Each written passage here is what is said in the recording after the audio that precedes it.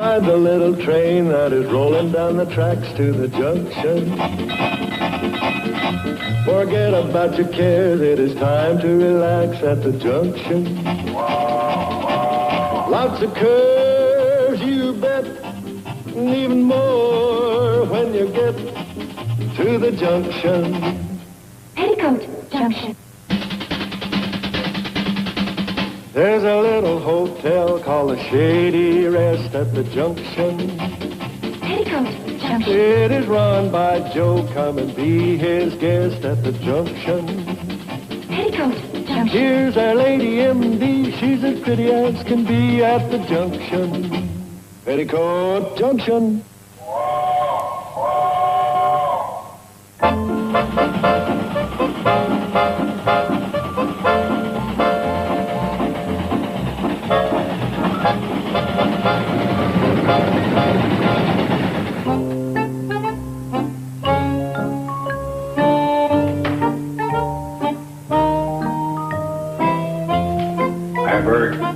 Hi, Joe.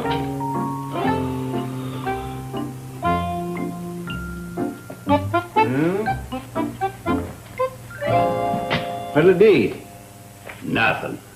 What do you mean, nothing? Just what I said. No haircut? Shave? Massage? Then sit over there. Why, you ain't got no customer right this minute, have you? Now, that ain't the point. What is the point? And the point is that you sitting in that chair, customer comes by, looks in the window, says Bert's busy, better come back another time. Now, I could lose business that way. Well, that ain't the way to look at it. Huh? The way to look at it is this. Somebody comes by, they see a customer in the chair, they see that Bert's busy, he must be a good barber. Yeah. Why not? I want to look busy, not stupid. Hey, Joe, look at this. And it's for you. What is it? A registered letter. No kidding? So that's what they look like. Sure, that's her. I knew we'd get one someday. Let me have it. Oh, no. You gotta follow official procedure. You gotta sign for it. Okay. No, Joe, I said we gotta follow official procedure. First, you gotta identify yourself. Are you Joseph P. Carson? Oh, for... Joe, you gotta be identified. Now, are you Joseph P. Carson? You know who I am. Answer the question. Oh, for... Yes. Joseph P. Carson of the Shady Rest Hotel? Yes. Hooterville, USA? Yes. Just sign right here.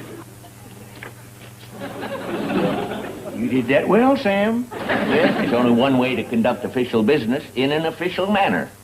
Speaking of official, that letter sure looks it. Yeah, don't it, though? How about that for a name? Temkin, Briskin, Ziskin, and Riskin. Attorneys at law. What's the matter? I ain't sure I want it. Well, you get it whether you want it or not. You sign for it. Well, I'll just cross out. Oh, no, you don't. The mail has gone through. Open it. Let's see what's in it. Yeah. It might not be bad news. Attorneys send good news, too.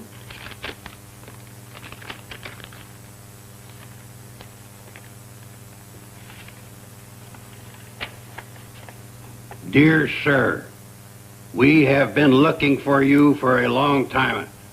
Uh-oh. Sam, you better mark this person's unknown, send it back. I ain't so sure I want it.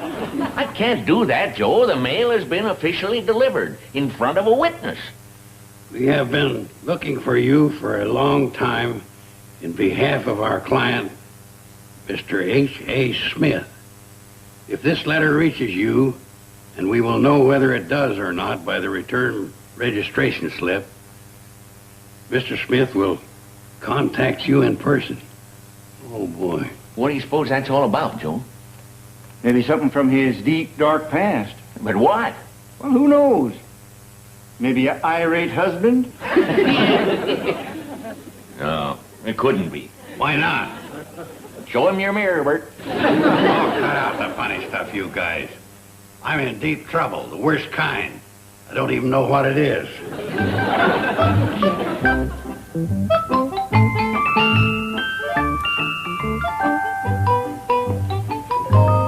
Oui, monsieur? Oh, hi. Guess I better talk to the boss. Pardon? Madame Lavelle, I better talk to her. This is pretty important. I am Madame Lavelle. No kidding? Boy, you got on a good makeup. I do not mean I am a woman. I am the new owner of the shop. The name came with it. Oh, yeah. Well, I guess you couldn't call it Charlie's. What can I do for you?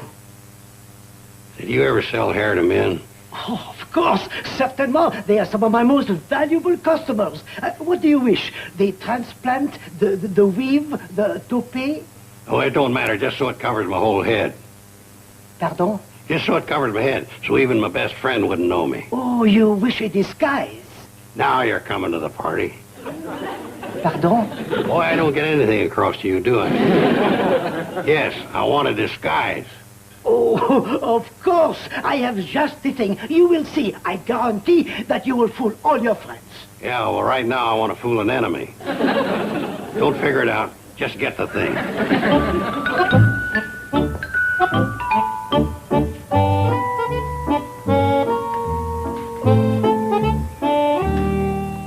So, this Mr. Smith is due to arrive today. Uncle Joe's going up to Drucker's store to meet him.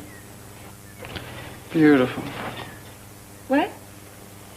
Oh, these marigolds, they should be very beautiful.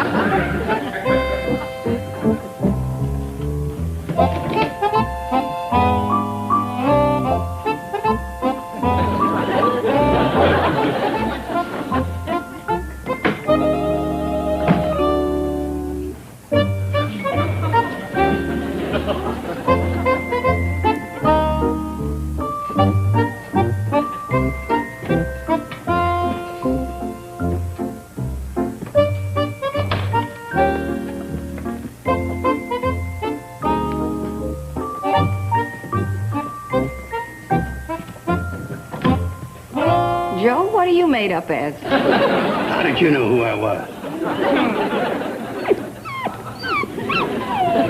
Cut that out. You don't know who I am. I'm Herschel Wiggins, a pharmaceutical salesman in Terre Haute, Indiana.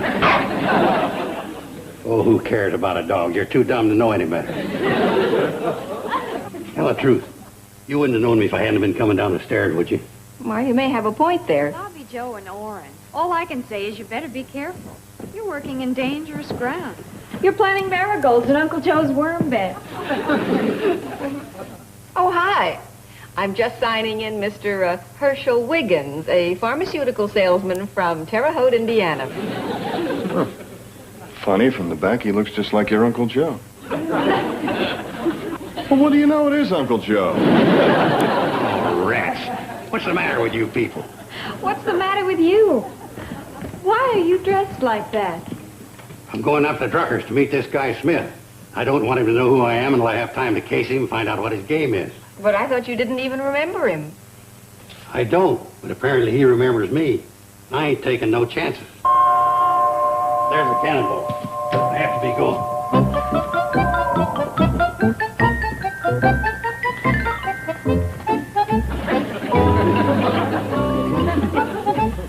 Good luck, Mr. Carson.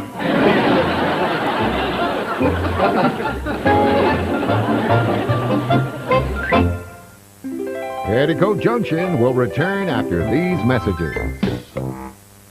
Does life get you down? Nobody cares about me.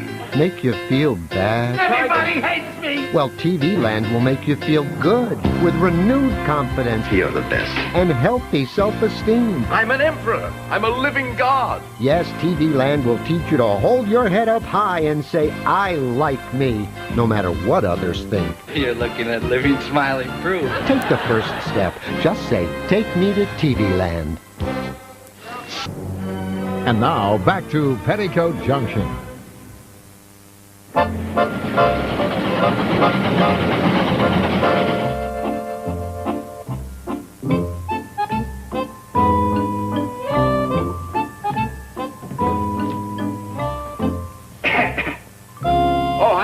What brings you here? Oh, for crying out loud. Just for 1 second, didn't you think it was somebody else? Nope. Well, that does it.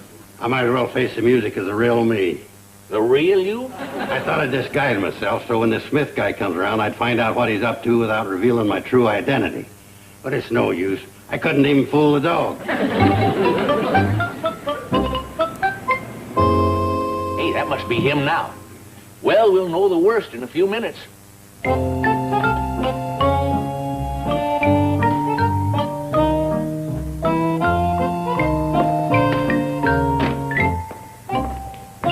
do you do? I'm Herbert A. Smith. Oh, hi, I'm Sam Drucker. Yeah, I'm Joe Carson. You are? Well, you certainly have changed. I never would have recognized you. Me? Would you have known him in a General Grant beard and little steel-rimmed glasses? I beg your pardon? Forget it. Private joke. Now that I found you, if you'll excuse me, I'll dismiss my car. I understand we go the rest of the way to the Shady Rest by train. You coming to the Shady Rest? Yes, I'd like to see the place. I'd like to see how well you're doing. Oh, that's bad.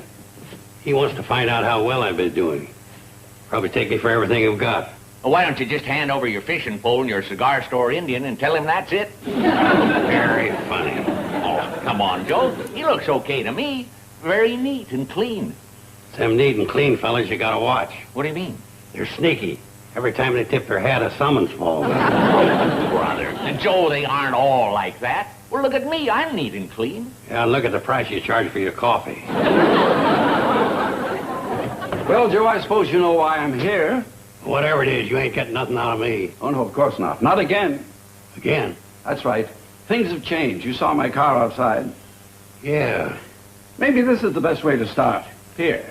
$50? That's right, Joe. That's the $50 you loaned me 20 years ago in Erie, Pennsylvania. Joe loaned you $50? Yeah? I loaned you $50? Joe loaned you $50? You heard the man. I did? Isn't that just like you not to remember? You with your great big heart. Bigger than all outdoors. Me? Joe? You heard the man. Me? Yes, you, Joe. Oh, I don't wonder at you forgetting. You've done so many favors for so many people, you probably can't keep track of all of them. Is that the train to Shady Rest? Yeah, it'll pick us up right here for the store. What do you think? He sure got me pegged. Oh, yeah. While we're at it, old heart as big as all outdoors, why don't you pay a little something on your account here? Sam, this is no time to discuss business. I have company.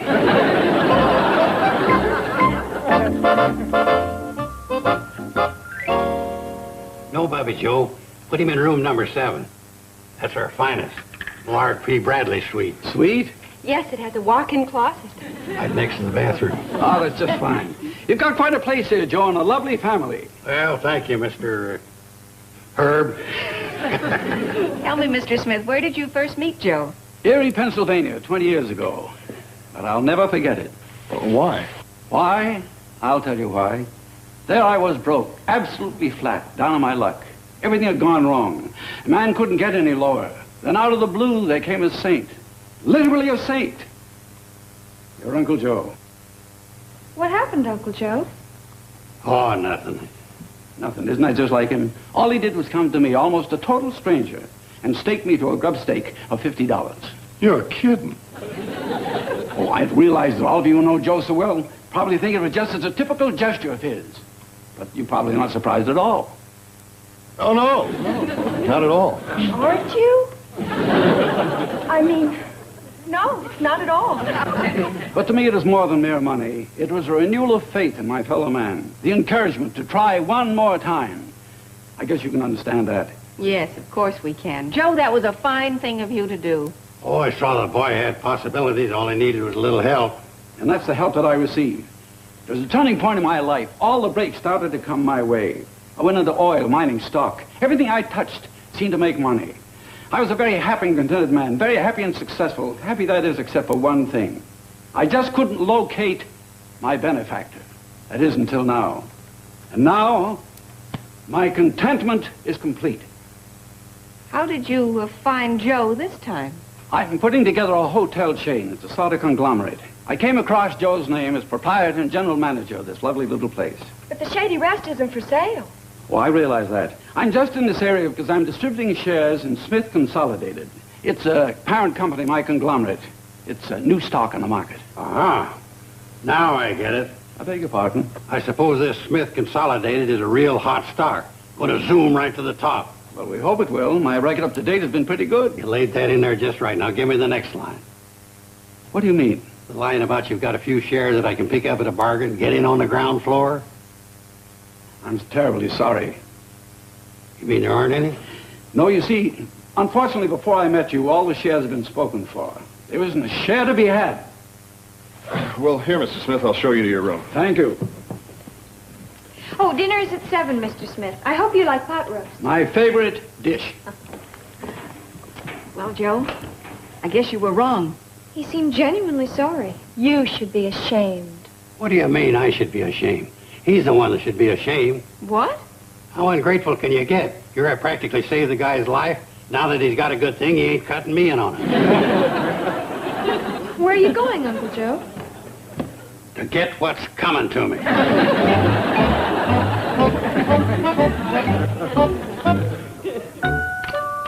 There you go, Mr. Smith. If there's anything else you want, just holler. You might even get it. Thank you. What's up, Joe? I want to talk to this yahoo. Now, Joe... That's all right. Let him speak. Let him speak. What can I do for you, Joe? How about trying to match what I did for you? I beg your pardon? You said yourself that when I loaned you that $50, it changed your whole life. I'd be the first to admit it. That if it hadn't been for me, you might never have ended up as head of Smith Consolidated. That's very true, but what are you driving at? What I'm driving at is that I was the cause of making you the head of a big business combine, and all I end up with is a piddling $50. That's one way of looking at it. Hard, I'd done the same thing for Howard Hughes. He'd probably give me 4 or 5 Las Vegas hotels. What do you suggest I do? Well, the least you could do is cut me in on some of the gravy from Smith Consolidated. But, Mr. Carson... In that gravy, there ought to be a few mushrooms and some meatballs. I told you, the shares are all bought up. Okay. How about cutting me in on some of the shares you own? Or maybe your old pal Joe Carson isn't worth doing that for. Oh, you are. You certainly are. I'm surprised I didn't think of it myself. How much would you like to invest? Well, I still got the piddling $50. It's a start, but it wouldn't give you very many shares. How about if I put this hotel up? You mean you put up the hotel? You would invest to that extent? Sure. That is, if you let your old pal and benefactor in for that amount. I will. You give me the deed to the hotel, and the first thing in the morning, I'll go into the city and arrange for the transfer of the shares. It's a deal. Petticoat Junction will return after these messages.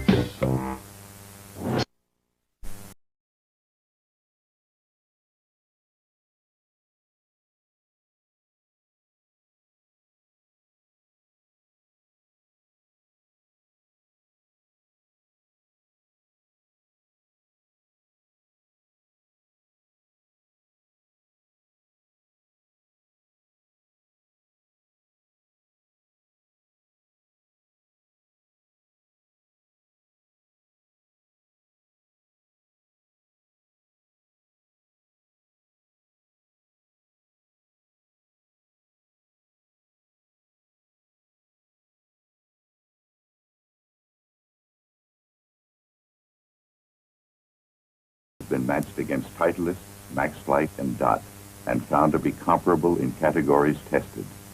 Try one. If you don't agree, return the dozen and get your money back. Exclusively at White Front Stores. Take me to tea. Take me to tea. Well, goodbye. Goodbye. Hope you can swing in a deal. Bye. Goodbye. Bye. Hurry back. Bye. Don't worry, I'll handle everything. When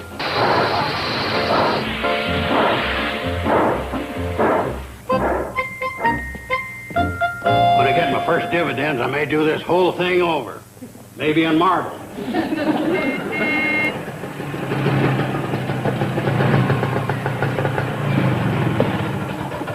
What do you want? Oh, I just thought Bobby Joe might want to go for a ride. Well, gosh, Uncle Joe was just telling us all about his plans for the future. Why don't you come on in and listen? Oh, well, that sounds very interesting. Uncle Joe just made a terrific investment with that Mr. Smith. He's going to make a fortune. Oh, What's the matter? you'll be an heiress. Then I won't be good enough for you. Oh.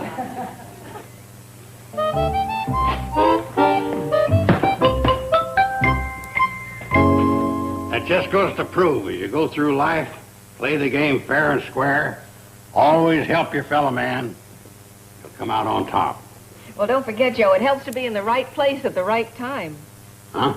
Well, if you hadn't been in Erie, Pennsylvania 20 years ago and met Mr. Smith, none of this would have happened. Oh, I see what you mean. Say, did you live in Erie, Pennsylvania? Maybe you knew my Uncle Fred. He had a little fish store down by the lake, Fred's Fresh Fish. I guess just about everybody knew Uncle Fred in Erie. No, I didn't know your Uncle Fred. Well, I just thought, if you lived in Erie, Pennsylvania... I didn't live in Erie, Pennsylvania. Oh. Well, I thought that you said that... I just happened to be there. Oh. How did you happen to be there, Uncle Joe? What? I said, how did you happen to be in Erie, Pennsylvania? Oh. Well, I guess it was when I was there. No, it was when I was on the road for... No, it wasn't that either. Oh, sure. I went to the World's Fair there. No, they didn't have the World's Fair there. Oh, no. What's the matter? I never was in Erie, Pennsylvania. Oh, my gosh. And that Mr. Smith, you never loaned him $50? The whole thing never happened? He could have made the whole thing up. And you gave him a deed to the hotel. Maybe we can head him off. Run after the cannonball? What about Orrin's motorbike? Yeah. Do you know how to drive that? Orrin, you could drive it. Oh, sure. At your service, Mr. Carson. Any uncle of Bobby Joe's is a friend of mine. Come on. As a matter of fact... Here, go.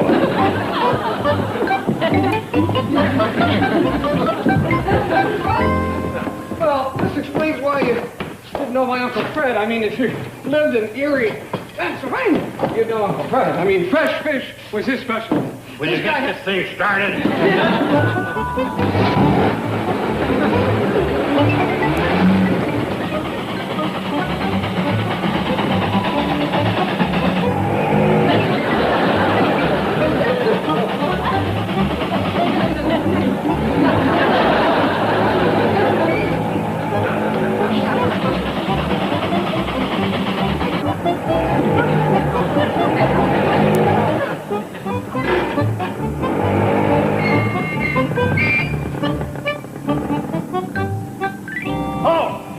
In the name of the law. Why, Joe? Don't Joe me, you Judas. Officer, do your duty. Stop that man. Mr. Carson, I'm not really an officer. See, I'm just a member... You got a badge and a gun. Now do your duty. Sir, I'm going to have to ask you to come along with me. Come along where? Come along where? Well, nowhere if he gives back my $50 and the deed to the hotel. But, Joe, what about our deal? It's off. I'm on to your little game. Game? It was a diabolical scheme, Smith, but you made one small fatal error. What are you talking about? I've never been in Erie, Pennsylvania. You've never been? Then you're not the Joe Carson I've been looking for all these years? Still trying to play your little game, huh? I assure you it's no game. Call it what you like. But give back the deed and the loot. If that's the way you want it. That's the way I want it.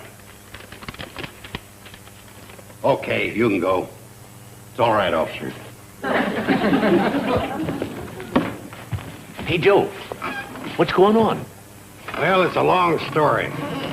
Let's just say they have to get up pretty early in the morning to put anything over on old Joe Carson. What now? Carson, I've been thinking. Yeah? Obviously, you're not the J.P. Carson who befriended me many years ago. But you have many of his fine and noble qualities of honesty, integrity, and trustworthiness. You gonna believe that? What are you driving at? Just this. I had no way of knowing that you weren't the right Joe Carson. You could have let me go on believing that you were. You could have profited handsomely from the valuable shares I was about to give you. Yeah. But did you? No. You were too fine, too righteous, a man of high principles. Get to the point. Just this. Even though you're not the right Joe Carson, I like you. And I'm willing to go ahead with our deal. We are, huh? That's right. If you give me the deed, I'll exchange it for the shares that I'm confident will make you a wealthy man. Boy, you never quit trying. I beg your pardon? Get going, buddy. You've lost this pigeon. But do you realize what I'm offering you? Forget it. But Listen, you heard the citizen, mister. Move on. just one more thing. What's that? My $50. If you were never in Erie, Pennsylvania, you never loaned me the money.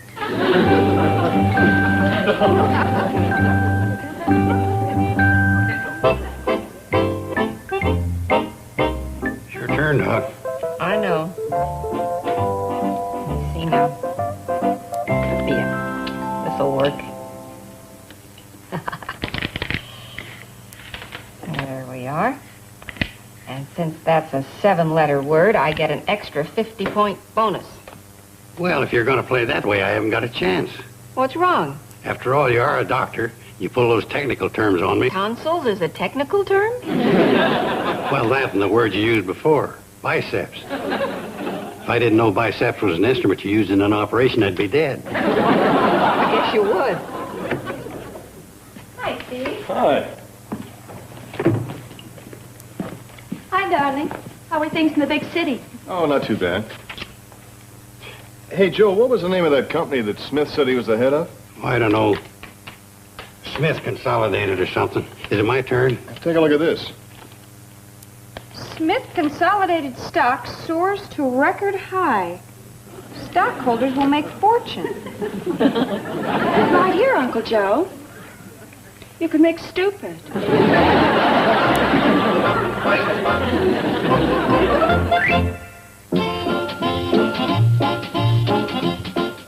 Up next, Green Acres is the place to be. And if that's the case, then TV Land is surely the place to be right now.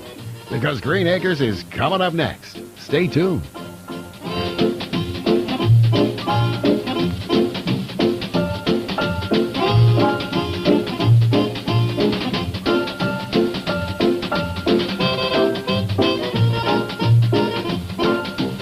Petticoat Junction.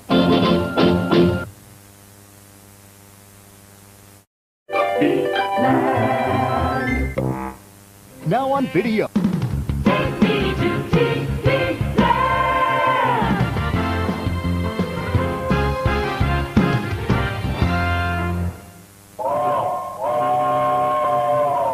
Come ride the little train that is rolling down the tracks to the junction. Forget about your cares, it is time to relax at the junction. Lots of curves, you bet, and even more when you get to the junction. Petticoat Junction. There's a little hotel called the Shady Rest at the junction. Petticoat Junction. It is run by Joe. Come and be his guest at the junction. Petticoat Junction. Here's our lady MD. She's as pretty as can be at the junction. Petticoat Junction.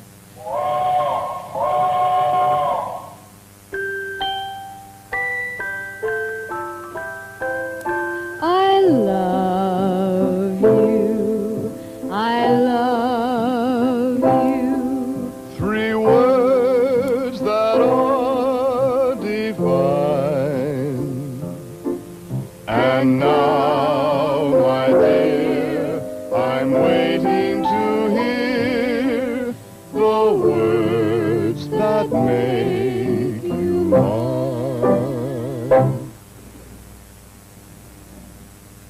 That'll be a terrific number for when they arrive.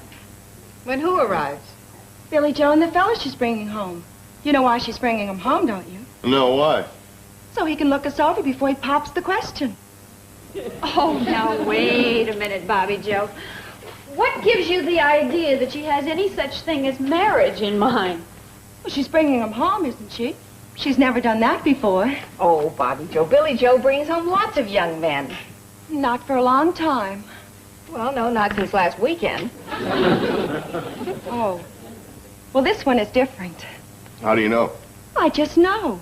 I was the one that talked to her on the telephone at Drucker's, remember? It was just one little thing she said that tipped me off. Well, what was the one little thing that she said? I think I'm in love. What? That's what Billy Joe said on the telephone. It tipped her off that Billy Joe might be serious. Well, why didn't you tell us before? I didn't want you jumping to conclusions.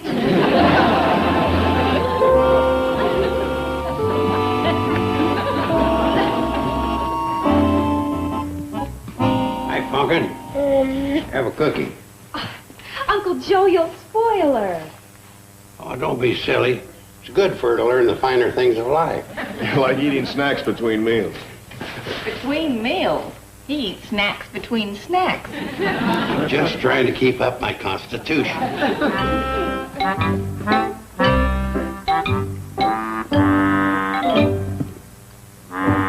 Where's my pillow? Bobby Joe took it. Bobby Joe, what'd you do with my pillow? The one with the picture of Mount Fujiam on it. I put it in the basement so Billy Joe's new boyfriend wouldn't see it. What is he, a kleptomaniac? No, he's a very artistic person. And that pillow's ugly. It is not. It's a thing of beauty. It's one of the few cherished memories I have of the Seattle World's Fair. Uncle Joe, you never went to the Seattle World's Fair.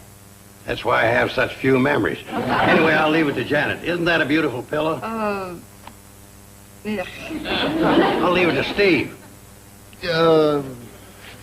I'm with Janet. Betty Joe? Mm-mm. Oh, forget it.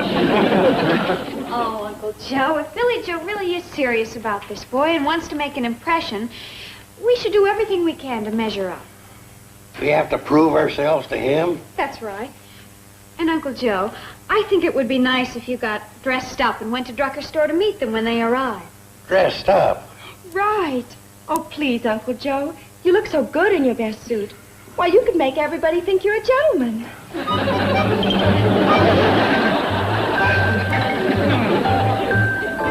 So we have to be on our best behavior for this yahoo.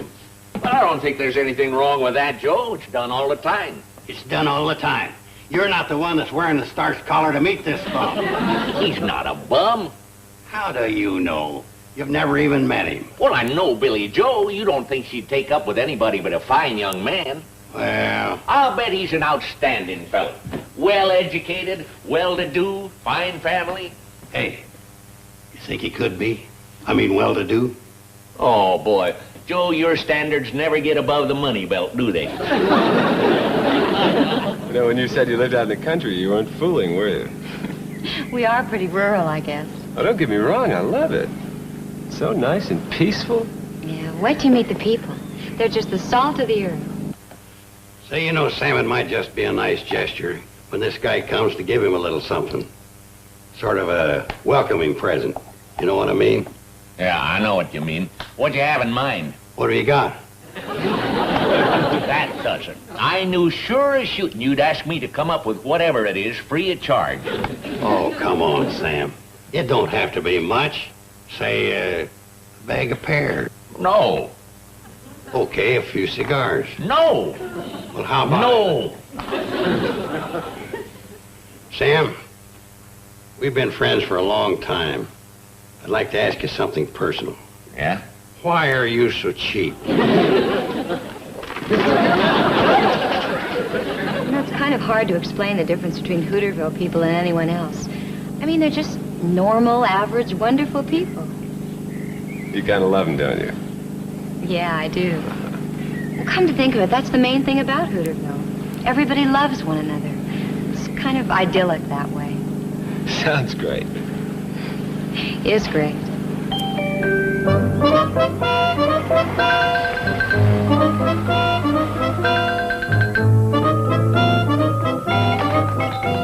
Telling you, Sam Drucker, this is it. I've had it. I'll never set foot in your crummy store again as long as I live. Good. If I don't see you again in 100 years, it'll seem like the pause at refreshing.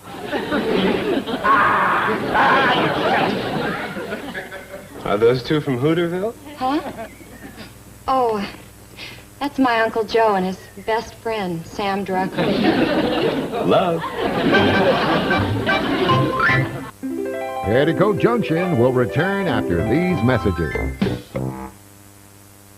Joe Mannix is a private investigator. He's not a cop. I'm Joe Mannix. I'm not a cop. Joe Mannix drives a cool green convertible. Says 99% fat-free, but inside. I bite into a York peppermint. And now, back to Petticoat Junction.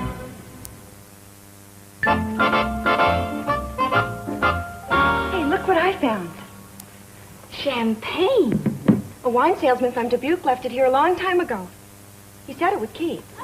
Oh, well, apparently it did. What are you going to do with it? Well, I thought it would be a good idea to open it and be drinking it when Billy Joe and her boyfriend get here. What for? To show we're sophisticated. Like in the city. Well, I doubt that even in the city, people sit around in the middle of the day sipping champagne for no particular reason. Oh. Well, maybe we can think of a good reason. We could celebrate your anniversary. What for?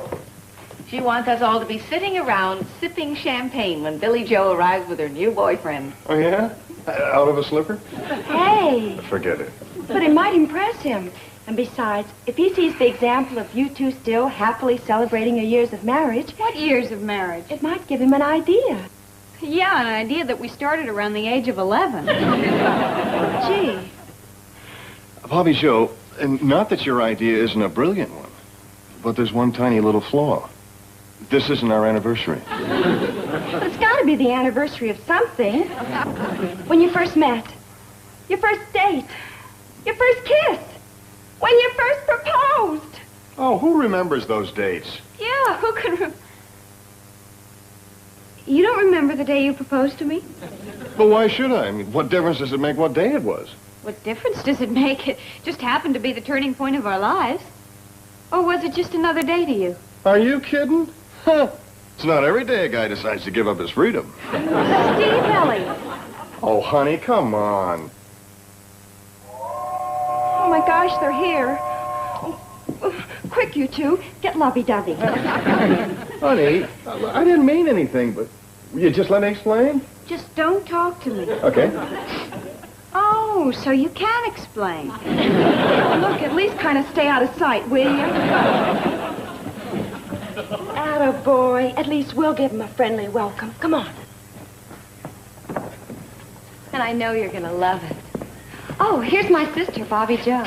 And this is our family dog. Hi. Dog, you're supposed to welcome him. Yeah. I'm sorry. Bobby Joe, take it. Funny. You know, dogs usually like me. Oh, it must be that stray cat I picked up. He smells it. Oh, sure, that explains it. Hey, where's Uncle Joe? He was supposed to meet you at Drucker's. Oh, I know. Well, he and Mr. Drucker were having a sort of a love-in. Well, they don't mean anything by it. They're really very fond of each other. Well, come on in. I want you to meet my other sister and her husband. Talk about an ideal couple. Right, Bobby Joe? Right. Why don't we go in the back way? Oh, why? Well, so he can get to know the place. And, if there's an earthquake or an explosion during the night, he'll know how to get out. You sure know how to welcome a person. We are going in the front. Come on, Jerry.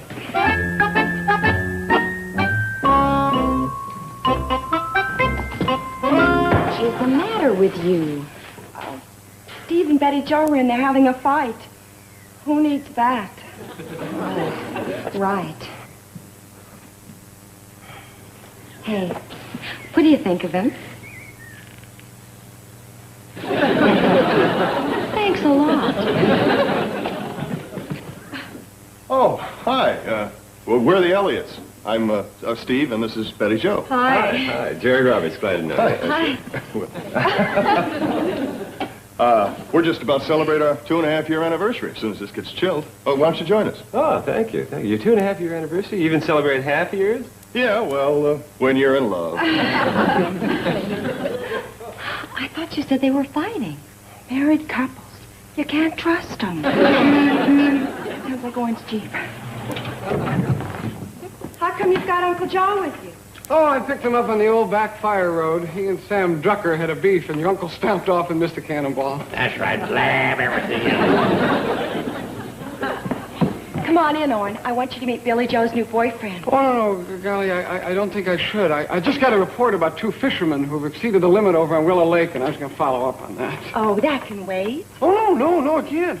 I'm on duty. See, I got my gun, and I got the badge. I got it. I know, but this is much more important.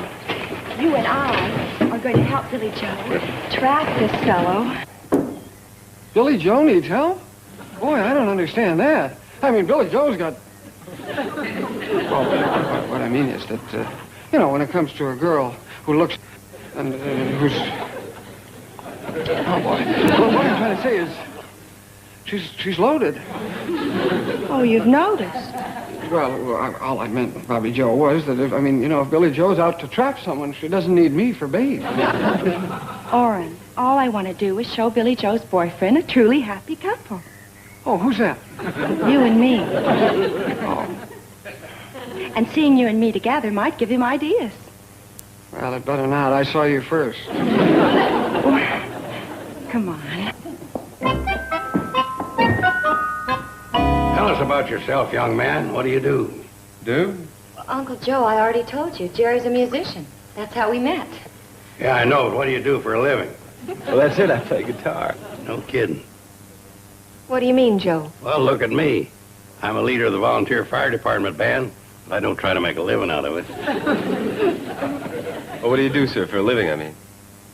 Oh, well, things like that. I see. Jerry was going to be an architect until he discovered music. Oh, really? Where did you study? MIT. Hey, that's a great school. Not much on the football field, but big in the brain department. That's another reason I turned to music. Here you go. Thank you. Say, as long as you're interested in architecture, you should see Steve and Betty Joe's honeymoon cottage. How did that come in? Well, I think it's a perfectly adorable little house, and he should see it. I'd like to. Swell. We'll go right over as soon as we toast Steve and Betty Joe. Bobby Joe. Here you go, Janet. There's a little bit left. Oh, I don't know. It's my night to do the dishes. I don't want to drop any. What's the matter? You afraid of drunk drying? Oh. I want to make a toast. Here's to that lovely little lady that 2.5 years ago finally made me say, I do. And he's been doing it ever since. To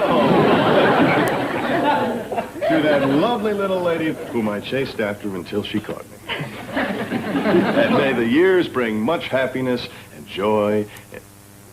Sweetheart, why don't you raise your glass? Steve. What's that? You chased after me until I caught you. Oh, honey, I was only... Well, you make it sound as if I did the proposing. No. It's just something that guys say. Oh, they do, huh? Yeah, like the guy said, listen, I wouldn't say that she was hard up for a husband, but the marriage license read to whom it may concern.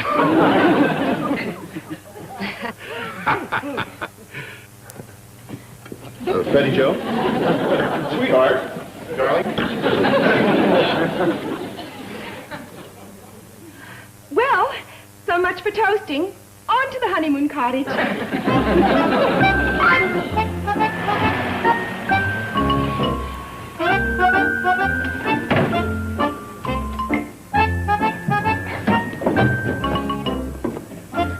Leave everything to me. Bobby Joe, I prefer... Before you leave here, he'll be setting the date. There he is. How do you like it? Oh, it's a very nice house. Oh, it's more than a nice house. It's a shrine. A shrine. It's the very first house Steve and Betty Joe lived in after they got married. Oh, how about that? First they got married, and then they lived here. In that order. Would you like to go inside, Jerry? Sure, why not? This is the very step where they used to sit with their arms around each other in the evening and look up into the stars and count their blessings. Right, Orrin? Oh, count the blessings, yeah. They were loaded with blessings. It's still furnished. Come on. Yes, they couldn't bear to move anything out and spoil their little love nest. Could they, Orrin? No, they couldn't bear that. They wanted to keep it just exactly the same way for the next happy couple that moved in. Preferably somebody in the family. And this is the chair that Steve used to sit in after a hard day's work, and his loving wife would bring him his slippers and caress his brow. Come on into the kitchen, Jerry. Isn't it cute? Yeah, I'm not much of an authority on kitchens, but it looks fine to me.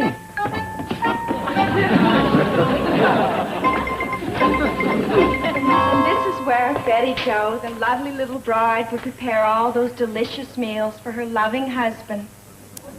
To some wives, this would be a drudgery, but with so much love and joy abounding, every day was like a honeymoon. And then one day, something was added to this kitchen to complete their happiness. What was it, Orrin? A can opener? A pot roast? No, a high chair. And in that high chair was the darlingest little baby you ever did see.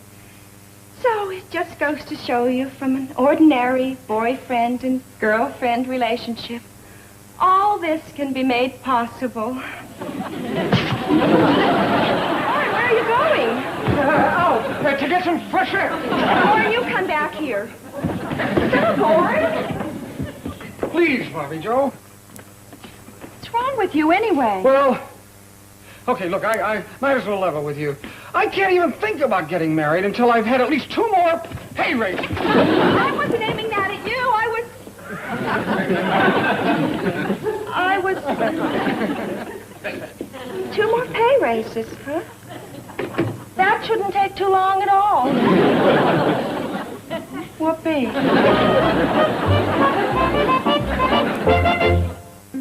Petticoat Junction will return after these messages.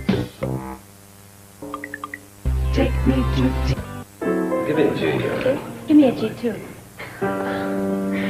You fell. Where's ours? Oh, Janet, may I talk to you for a minute? Oh, yes, of course. Well, it's just this. Everybody seems to be throwing me at Jerry, especially Bobby Joe.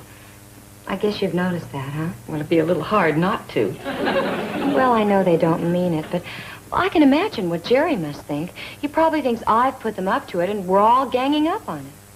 Well, then in that case, why don't you just come right out and tell them to stop? What's the matter? Well, what if what they're doing is working? Oh, you wouldn't mind that, eh? Well, no, not exactly. Well, then why don't you just sit back and see what happens? What must be, must be. For what it's worth, I'm pulling for you, too.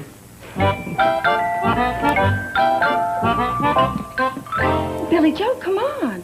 We're all ready for you to do your new number. Okay. And thanks, Janet. Where did you hear?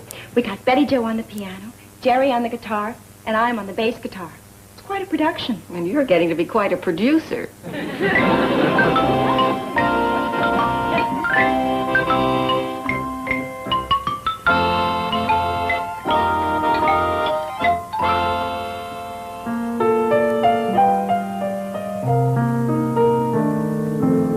In this world of ordinary people, extraordinary people, I'm glad there is you. In this world of overrated pleasures, of underrated treasures, I'm glad there is you. I live to love, I love to live with you beside me. This rose so new, I'll muddle through with you to guide me in this world where many, many play in love and hardly any stay in love. I'm so glad there is you, more than ever. I'm glad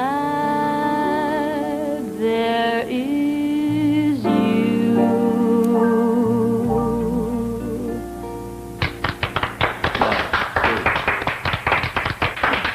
Thanks. You guys are great, too. Wasn't that beautiful? You two work together as though you were meant for each other. You're just perfect together. Hey, how about another number? Do you know Oh Promise Me? Oh, now come on, Barbara Jo. Look, Jerry, I'm sorry. My sister means well. My whole family means well, but, well, you've been put on the spot ever since you've been here, and I want to apologize for all of us. Are you kidding? I think you're all just wonderful. I know, but still... No, look, so they're all for you. Is that a crime? In my book, that's the way a family should be. I just want to say that this is one of the nicest places I've ever been, and you're the nicest people I've ever met. Thank you, son. And tomorrow, you know what I'm going to do when I go back to the city? I'm going to tell Shirley. Shirley? Yeah, my fiancée. You know about Shirley. Oh, yeah, but I thought... Oh, sure, Shirley. Well, that's his fiancée. She's a very nice girl. Well, I better be getting back. It's getting late. Oh, I have to check on the baby. Good night. Good night. Good night. Yeah, it is late. Good night, everybody, and thanks for a wonderful time. Glad you enjoyed yourself.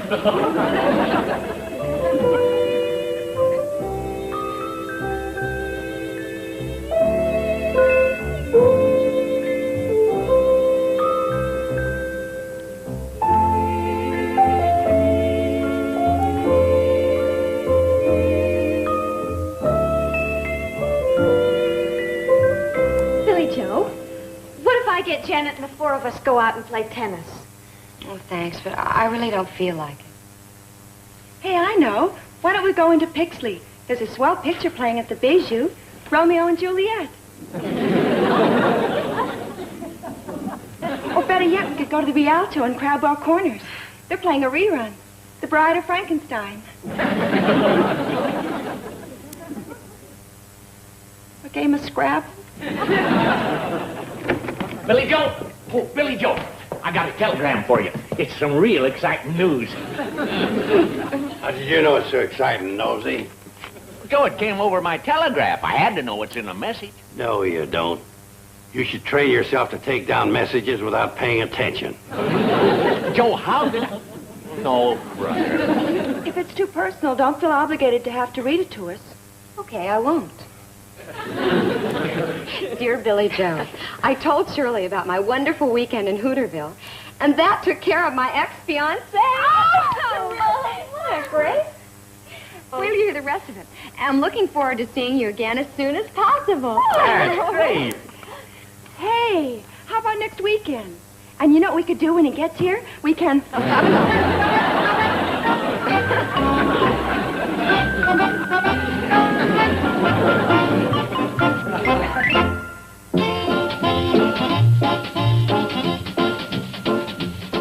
Up next, Green Acres is the place to be. And if that's the case, then TV Land is surely the place to be right now.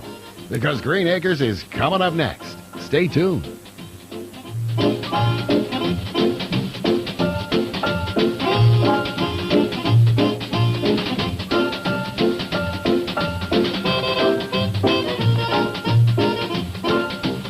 Petticoat Junction. Take me to...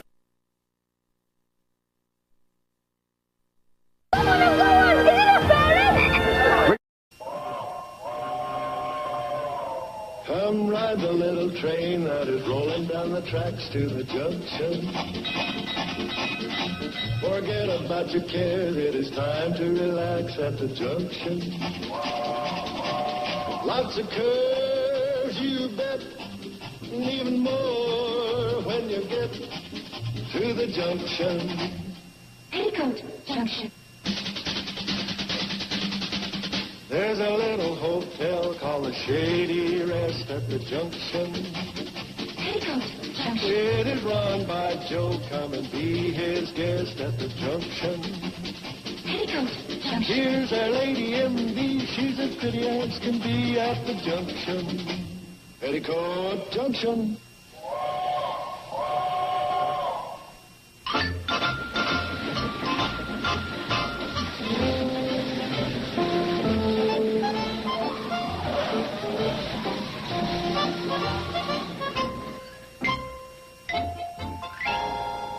Why don't you make yourself useful and take up whittling?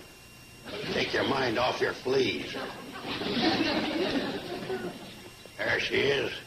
Beautiful duck call. Even old Mike Angelo would have been proud of that. Can we give her a test run? Okay, here she goes. Hello there, Mr. Carson. Great. Give out of the duck call and crow shows up. Shady Rest. Oh, the old relic goes on and on. Yeah, and I know another old relic that goes on and on.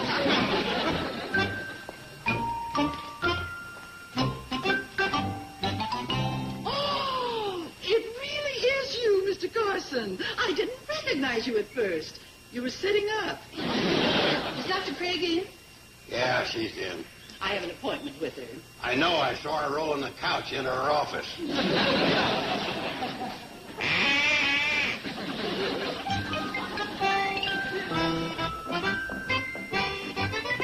Wasn't that Selma Clout? Yeah, that was the old biddy. I wonder what she's doing down here. She said she had an appointment with Doc Craig. I can't believe it. Well, she's never come to Janet before. She's always gone to Crabwell Corners for her medical needs. I wonder what happened. Maybe the veterinary moved. Uncle Joe. Knowing Selma, I got a hunch her appointment with Doc Craig is just an excuse for coming down here. You're probably right. She has to be up to something. You know it, and whatever it is, it's a doozy. Oh, Mrs. Clout, won't you come in? Thank you, Doctor. Just sit right there.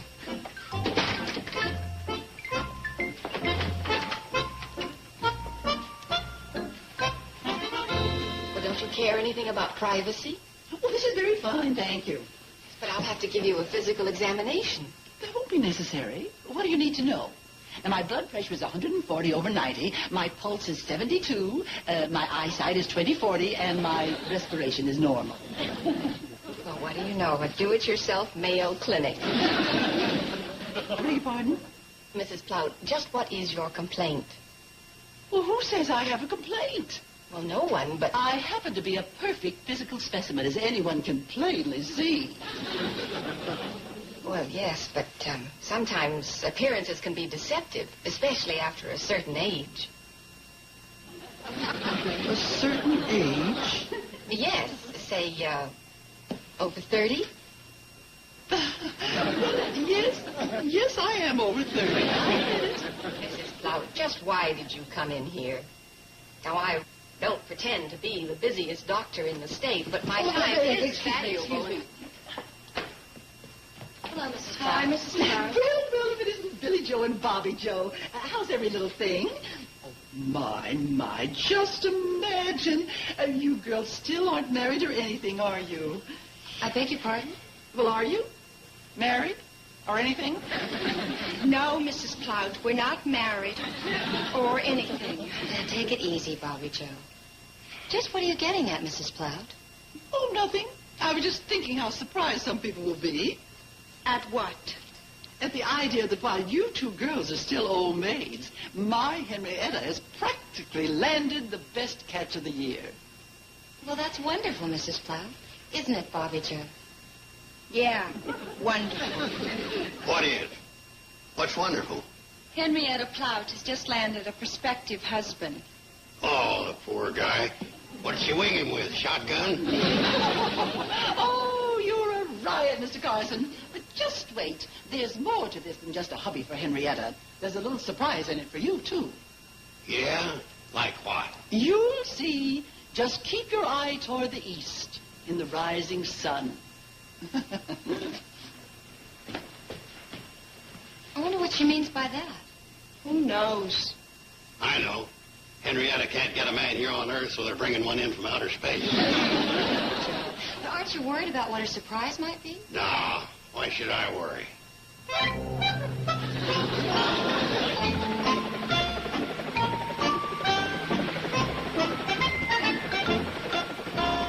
What is it?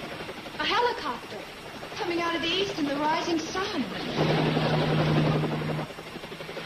Hi. Hi, darling. How about that guy?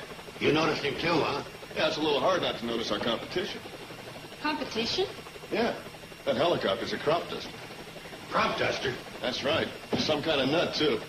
He was spelling out I love you with pesticide over Selma Plout's bean field. Selma Plout's? That's right. Oh, no. What's the matter? Now it all ties in. That was her surprise for me. I don't get it. She brought this guy out here as a husband for Henrietta. So? So she's setting him up in business, and they're figuring on knocking us off. Can that happen, Steve? That was possible. You're not a chance. Don't be too sure, Joe. That helicopter's the very latest in crop dusting equipment. That don't matter. We'll fight him. We'll fight him in the air. We'll fight him in the fields. Joe. We'll fight him in the trenches. Joe. We'll fight him in our home. Joe, take it from easy. the rooftop. All right. From the alley. Chill, knock it off. You don't want to fight? Well, sure, but in a competitive way. I'm just trying to point out that we're not in such good shape. That helicopter makes my old steerman look like a kite. I've been thinking. We ought to order a new fleet of planes, jet jobs. Joe, will you cut it out? Now, this is no time for dreaming. It's something we've got to face.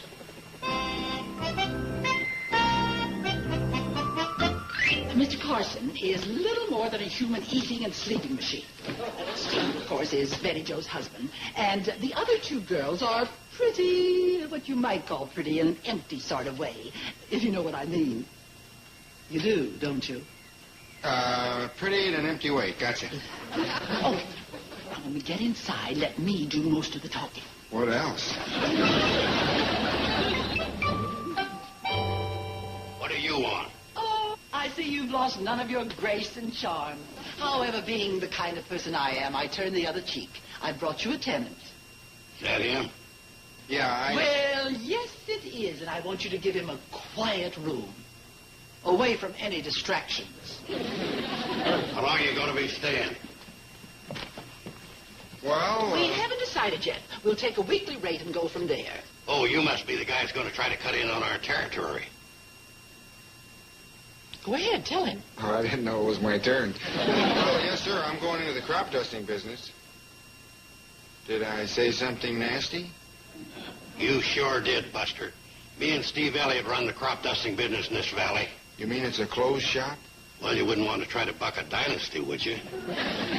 Don't be silly. One little old biplane tied together with baling wire and adhesive tape is hardly a dynasty. Give him his room key.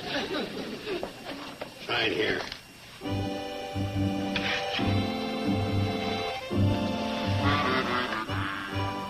Ronald Coleman. No relation. Here's your key. The room's upstairs. Thank you. And about our competition, may the best man win. Yeah. And remember, the better man has a new modern helicopter and my backing. Hi. Hi, I'm Billy Joe Bradley, and this is my sister. Hi, I'm Bobby Joe. I'm Ronald Coleman. No relation to the one you're thinking about. No. Handsomer. Ronnie, as soon as you get settled, Henrietta and I will be by to pick you up and introduce you to all the really important people of the valley. Henrietta and I know all the really important people of the valley. And what's more, they know me. Yes, ma'am, I bet they do. Well, nice meeting you. See you later. Bye.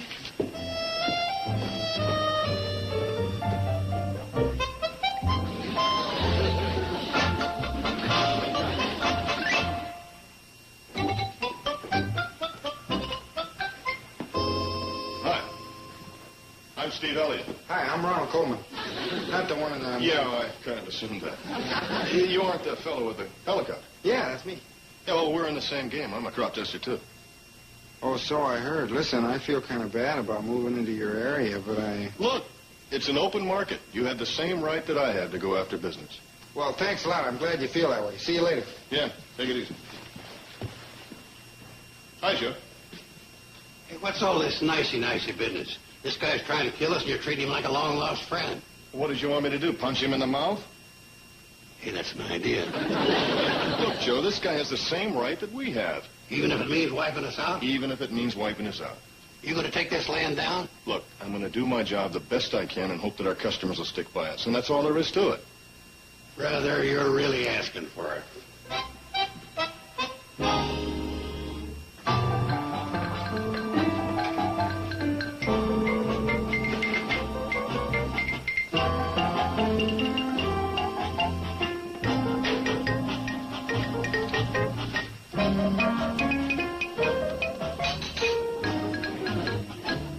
What's the trouble, Uncle Joe? Steve. Steve? Yeah, with his attitude toward this new crop dusting guy, we're all washed up. Well, all I know is Steve said that Ronnie has every right to go into business here. Okay, so he has a right. But we could at least come up with some business maneuvers to fight back. Oh, really? Well, what kind of business maneuvers? Well, say, for instance, what if somebody stole his propeller? Or filled his gas tank with insecticide? Or vice versa. Huh?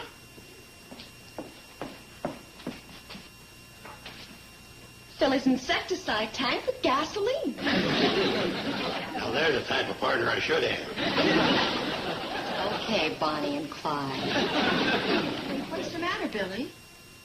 Well, you know you can't do anything like that, and in the first place, you wouldn't. Okay, there goes Steve's business down the drain. Uncle Joe, do you really think it's that serious? With Selma back in this yahoo and furnishing him with all the modern equipment, it's got to end that way. The only reason she's backing him is to find a husband for Henrietta. You know it. And Henrietta couldn't trap a man in a hollow log. Hey, what if we broke up Ronnie and Henrietta? Hey, now there's an idea. Then Selma wouldn't want to back the guy. Well, what do you think, Billy? Well, it is a lot less vicious than those other things. Well, look at it this way. As far as Ronnie's concerned, it'd be an act of mercy. Okay, we'll do it. Boy, these are the kind of assignments I like.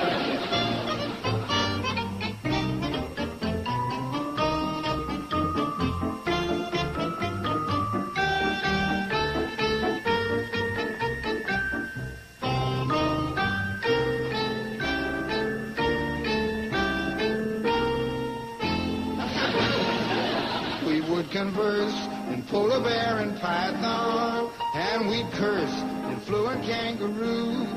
And if they ask us, can you speak rhinoceros? I'd say, of course there is. Why can't you? If we conferred with our furry friends, man to animal, think of all the things we could discuss. If we could walk with the animals and talk with the animals and run and squeak and squawk with the animals, and they could speak to us. And then we'd study every living creature's language so that we could speak to all of them on sight. And if they ask us, can you speak and grab a pelican? I'd say, you know darn well I can, and I'd be right.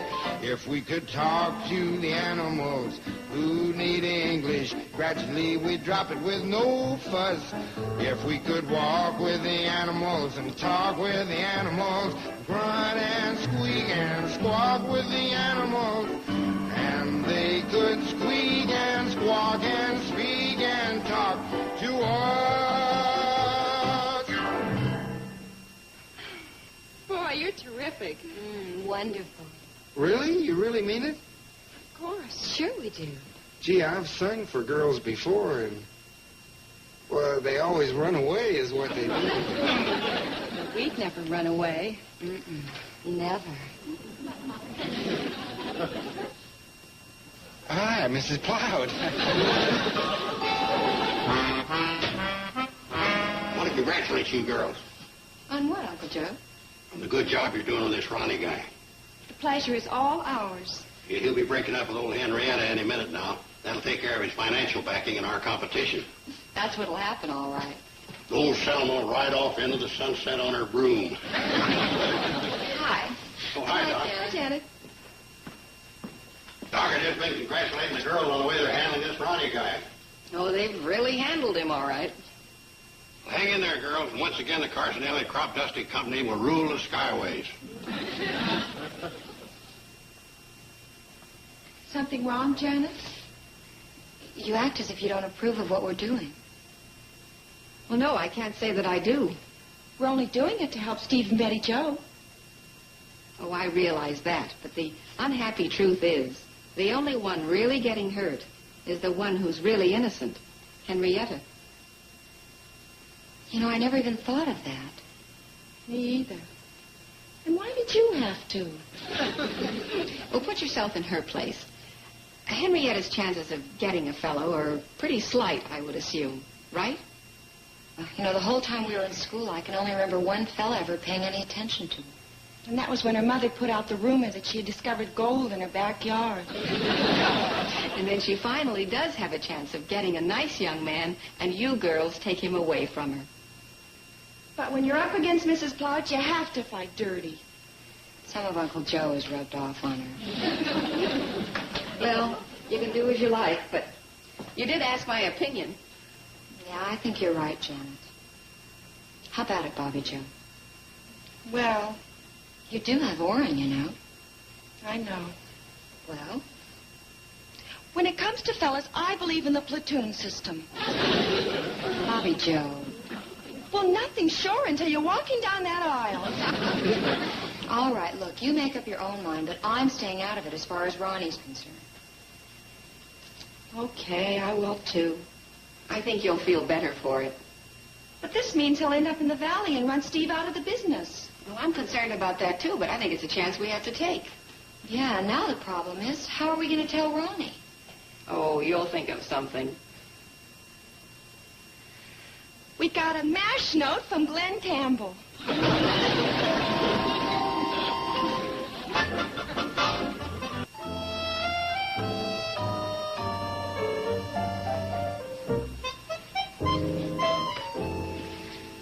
Oh, hi, girls. Hi, Ronnie. I was just figuring out how much insecticide I'll need to get set up in business. Oh, then you're still planning on going ahead? Yeah, I see a great future in this area. Really, a great future.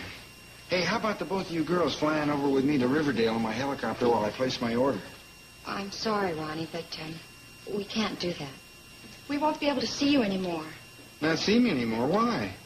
Well, it wouldn't be fair to our fiancés. Fiancés, when did this happen? This morning, in the mail. We heard from the Selectimate Computer Company. You're getting a husband through a computer company? That's right. And you actually believe in those computers? Oh, sure. Why, Bobby Joe and her husband-to-be are a perfect match. Yeah, we're both 3 dashes, 2 holes, and a star. And you have faith in that? Yeah, as long as you don't fold, staple, or mutilate. Boy, I've lost girls before. This is the first time I ever got a Dear John letter on a computer card. Well, now I suppose you'll be seeing more of Henrietta, huh? Oh, no, Henrietta, she's not for me anymore. Why not? Well, once you've tasted honey, you don't go back to vinegar. Well, we both think that Henrietta's a very nice girl. Well, I think she's a wonderful girl. Well? Well, did you ever get a good look at her? Yeah, she is rather plain, I admit. Plain? She makes Phyllis Diller look like Miss Universe. There must have been something about Henrietta to hold your interest. Yeah, her mother. Every time I started losing interest, her mother read me her bank balance. Well, I gotta get going. It really was nice knowing both of you. Nice knowing you. Likewise. You know, I still think he and Henrietta would make a nice couple. Yeah, but I don't think there's a chance in the world of them getting back together again. I think that there is. Yo! Ronnie! We're here! Smile, dear.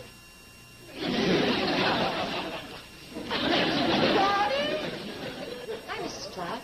Henrietta. Where's Ronald? Oh, he flew to Riverdale a couple of hours ago. Oh, a likely story. Oh, I'm on to you, too. You're hiding him someplace. Honest, Mrs. Platt, he said he had to go there to take care of some business. He should be back any minute. Oh, sure he will. I'll find him for you, dear. Ronnie! Henrietta, may we talk to you alone for a minute in private? Yes, I guess so. Come on.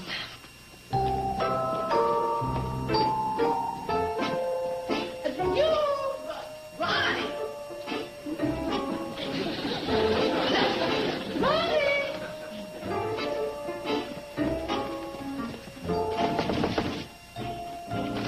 I'm looking for Ronald. He's not in here. Oh, thank you.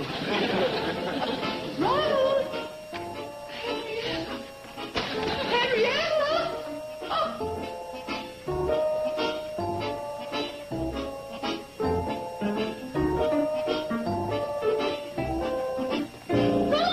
There you are, Ronnie. Oh, where have you been hiding, you naughty little boy? I just got back from Riverdale. Oh, then you're really...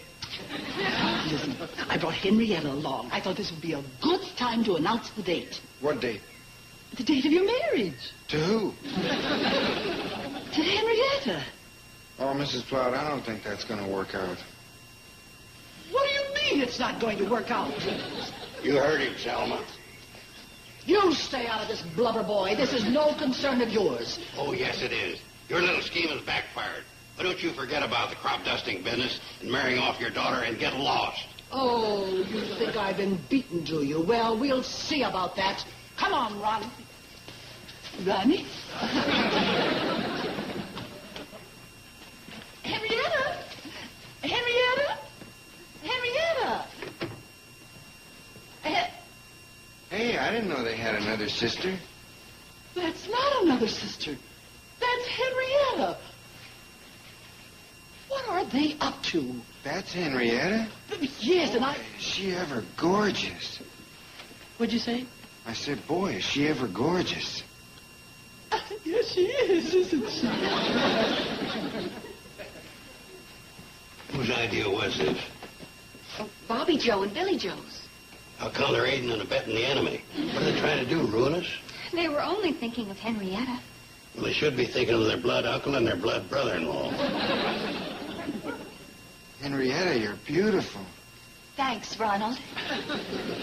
The date. Huh? Now would be a good time to set the date. Oh, yeah, it would be.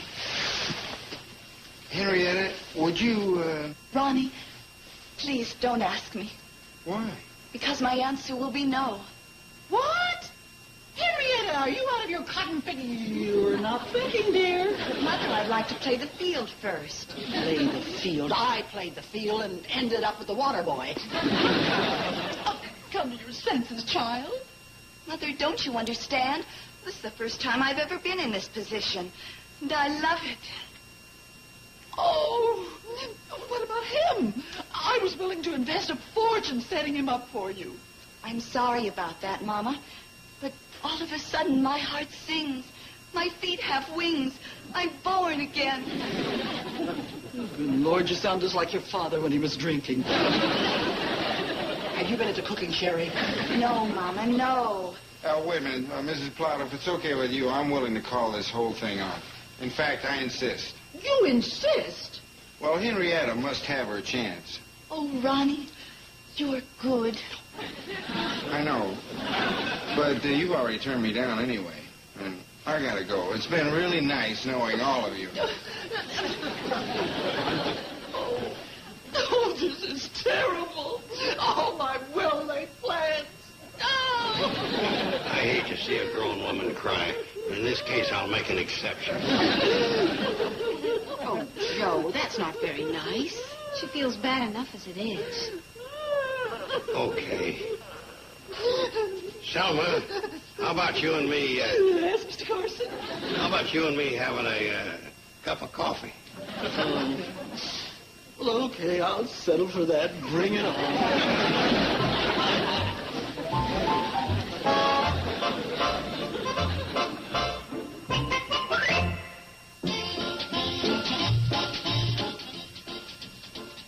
Today, join the celebration on a very special holiday edition of the Wonders of TV Land. 2 hours of rare star-studded Christmas specials. Perfect for the whole family. Coming up at 6 p.m. Eastern, 3 Pacific on the Wonders of TV Land. Now, stay tuned for the Sonny and Cher Show. Next on TV Land.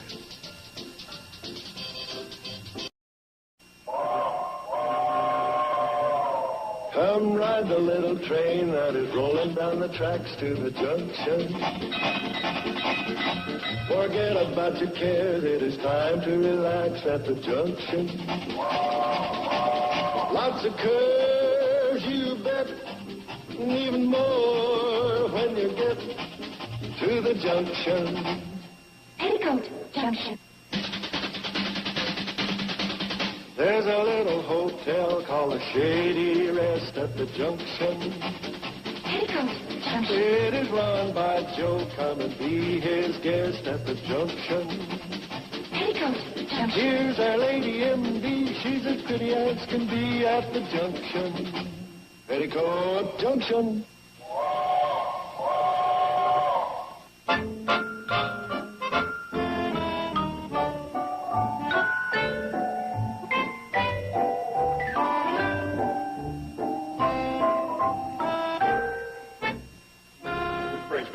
Huh? Oh. Were you about my wedding ring? Yeah.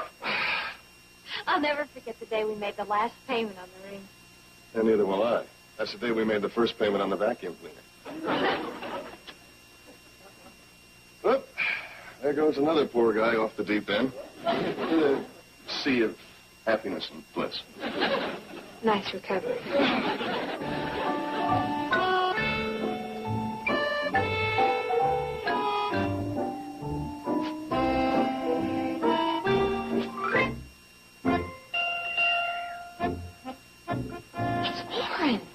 In the flesh.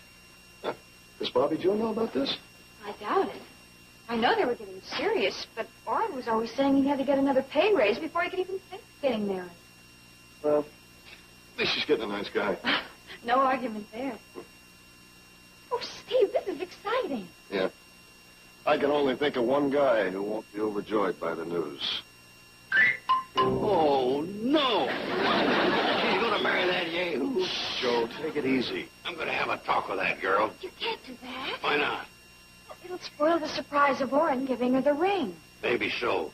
I'll save her a life of misery. Joe, I don't understand it. You're the only one in the family who isn't all for Orrin. There's a reason for that. What's that? I can't stand the guy. Uncle Joe, your first concern should be Bobby Joe's happiness. It is. That's why I'm going to do everything I can to keep them two apart.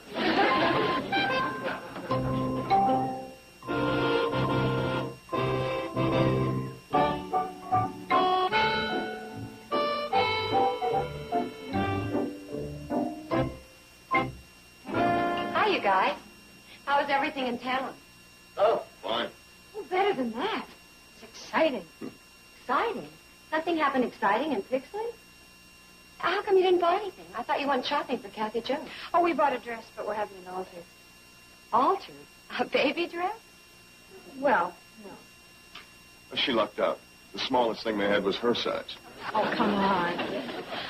I had to buy a dress for a very special occasion. What special occasion? And what about something exciting in Pixley? What's going on? Now, come on, you guys. Get up. Okay. Where's Bobby Joe? She's out in the kitchen. I'll call her. Oh, no, no. You don't want her to know? I should say no. I'd better take this little one up for a nap. Oh, thanks a lot. And leave me here hanging? Steve, you tell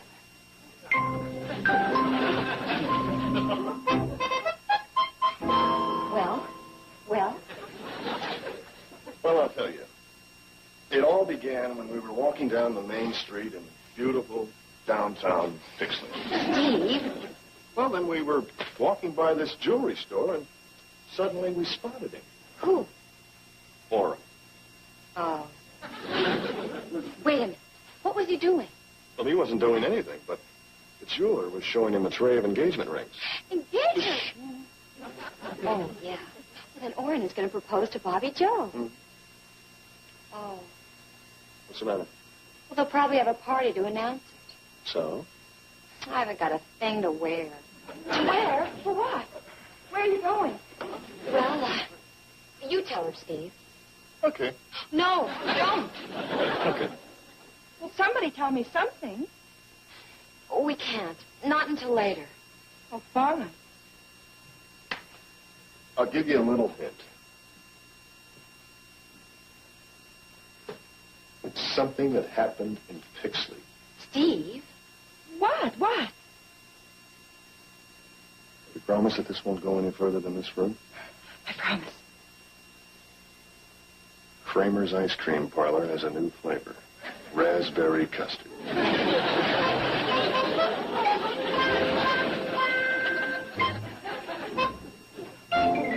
I know we're being cruel, Bobby Joe, but just be patient. Believe me, it'll be worth it.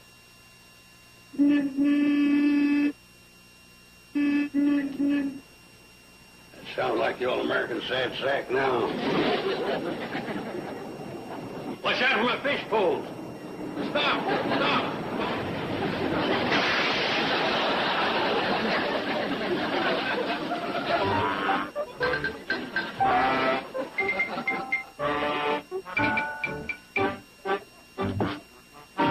No, it looks like I ran over a couple of sticks.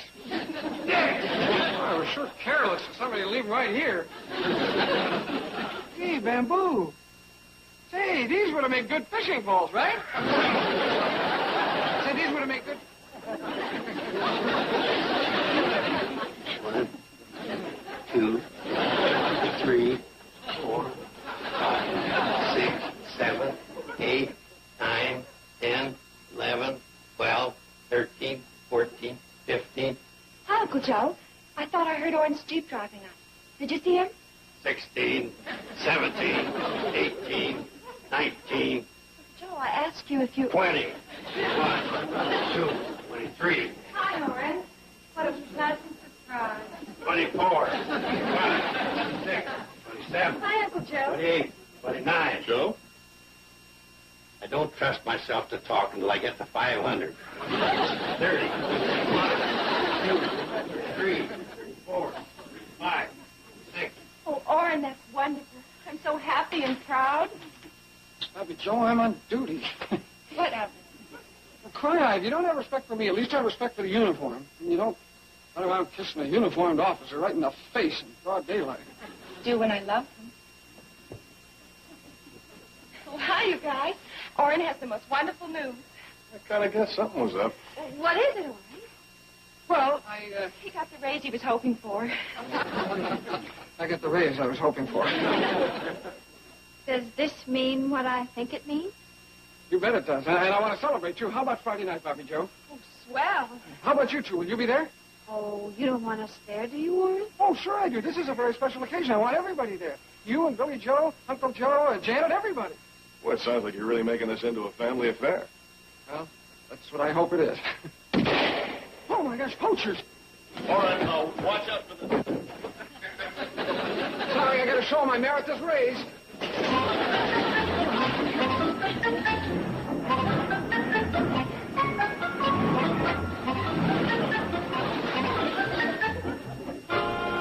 Well, there goes one dedicated game warden. Right? Oh, right. I wonder what he'll have to say on this special occasion. Friday night. Yeah. I wonder. 497, 498, 499, 500. Yow! Where's Orrin? He ran after some poachers. How do you know where they are? He heard them firing. They had guns? What's the matter? Uncle Joe, you're going to have to make up your mind to accept the fact that Orrin is going to propose to Bobby Joe. Okay, I've made up my mind. And she is going to say yes. That's the part I don't accept.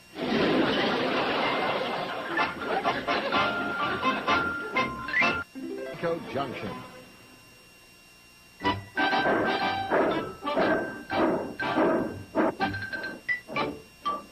Howdy,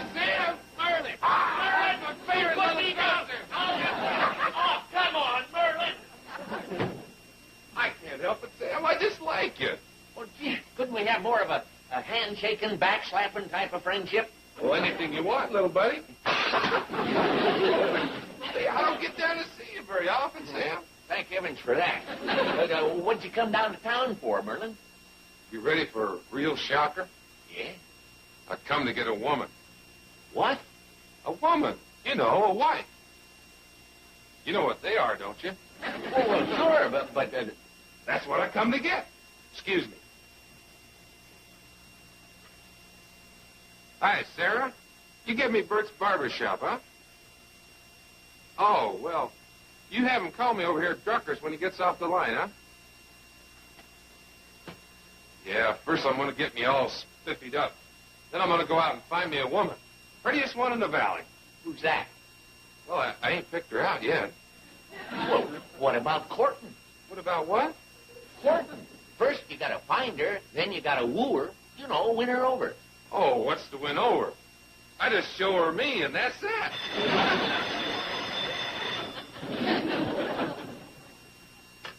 Hello? Oh, hi, Mr. Carson. Hi, Merlin. I come to get me a woman. Yeah, Bert, he's here. It's Bert. Oh, yeah. Hi, Bert.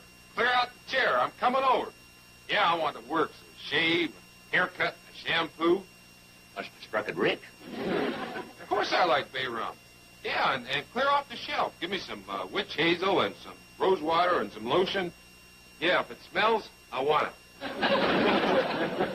It must be going good, huh, Merlin? Oh, yes, sir, Mr. Carson. I got the land cleared, and I got my cabin built, and I just sold my first crop. Oh, that reminds me. Here, Sam. That ought to clear my account. More than clear it. You must have more than $50 coming back. Well, you keep it. I've been owing you so long that it's only fair for you to be ahead of me for a while. I'll see you later now. Hey, Merlin. Say you're looking for a wife? That's what I'm here for. You ever thought of looking down the Shady Rest? Joe, you mean there's some of those Bradley girls left? They got to be getting up in years, though, on about towards 21. Well, the one I got in mind, well preserved. It's worth a look. I'll tell you what, I'll get all spiffied up, and I'll come back, and we'll go down there together. Well, see you later now, my favorite buddy. He's my favorite grocer. And a playful lady. And rich. Doggone it, Joe. What are you trying to do to your nieces? Niece. I just want him to have a look at Bobby Joe and vice versa. You mean you want Bobby Joe to go for Merlin? Well, anything's better than that Orin. Orin? What about him? He's going to pop the question to her any minute now. Before he does, I want her to see if there's other fish in the ocean. Well, in that Merlin, you got yourself a whale.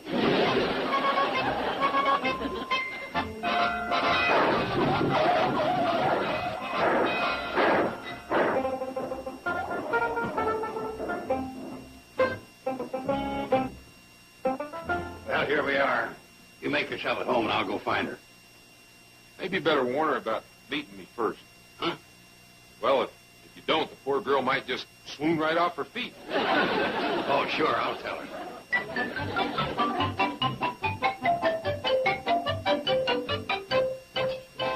Where's Bobby Joe? She went over to the miller's to borrow some sugar for our canning. Oh, no. I gotta head her off. Well, what do you want her for?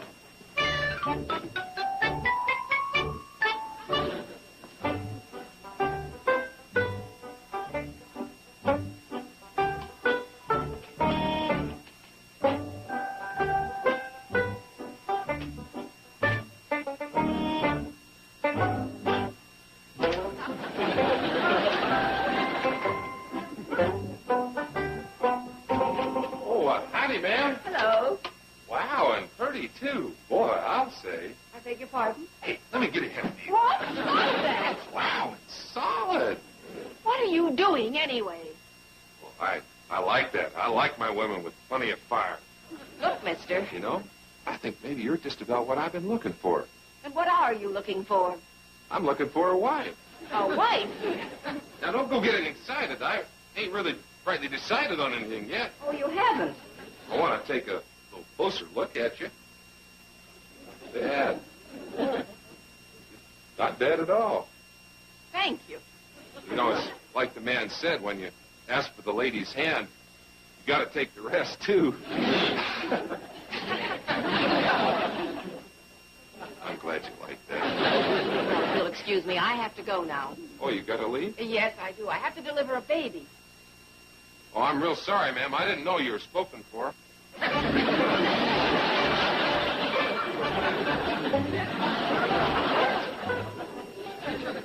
Can't win them all.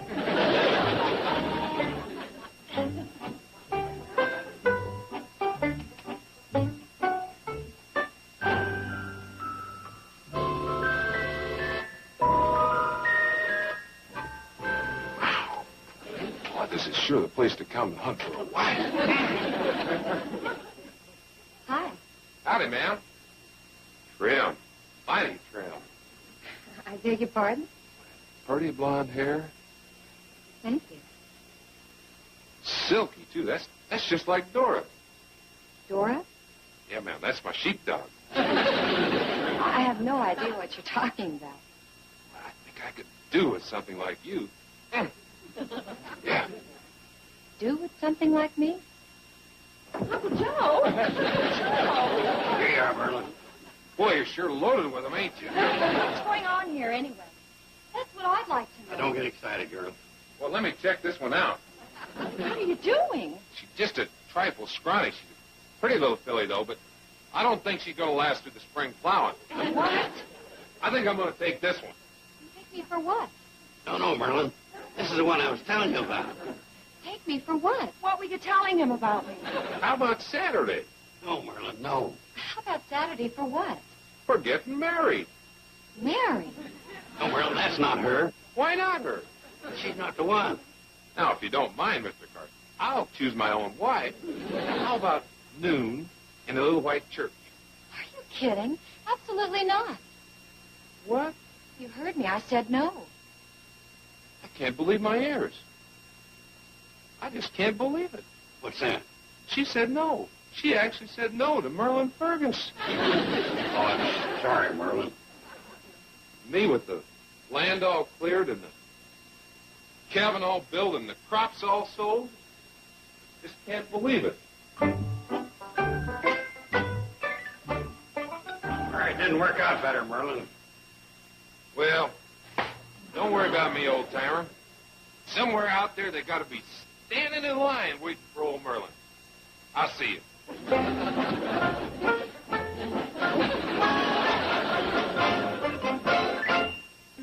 Petticoat Junction will return after the... Love and marriage go together like a horse and carriage. This I tell you, brother, you can't have one without the other. Love and marriage, it's an institute you can't disparage.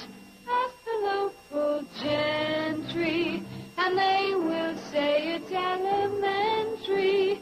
Try to separate them. It's an illusion. Try, and you will only come to this conclusion. Love and marriage go together like a horse and carriage. Dad was told by Mother, you can't have one. You can't have none. You can't have one without the other. Did you like that, Orrin? Oh, sure. Swell song. The kind you come out humming. Well, that's not exactly the idea. What Steve means is, didn't you think it was appropriate for the occasion? Oh, sure. Any love song's appropriate for a couple of lovebirds like you and Steve. Well, back to the drawing board. Orrin, what we meant was, well, you see, the occasion. Don't you want to say something? Oh, yeah, I sure do. How about about another song? Anybody know the funeral march? Uncle Joe. I know. We can do the song we did for the Harvest Moon show. Come on, Bobby Joe. That's a great idea. Honey, you can play the piano. All right.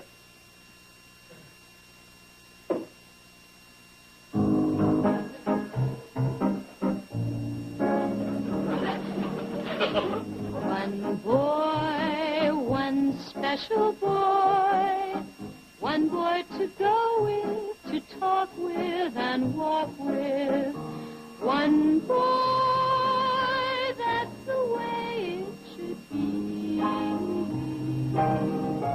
That's the way it should be. One boy, one certain boy. One boy to laugh with, to joke with, have hope with. One boy, not two or three.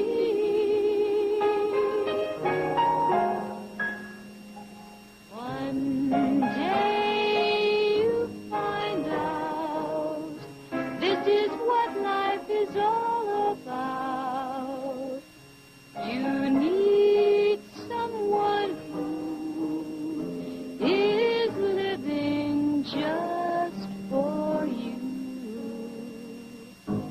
One boy, one steady boy, one boy to be with forever and ever.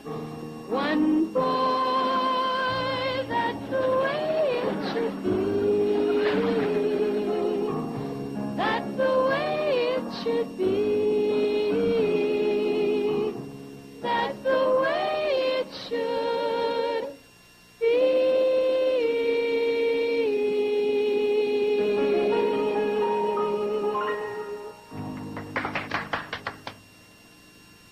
That ought to give him the cue, huh? Unless he's a complete idiot. Say, that may be my way out. Say, did you see that gorgeous moon outside? No, Oh, yes, I saw it, but, Bobby Joe, I don't think you saw it yet, did you? Huh? Did you see the moon? Oh, no, I didn't. Orrin, did you see it? No, I didn't see it. Me neither. Forget it. Oh, look, you two, why don't you go on outside so you don't miss it? Of course, if you've seen one moon, you've seen them all. Orrin, what have you got in your pocket? Well, it's a ring.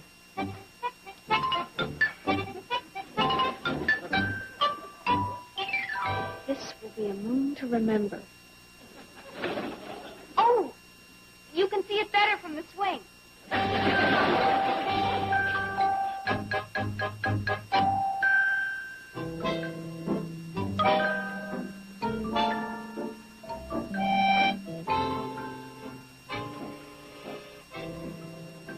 This is nicer.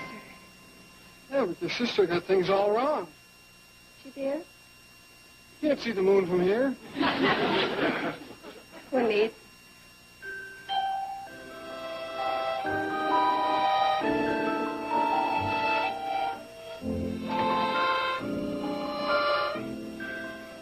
Yeah, I wouldn't mind if this moment lasted forever. Me either. Orrin! Hey, Orrin! Hey, Orrin, boy, you got it? Yeah, I sure have, Merlin. Boy, now's the time I need it. Now, snag me one. Hey, Lydia, come on up here. Let him have a look at you. Ain't she beautiful? The perfect woman. She got muscles enough to pull a plow and ain't got enough brain to start an argument. Merle. She's a beauty, all right. Here you are, honey. Slip that on one of those fat little fingers. Well, thanks, old buddy. Thank you very much, and come on, Lydia, let's go. What was that all about? Oh, I run into Merlin all the time up on the ridge, and he asked me to pick up a ring for him so he could go courting. You mean in town the other day you were just doing him a favor? Well, why not? He's a nice fellow. And so are you, Orrin. Then you're not mad, Bobby Joe? Or disappointed? Or anything? Why should I be? I'm just happy and proud to date such a nice guy. Aye, not for the whole world. Well, what the heck?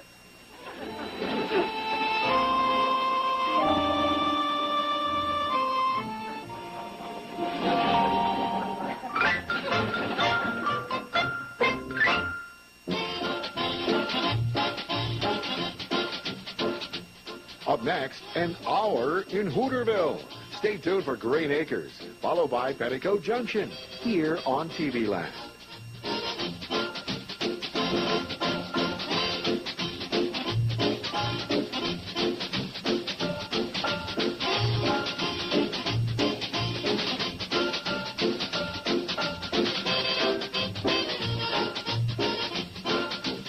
Petticoat Junction.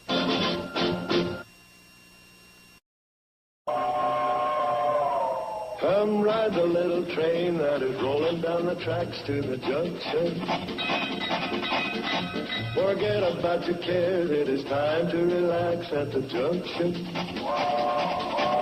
Lots of curves, you bet, and even more when you get to the junction.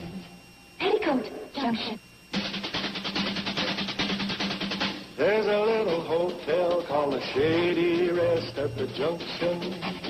Petticoat Junction. It is run by Joe. Come and be his guest at the junction. Petticoat Junction. Here's our lady M.D. She's as pretty as can be at the junction. Petticoat Junction.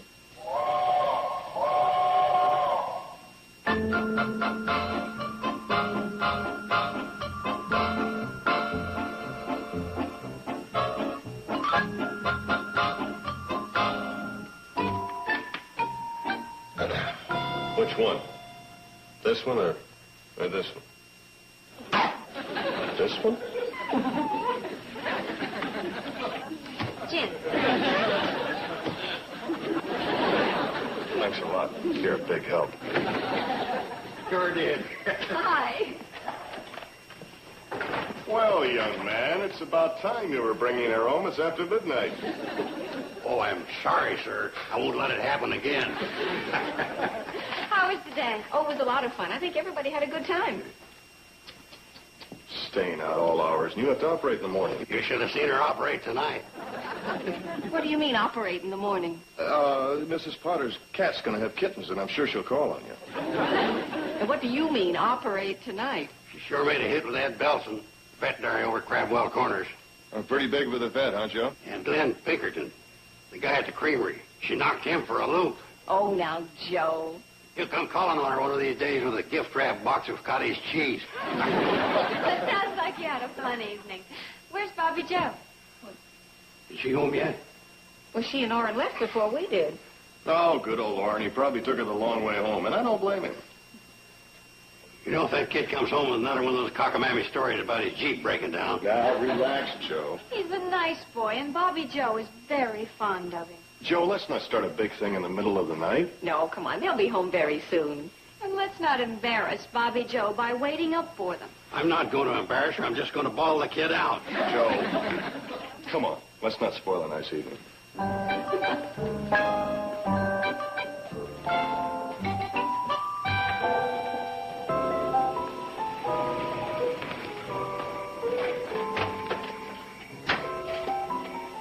Did we just run out of gas?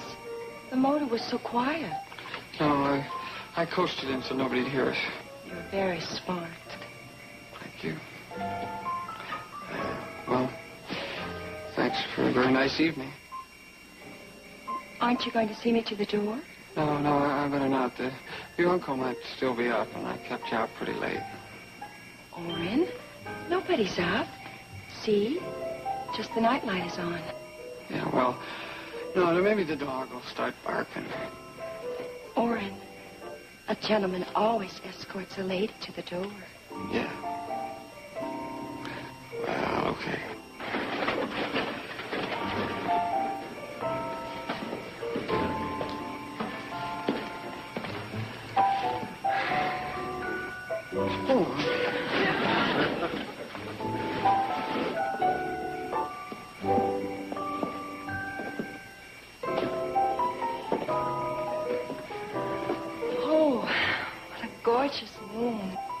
Yeah.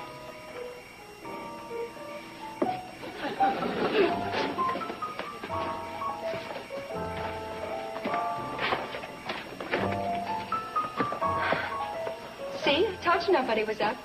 Yeah, that's a break. Want to come in? I can fix us some hot chocolate. Well, it's kind of a long trip home. Come on. You can help me.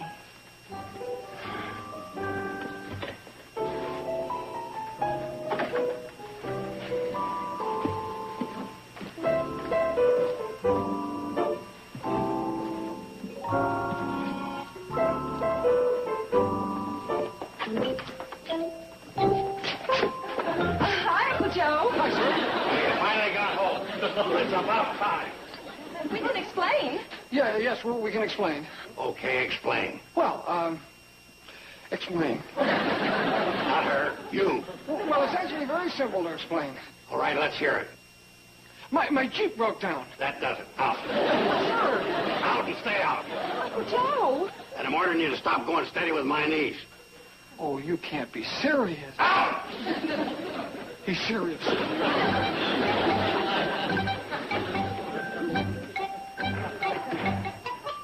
Bobby Joe, in years to come, you'll thank me for this when you realize it.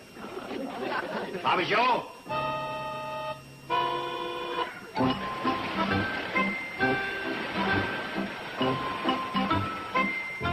Why aren't you out on the lake putting down crime? Somebody might be holding in an extra minute, you know. Something more important has come up, Mr. Carson.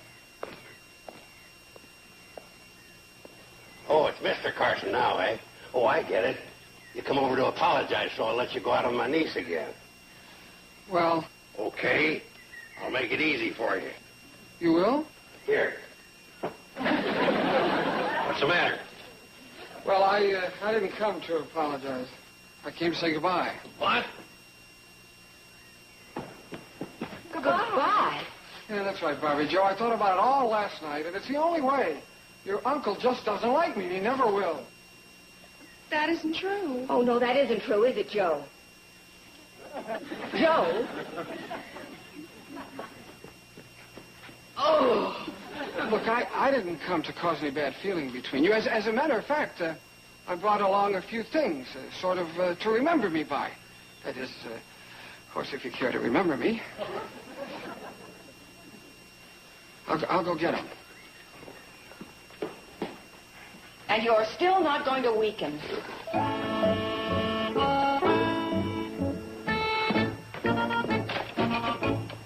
Joe Carson, you are impossible. Well, here we are. Oh, hi, I'm glad you're here. What's up? Orrin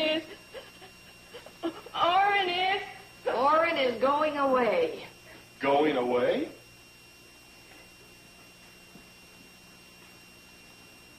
Was it anything anybody said? Please, I didn't want to start a family quarrel. I just, well...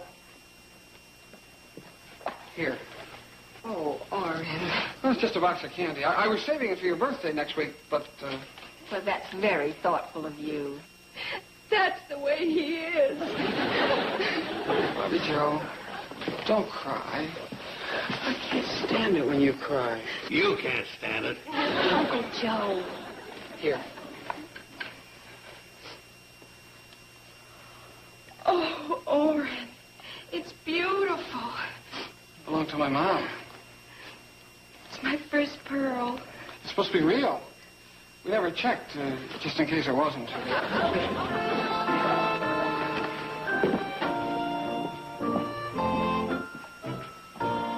Oh, it's lovely. What are you doing? Why be in doubt? Let me bite it. This is for you.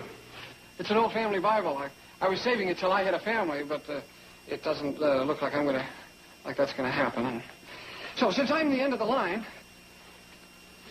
Orrin, we couldn't possibly... Well, sure you can. You've already got a family. And look, there's a place to put important dates, like Kathy Joe's birthday. Oh, thanks. Now, wait a minute. What is this? Oh, some old document. It's probably a marriage certificate. That thing was crammed with things like that. I took them all out and put them in a box. At least I thought I did. I must have missed that.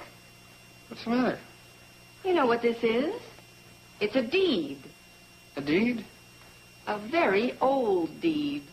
Who is Ebenezer Pike? Oh, Captain Ebenezer. He was my great-great-great-grandfather. And you say you're the last of the line? Yeah, I'm the last of the Pikes. Well, don't look now, Orrin, but according to this, you own the entire Hooterville Valley.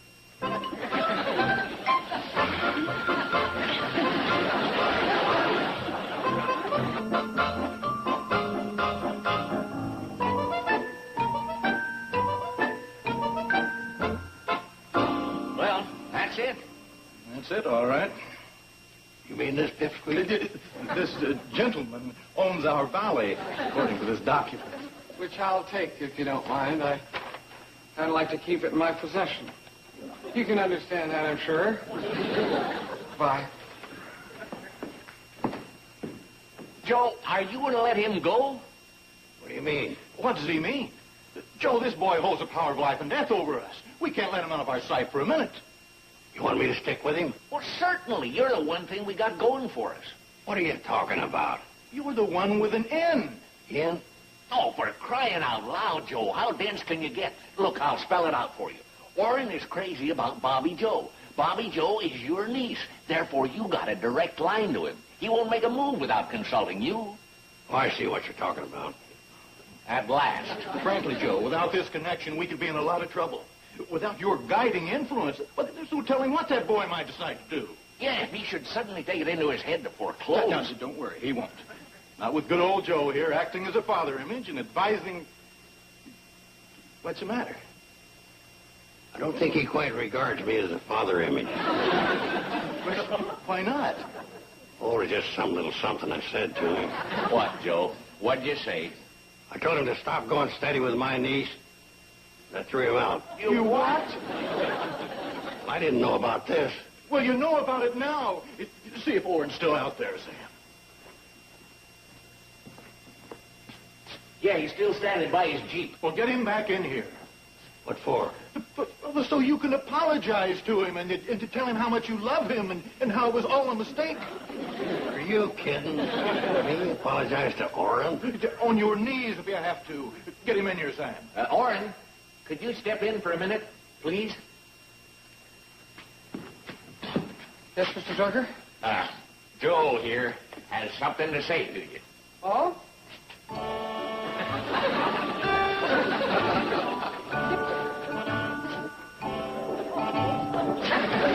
Okay, Joe, speak your piece.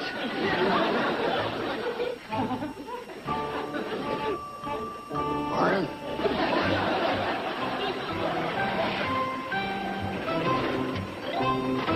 I understand, sir. You don't really have to do this. Son, I wouldn't have it any other way. Go on, I'll get it.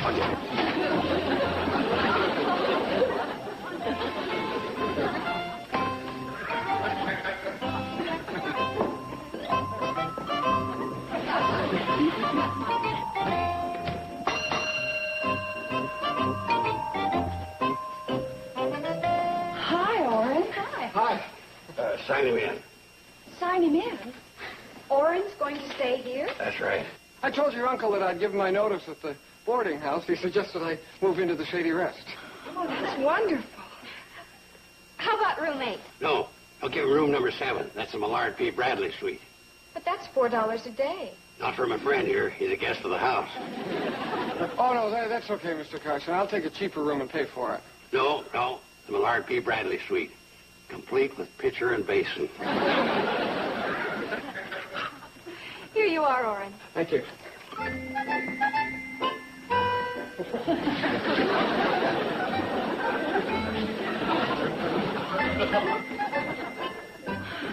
Can't ever recall Uncle Joe carrying someone's luggage before. Only once. When that fellow with the tennis shoes was staying here and Uncle Joe thought he was Howard Hughes. Did I just hear Orrin's voice? You sure did. He just moved into the Shady Rest. Does Uncle Joe know about this? He was the one who checked him in. It doesn't have anything to do with the fact that Orrin owns all of Hooterville Valley, does it? Not a thing. Do you think it might? Oh, there's the cannonball. Listen, don't wait dinner for me. I have to go over to the county seat on some legal matters, so I'll be a little late. You know, Bobby Joe, I don't like this. Oh, I'm sorry. Oh, no. No, that part I like, you sitting next to me. What don't you like? Hmm? You said you didn't like something. I did? Boy, at times like this, it's awful hard to think of stuff I don't like. Well, there must have been something. Oh, yeah. I don't like taking advantage of your uncle. You know, moving in and living rent-free. Orrin, you have to expect that. That's what people do for a person who is powerful and wealthy. Who's powerful and wealthy? You are. I am? You own the whole Hooterville Valley. Golly, I keep forgetting that. You're a king. Anything you want, the people will knock themselves out to get it for you. Oh, I don't believe that. Try me. What would you like? A sandwich. I haven't had any lunch. So you'd like a sandwich? What kind would you like? Sliced ham, meatloaf, peanut butter, jelly? Meatloaf would be fine. One meatloaf coming up. Hey, this is kind of fun. Yeah, sort of makes me feel like Jackie. Jackie? And you're Onassis. Oh, yeah. Or Grace and Rainier. Yeah, that's quite a combination, too. Not any better than this combination. Bobby Joe? Hmm? You sort of talk like we'll be getting married right away. And I keep telling you, I can't even think about it till I get at least 2 more pay raises. You own the whole Hooterville Valley. I keep forgetting that. Here you are, sir. Well, thank you, my good man. Oh, there's one of our subjects now. Hello there. Hi. Can I get you anything more?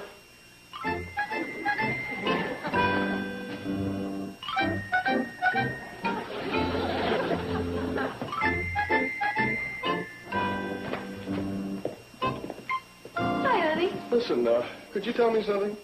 What's that? Has the Shady Rest Hotel been converted into a funny farm? What are you talking about? Well, I just saw with my own eyes Uncle Joe waiting on Orrin, bringing him a sandwich.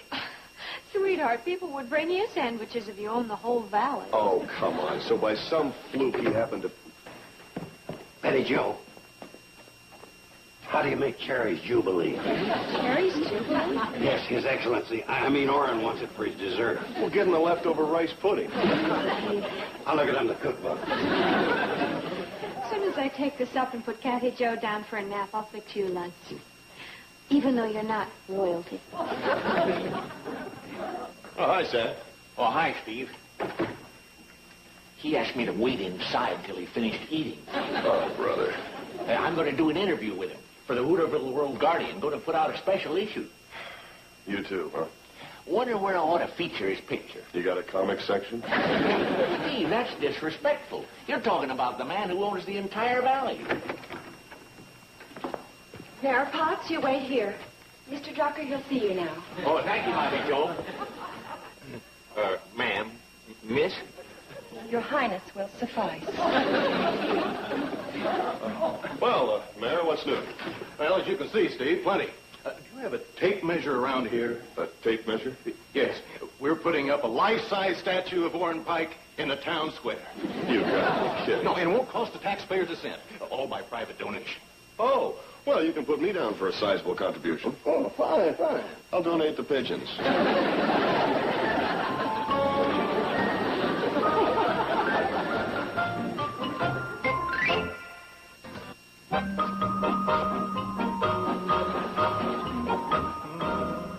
Do you prefer this? Yeah, that's not bad. How about this? Oh, I like that. It's much more befitting. You know, Mr. Pike, Now that you're the new owner of the valley and I'm the mayor, I was thinking that maybe you'd like to make a statement, to benefit all the people so they'll know what to expect in the future. That's very good thinking, Mayor. Tonight I'll throw a party here at the Shady Rest. And at that time, I'll have a proclamation ready for my people.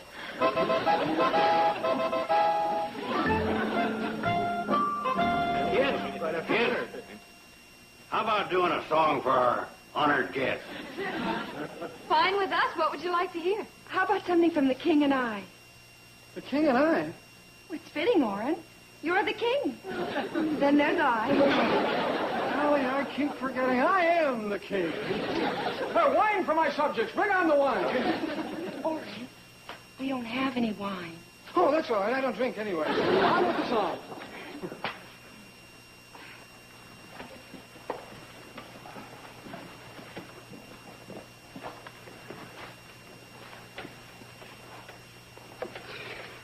By order of His Majesty, good King Orrin. A law was made a distant moon ago here. July and August cannot be too chill. And there's a legal limit to the snow here in Hooterville. The winter is forbidden till December. And exits March the 2nd by his will. By order, summer lingers through September in Hooterville.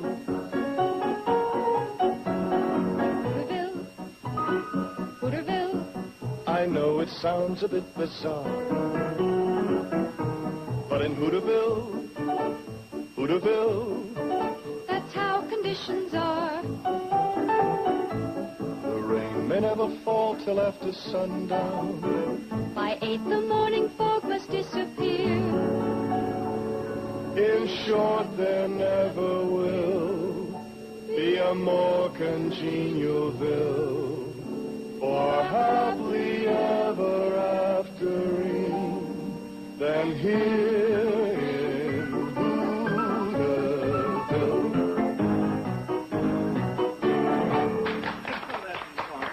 Now let's do one we can all sing. Yes, it's an excellent idea. How about for He's a Jolly Good Fellow? For he's a jolly good fellow. Yeah.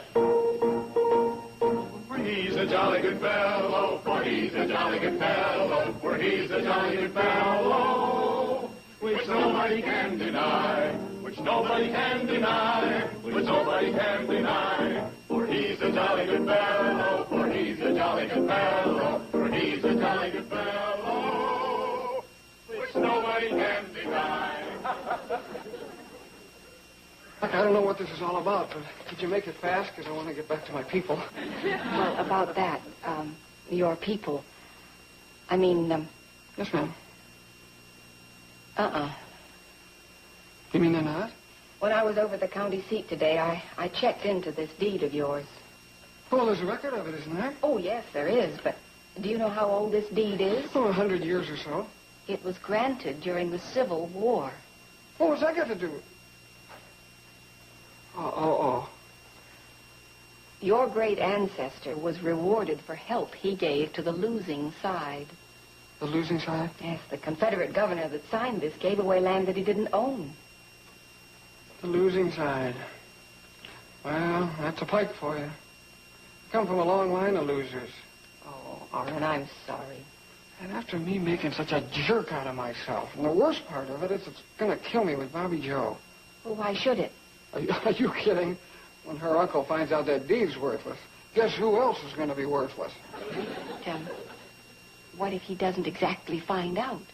Well, I couldn't lie about it. Oh, of course not. But supposing you did the noble thing and tore it up. Tore it up? Yes. It would have just as great an effect as if you said it was worthless. Oh, with one major exception. What's that? Just think how grateful Bobby Joe's uncle would be. Not to mention all the others. Yeah. Yeah. Doctor, you're a queen.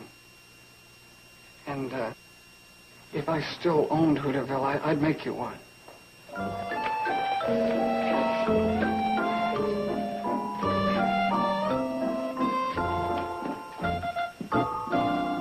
People of the valley, Yay! I told you I had a pronouncement to make, and as the poet says, actions speak louder than words. So my pronouncement is this. Well, doggone. What are you doing? Oh, there, child. It's a far better thing I do than I've ever done. Does this mean what I think it means? Yes, sir. I'm renouncing my ownership of the valley. What happens to us? My boy, it's a noble thing you've just done, and we are all grateful. As far as you and my niece are concerned, you have my blessings to escort her whenever you wish. Just so you get her in by 9:30. Bobby Joe, do you have any taste? Oh, wait. It's all right. You don't have to get her in by 9:30. We'll make it 10. Well, let's eat.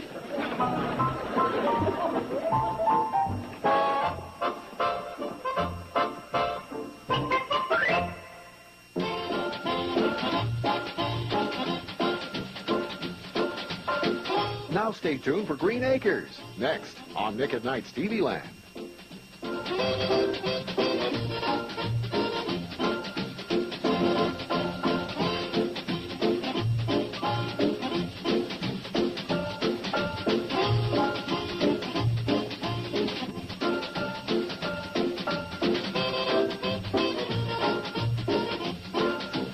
Petticoat Junction.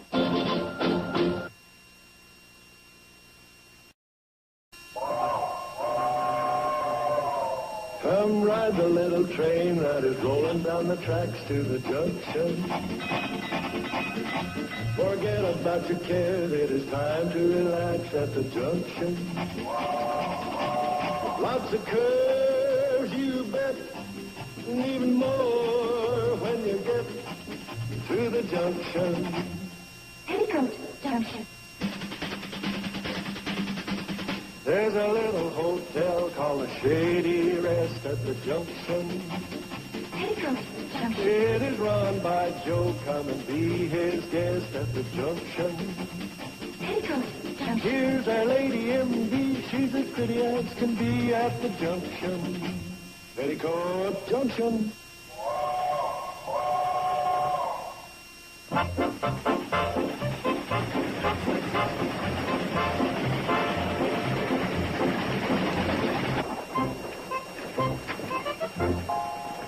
Enjoying the trip, sir? Oh, just fine. How long until we get to the Shady Rest? Oh, it's not far. Hey, I like to guess what people do. Don't tell me now. You're a salesman in leather goods. Clothing? Books? Not hardware. Well, you are a salesman. You're a tourist? Would you like me to tell you why I'm going to the Shady Rest? Oh, would you? You see, they rely on me for all the gossip up and down the line, and when I don't know about things, it hurts my image. Oh, yes. Well, I wouldn't want to be the cause of that. I'm going to visit my nephew, Steve Elliott, and his wife and baby, and incidentally, meet the rest of the family. Oh, that's nice. You love them all, especially Kathy Joe. That's the baby. Yes, I know. Now, would you tell me something? Is your brother the engineer? My brother? Oh, no, I don't have a brother. There's just me. He certainly looks just like you. Well, that's because I am the engineer. See? What are you doing here? Who's running the train? I mean, who's driving? Oh, I got our own automatic pilot. Yes. What I do see is I put a stick of firewood up against the throttle and,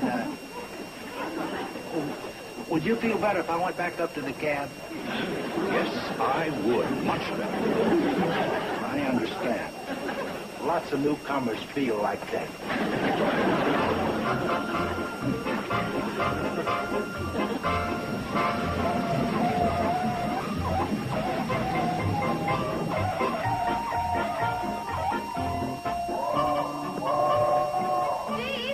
He's here.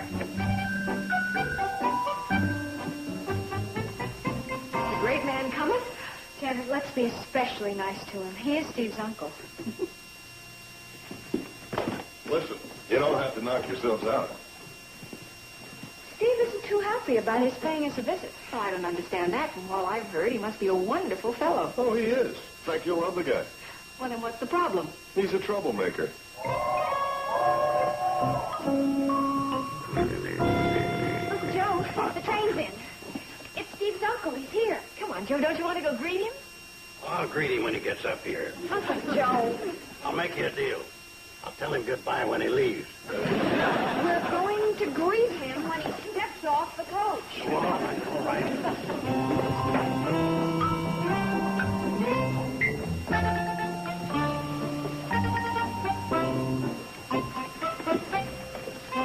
There you are, my good man. My compliments to the engineer. Steve, my boy. Welcome to the Shady Rest, Uncle George. This is my wife, Betty Jo. Oh, say, can you pick them? Thank you, Uncle George. Uncle George. And this is which sister? Oh, I'm not one of the family. Oh, no? This is Dr. Janet Craig. Dr. Craig. Well, I've known country doctors before, but nothing like this. I must try and come down with something while I'm here. And this is, Joe Carson, manager of the Shady Rest, president of the Carson Elliott Enterprise. Well, say, Mr. Carson, I'm honored that you personally came down to meet me. Well, let's get up to the hotel, shall we? Right. Here, let me take that. Thank you. Here you are, Steve.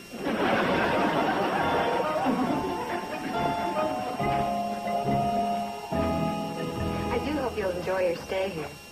How could I do otherwise? Oh, you signed in upside down. Could you blame me with such distraction? Come on, Uncle George, I'll show you to your room. Isn't he something? Wow, talk about charm. Loaded. We've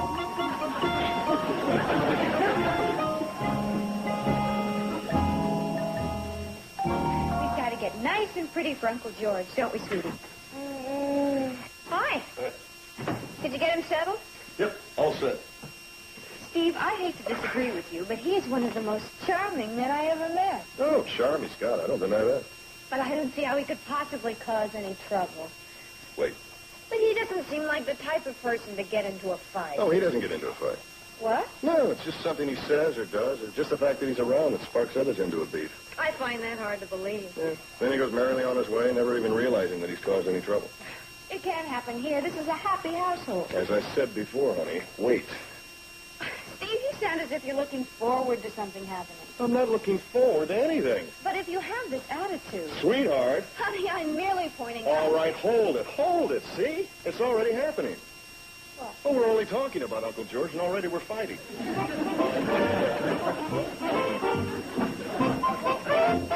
Petticoat Junction. Lovely place you have here, Joe. You don't mind my calling you Joe? Oh, not at all. George. This is my kind of hotel. Yeah, well, thanks. You know, most of the big hotels have special rooms. You'll have the pheasant room, the leopard room, the marlin room. I was thinking I'd make this a special room. Call it the crawdad room. Then I got to thinking, who needs it? Oh, you're right. Who needs it? I wouldn't change a thing. Mind if I smoke? Oh, not at all. Matter of fact, nobody'd mind if we both smoke. Sorry. One for after dinner. Oh, thanks. Hi. George, this is Betty Jo's other sister, Bobby Jo. You must be Steve's uncle. That's right. My, they certainly grow them beautiful here in this valley. I've traveled many a mile around this old globe, but never in my George, life. I'd like you to see this view out the window. Uncle Joe, please. And you were saying? You were saying something about traveling many a mile around this old globe, but never in your life? Oh, yes. Never in my life have I seen such pretty girls as here at the Shady Rest. Thank you. Okay, Uncle Joe, you can show him the view. We are all dressed up for our company. There's the little princess now. Oh, she is a adorable. But then why shouldn't she be with such lovely parents? Kathy Joe, let me take a closer look at you.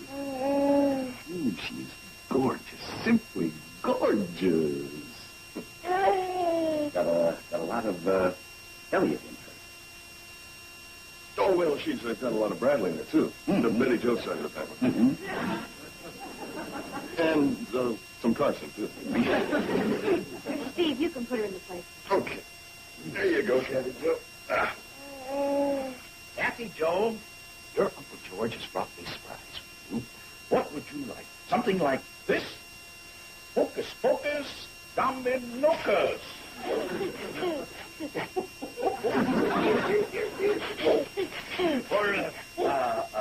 would you like maybe something like this? Hocus pocus, dominocus.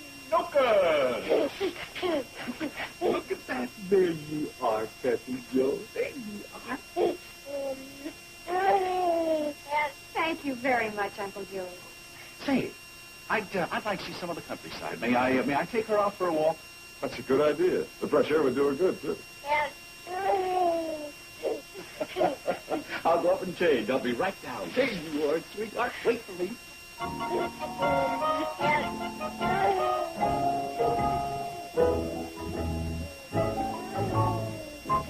Isn't he wonderful? Sensational. I've never seen anyone like him. You really liked those tricks, didn't you, Kathy Joe? She was fascinating. Was she ever? Do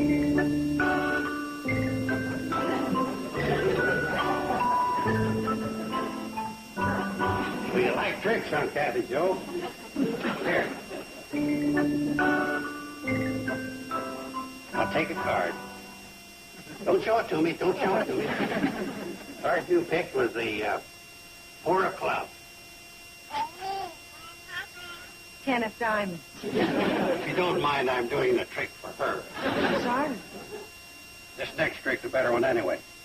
After shuffling the deck thoroughly, I'll call the 4 kings to appear in succession.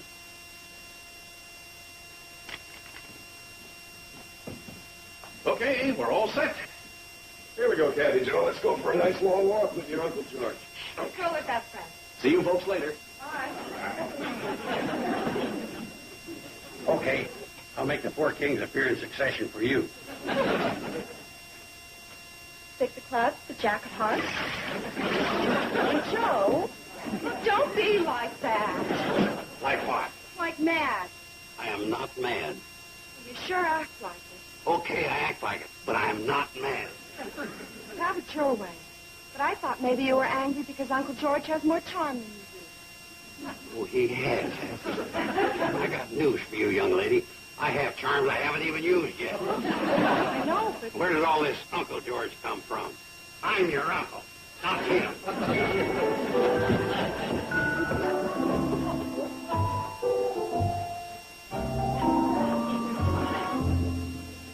Did you ever see those two fight before? Never, not even a cross word.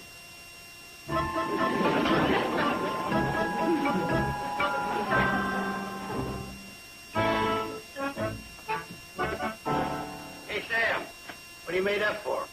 Oh, very funny. I'm going to the annual grain dance, if it's any of your business. Okay. What'd you do, fall in a barrel of bay rum? I haven't got time to yak with you. Janet'll be waiting. On in there, she won't. What do you mean? She's out for a stroll with his lordship. Who's that? Steve's uncle. But I'm all ready for the dance. What do I do about a date? Don't look at me. I ain't got a thing to wear.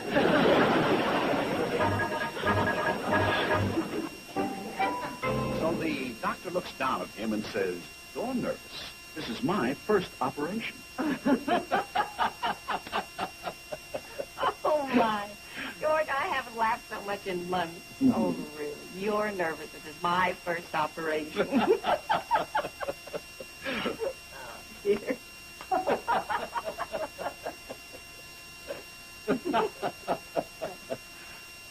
Oh, hello. Hi. Oh, Janet. Hello. George, this is our local grocer, Mr. Drucker. Oh, fine. What's the matter? He's George, and I'm Mr. Drucker, our local grocer. What do you do, old boy? I'm not your old boy. Well, he runs the grocery store over in Hooterville, and his name happens to be Drucker. That adds up. Kindly stay out of this. Sam, what is the matter with you? Oh, well, at least I got you to call me Sam. Now, please explain. As if you didn't know. What about our date? Date? For the annual Grange dance tonight. Say, now, if I'm in the way, George, no, just excuse me. What about the annual Grange dance? Well, we always go together. Since when? We went last year. Well, that hardly constitutes a continuing commitment. I'm not going steady with you. Well, everybody knows I took you last year. How will it look? Oh, look, we're going to have a little party tonight for Steve's Uncle George. Now, I'm sure you'll understand. Oh, yeah, sure, I understand. Fella comes into town with a little mustache and a big smile, and you just flip. Sam! oh, please, I'll understand perfectly if you have a prior commitment, Doctor. My name is Janet. Janet. So, by all means, don't miss this gentleman's company on my account. I'm sure it'll be a splendid affair. Well, whatever it is, it's going to be without me.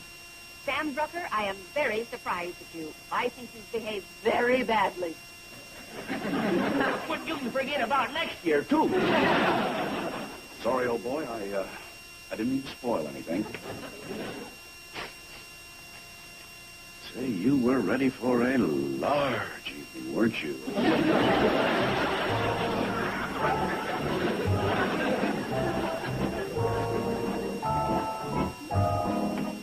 Hi, Janet. What was all that? Oh, that Sam Drucker. He is the most exasperating... Oh, Well, what did my uncle have to do with it? absolutely nothing. Nothing. You mean that he wasn't even there? Oh, yes, he was there, but that's all. Oh.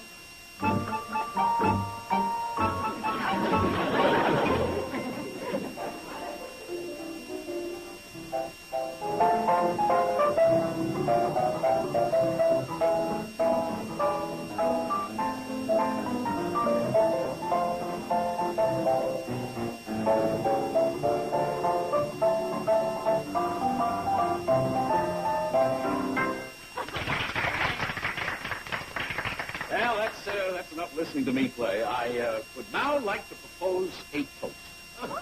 Thank you. Yeah, Here is to the happy day when this little sweetheart hooked my nephew. I'll drink to that. Now, hold on a minute. What do you mean when she hooked him? Uncle Joe. When she snagged him to be her husband. Did it ever occur to you that it could have been the other way around? Uncle Joe, forgive me. Not with my nephew, Steve. What do you mean by that? Uncle Joe. Yeah, what do you mean by that? Just that boy had more women chasing him than Cary Grant and Casanova combined. Yeah, so he had to beat him off with a stick. Why, Steve, you never told us about your past. You never told me either. Oh, honey, forget it, will you? Listen, Uncle George, would you care to rephrase your toast? Well, of course. Here's to the happy day when one of you snagged the other. And I bet she's glad she did.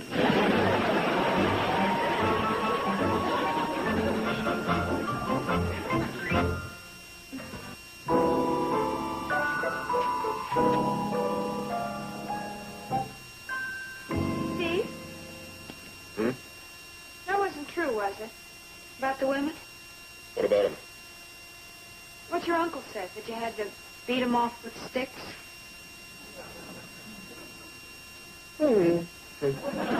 What does that mean? Huh? Oh, come on, honey. You know I knew other girls before I met you. I told you all about them. Besides, you're the one I married. Then you admit it. What? That you asked me to marry you. Well, I must have. Because look.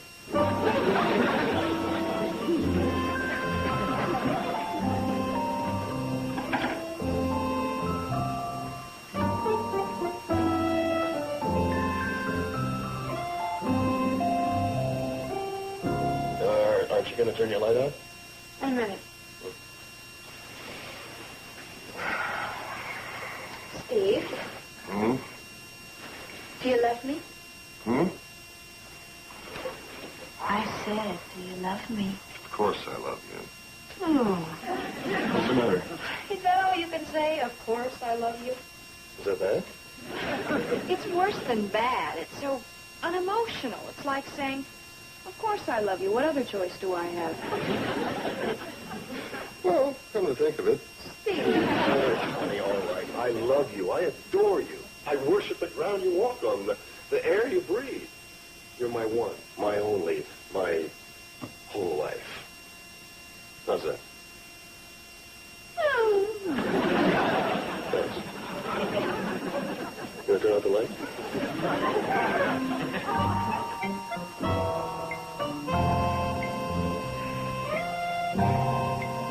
You had to beat him off with sticks. Oh, honey, for crying out loud, that was my uncle talking.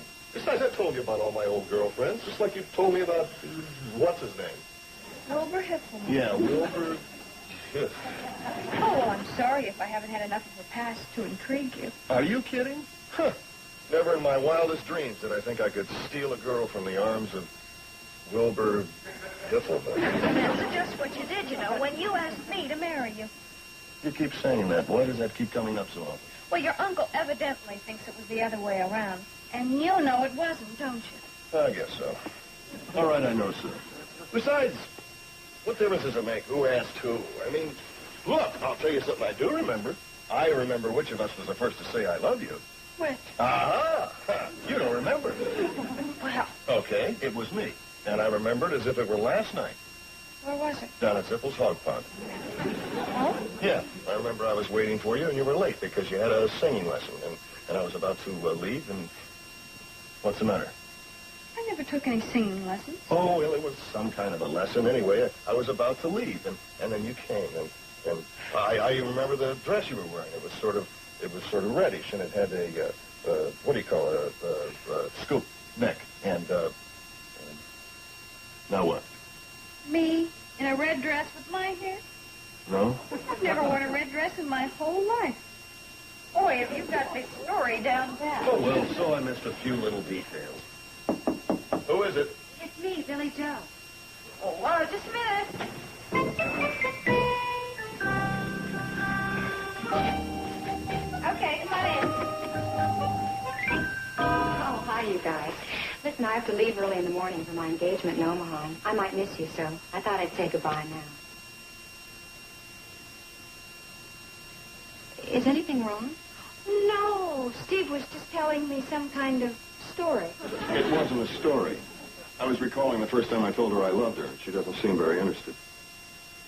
We weren't getting it very straight. He said it happened down by Zippel's Hog Pond. Well, look, maybe I'm intruding. Zippel's Hog Pond? That's right. He said I was wearing a reddish dress with a scoop neck. That's right. She was late coming from a singing lesson, and I'd almost given up on our meeting, and then she came, and I remember looking up and seeing her standing there in the moonlight, and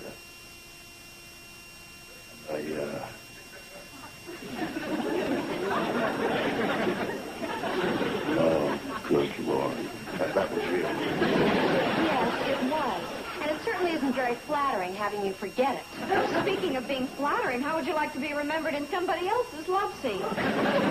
Oh, come on, honey. Now, look, it's a natural mistake. I went with her before I went with you. Well, if it was so natural, why didn't you marry her? Because... Are you kidding me? Marry someone who can't even remember saying I love you? No thanks. You can have him. No. Oh, I can have him. I think that I can better go. Well, you two... Not like this, you're not. Oh, let her go. Her with her red dress with the scoop neck. All right, that's it, that's it. Tomorrow he leaves. Who? My Uncle George, that's who. He started his last fight around here.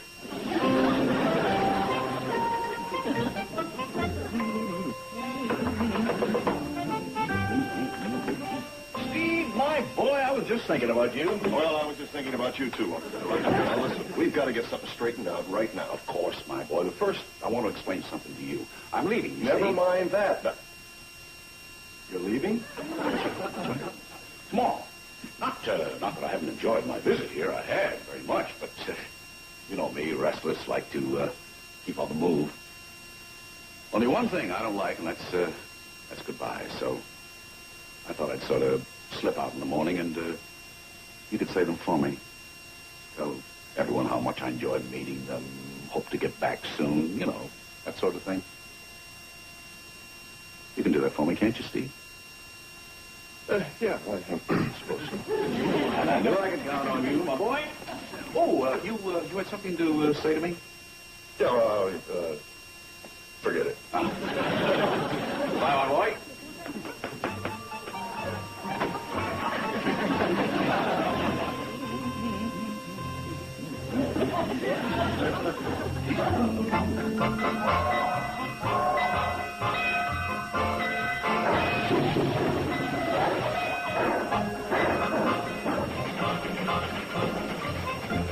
Have a nice visit?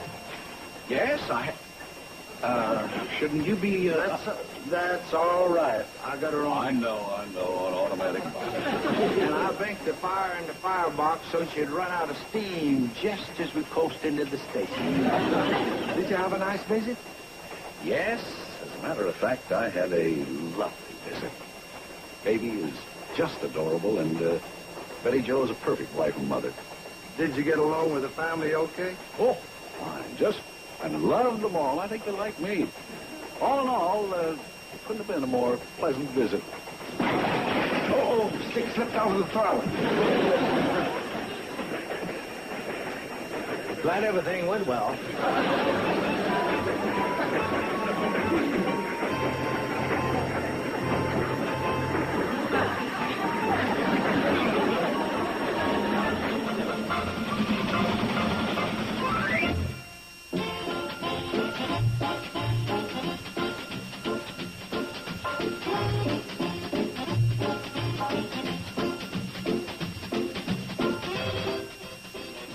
Now stay tuned for Green Acres, next on Nick at Night's TV Land.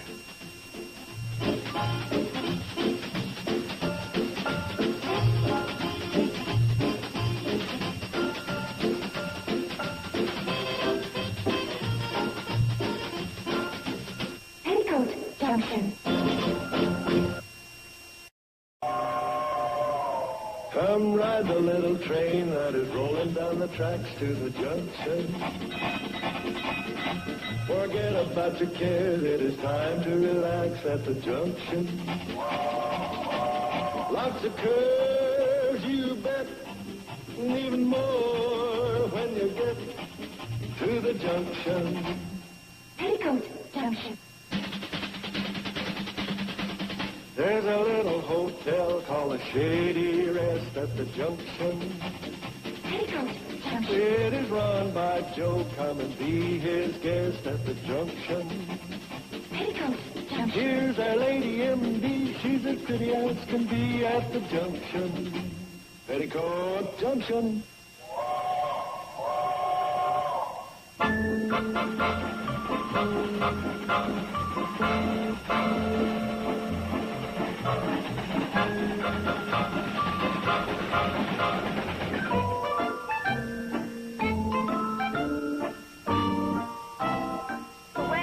You'd think we were expecting a special guest. We are. Our sister? Well, I think she's special. After all, this is the longest she's been away from home. 6 weeks. Yeah, 6 weeks in Chicago. That's what it's been. I think the longest I've ever been away from home is a weekend in Crabwell Corners. Your day will come. Uncle Joe, I thought you were at the stop waiting for Billy Joe. I was, but as usual, the cannonball wasn't in sight. Won't be in for an hour yet. I heard it. Steve, would you go down and help Billy Joe with her luggage? Sure, be glad to.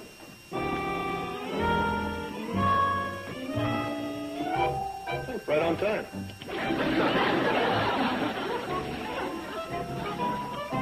Hi, Steve. Welcome home. Thanks. It's great to be back.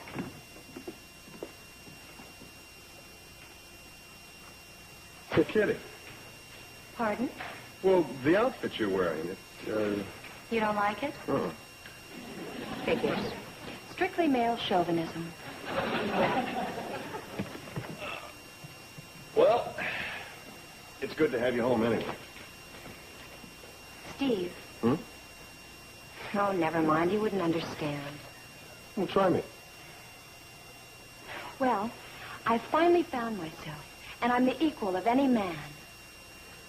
Oh, okay, well, you get the big bag and I'll get the little one.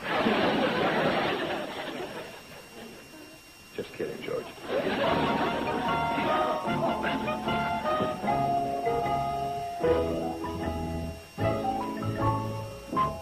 Hi, Billy Joe. Welcome. Hi. Oh, Uncle Joe.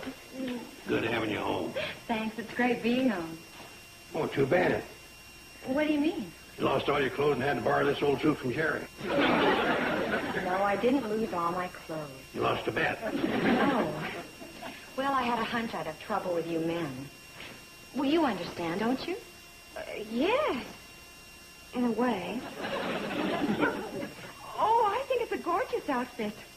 Probably the latest thing. Why are you wearing it? Well, I might have known it would need an explanation. I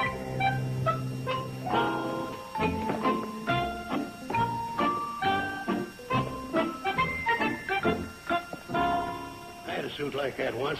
Came with 2 pair of pants. They threw in a baseball bat. Yeah, well, you just can't get buys like that anymore. No, them days are gone forever. It looks lovely. Well, it should. We've been knocking ourselves out. What's your explanation? What? You were going to explain the outfit you're wearing. Oh.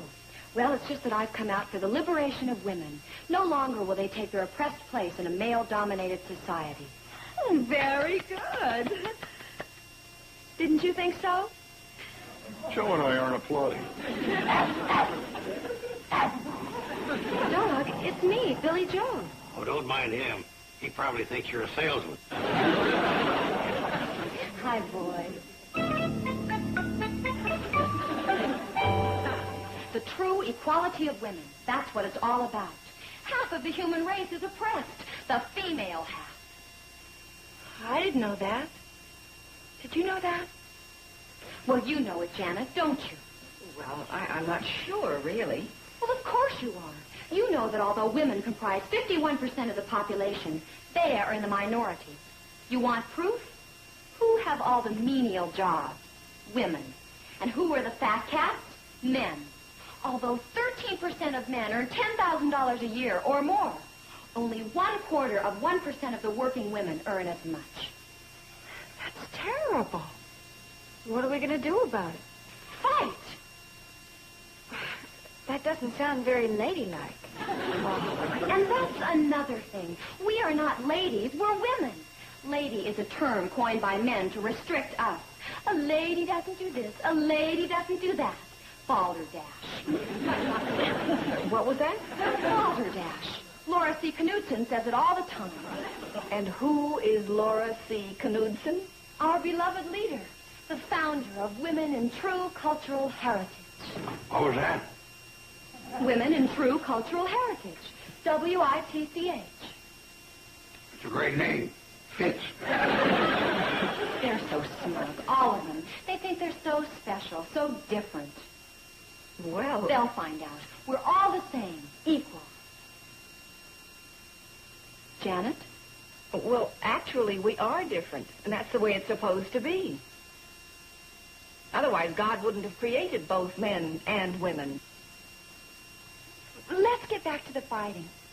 How are we going to do it? Every way we can. Assume all the prerogatives of men. We'll even let them know that we're willing to stand alone if necessary. And what does that mean? Well, some of the more militant members of the organization advocate complete segregation from men. Complete segregation? You mean even including sex and marriage? Everything. Yes? No way. I agree. I mean, if we're not going to marry men, who else is there? Don't worry, that's not going to happen. We're just letting them know that we're invading their world. And they better like it or lose it. Billy Joe, may I ask you a question? Yes? What does Jerry think of all this? Who? Jerry, the dream man, the number one. The one who made those 6 long weeks in Chicago bearable. Oh, him. That's enough. Those 2 words tell it all.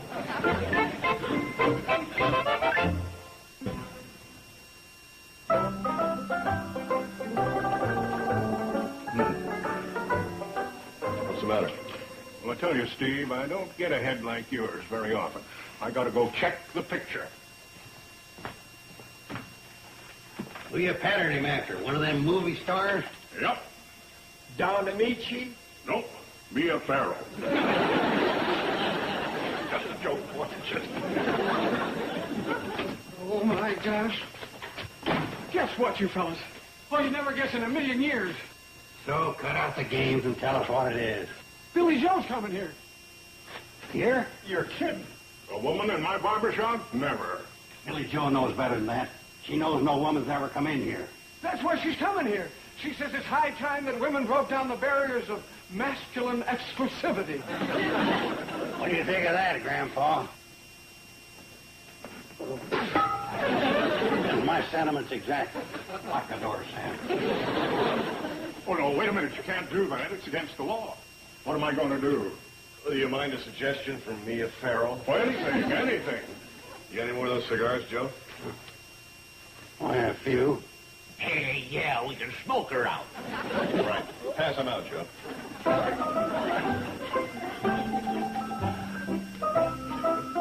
Of course, we could all die in the process. It's in a good cause, though.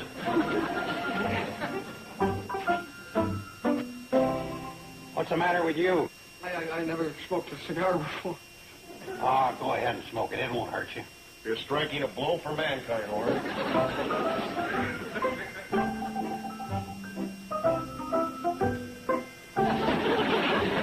Not bad, huh?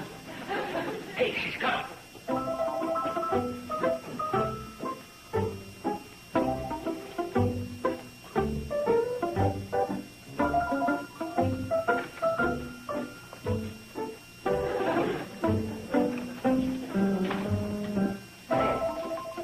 Hi, fella. You're next. Have a chair. Have a chair.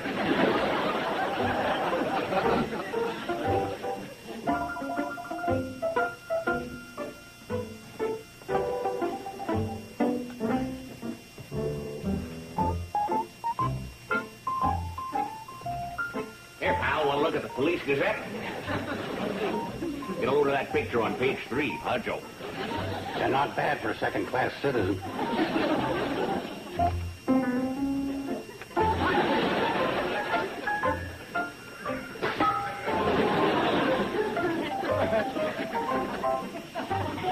Joe?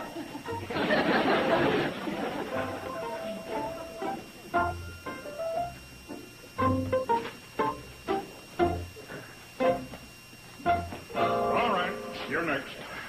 Oh, well, I really didn't... Now, look. This is a place of business, and you have a right to be here, but you don't have a right to loiter. Well, what about them? Well, they're just waiting. They've got special appointments. I'm having a Marcel. I'm just getting a rinse. I'm having mine tipping. I'm just waiting for a manicure. I can't do a thing with my foot. Joe?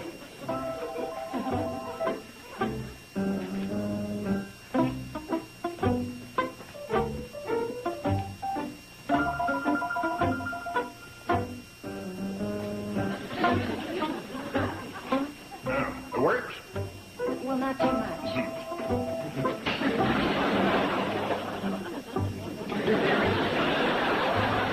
Now, wait a minute. You're not going to put that on me. I thought you wanted the works, pal. Oh, I don't want anything except to get out of here.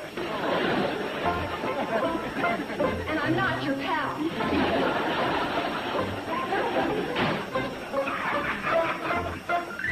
Well, how'd you make out? How'd they treat you? Doesn't look too good. Not too good. Oh, it was horrible. They tried to make it as difficult for me as they could, but they're not going to get away with it. Yeah. We are going to fight them. Fight them. But they're much stronger than we are. We're not talking about that kind of fighting. We are going to organize. We're not much of an organization. The three of us. I'm not talking about just the three of us. I am going to organize all the women in the valley, and I'm planning a rally for Friday night. Men, who needs them? Yay! What's the matter? I just remembered. I have a date with Orrin tonight. Well, if you really believed in the cause, you'd call off your date. Call off my date? Yes, if you were a firm believer. Oh. What other kind of believers do you have? All right, keep your date. But be sure and let him know where you stand. Right. I'll let him know where I stand. Where do I stand? You stand for the complete equality of women and men. You refuse to be dominated by the male. And you are determined to keep your own identity. Equality, refuse to be dominated, and keep my own identity. Gotcha.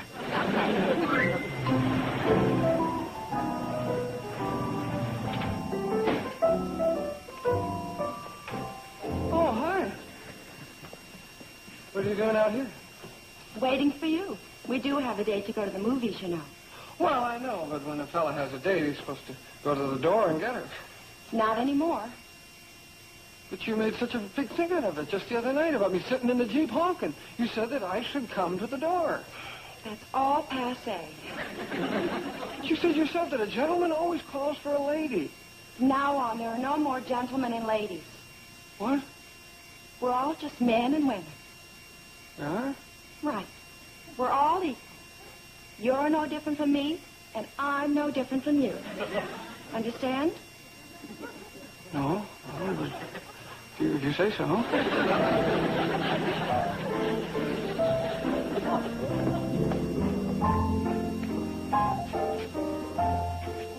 Bobby Joe? Get in.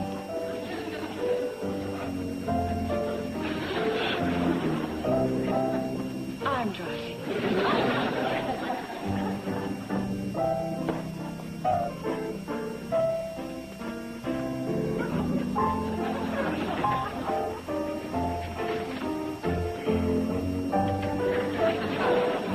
Well, I don't know if I like this new arrangement or not.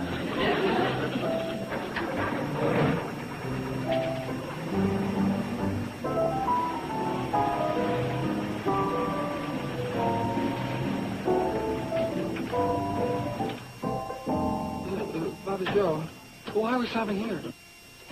We ran out of gas. Oh, don't give me that old stuff. I've heard that story before. Okay, so we didn't run out of gas. Well, let's get going. I wanna catch the cartoon.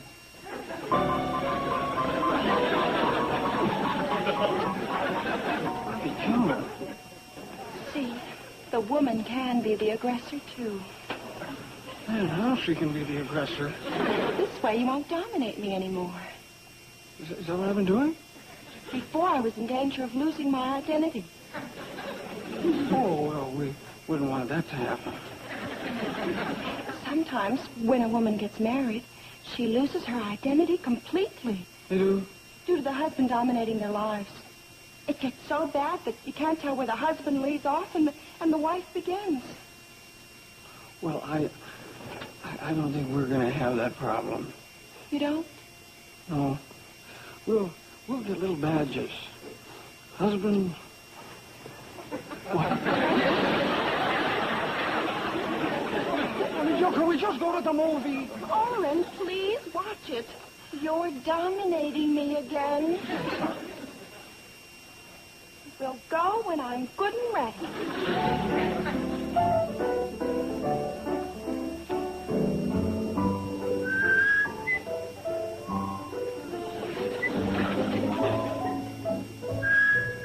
I'm ready.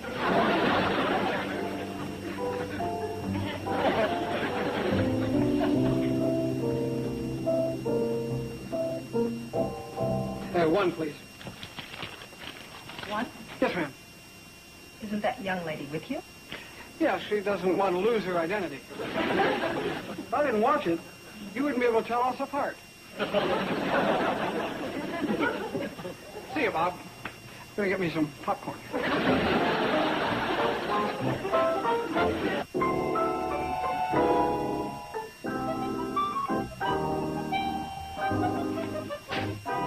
about that sister of yours? How about that? What do you think? I've always wondered what it would be like to have a brother. I wonder what started her off. I gather she had some sort of spat with Jerry. Think that would do it? Apparently. Well, I never thought Billy Joe would turn out to be a kook. I don't think I like the idea of my sister being referred to as a kook. Oh. How would you go for nut? Steve. Oh, come on, honey. She's really flipped out. She's got some of the silliest ideas I ever heard. They're not all that silly.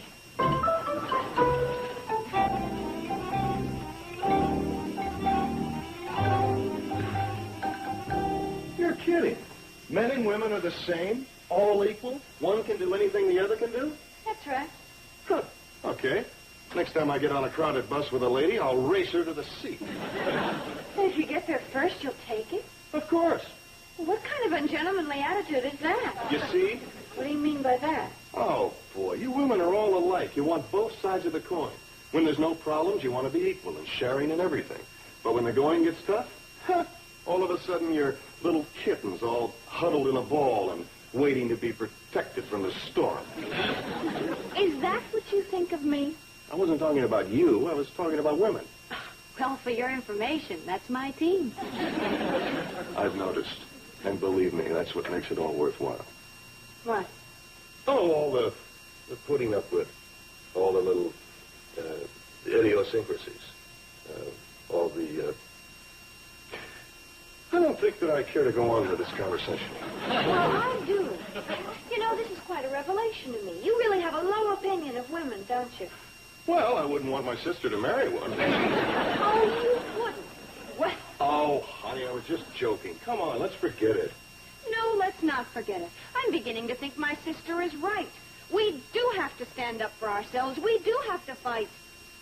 You're not thinking of joining that cockamamie group of hers. That is just what I am thinking. Do you have anything to say to that? You bet I do. For your information, young lady, I'm your husband, and that makes me your lord and master. I didn't make up those rules. That's just the way it is. And if you don't like it, then this room is not big enough for the two of us. I'm sorry I came up with that idea, because I just got a tall flash as to which one of us is leaving.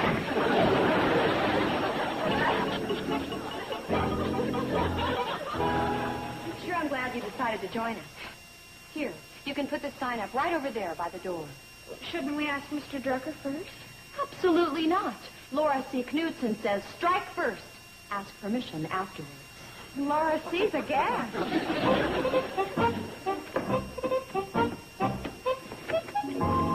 Hi, girls. What are you doing here? We're here to ask you a favor, Mr. Drucker. Well, just name it and you got it. Oh, you're wonderful. Thanks a lot. We knew we could count on you. Well, now, hold it. What did I agree to? What can you count on me for? For letting us hold our women's rights rally right here in this store. You're now just a doggone minute. Thanks a million. Now, look, I did. And what's that? What's going on here? Oh, hi, Miss Wilson, Mrs. Frisbee. What is this? Well, just a simple announcement. Oh, doggone it, Betty Joe. You don't know what kind of a spot you're putting me in. In what way? Well, if I allow the women to gather here, I'll have every man in the valley sore at. Wouldn't you rather have the men sore at you instead of, well, women like Miss Wilson and Mrs. Frisbee, who might take their business elsewhere if you didn't allow us to hold the rally here? I've got my principles. Oh, wait, hold on. Hear me out. Okay, you can use this door.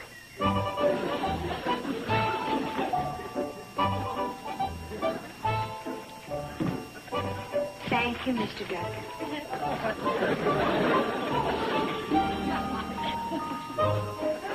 Oh, there you are. The cannonball will be here any minute.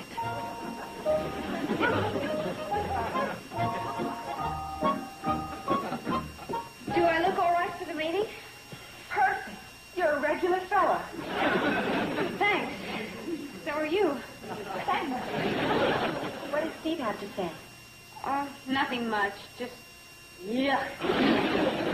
Oh, maybe I should. Oh, don't talk like that. For once and for all, we women are going to take our rightful place in this male-dominated world.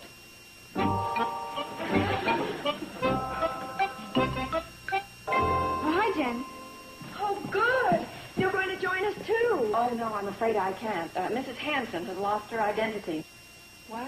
She's having a baby. Well, at least that's one thing they can't do in this male-dominated society. Oh, by the way, where's our local Susan B. Anthony? Who? Your leader, Billy Joe. Oh, that's the most exciting part.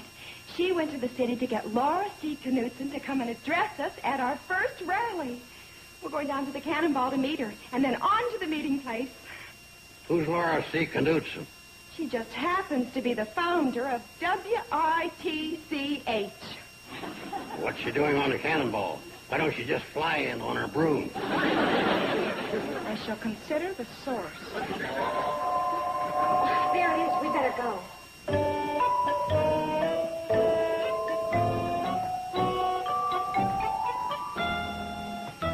Hi, girls. Billy Joe, what happened? And where's Laura C. Knudsen? Who? Laura C. Knudsen. I thought you were bringing her to address the rally. And what about that dress you're wearing? Oh, well, there has been a slight change of plans. What do you mean? Well, when I was in the city, I ran into this friend, and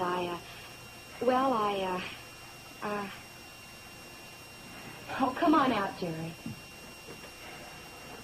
Jerry? What about the rally? And what happens to us? Oh, the rally? Well, that's been canceled. And you? Well, you're taken care of. Well, what do you say, pal? You want to take him back? Are you kidding me?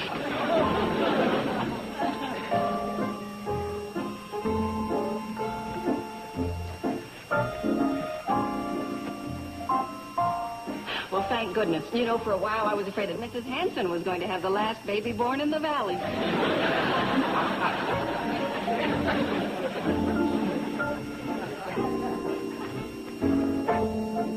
Can I help you? Oh, thank you. Bye, Janet.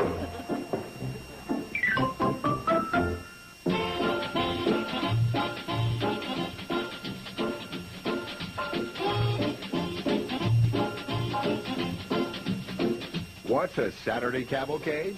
This month, it's a cavalcade of detectives. See Longstreet, Honey West, Nero Wolfe, and more. This Saturday starting at 12 noon Eastern, 9 a.m. Pacific, right here. Now stay tuned for Green Acres, next on Nick at Night's TV Land. Petticoat Junction.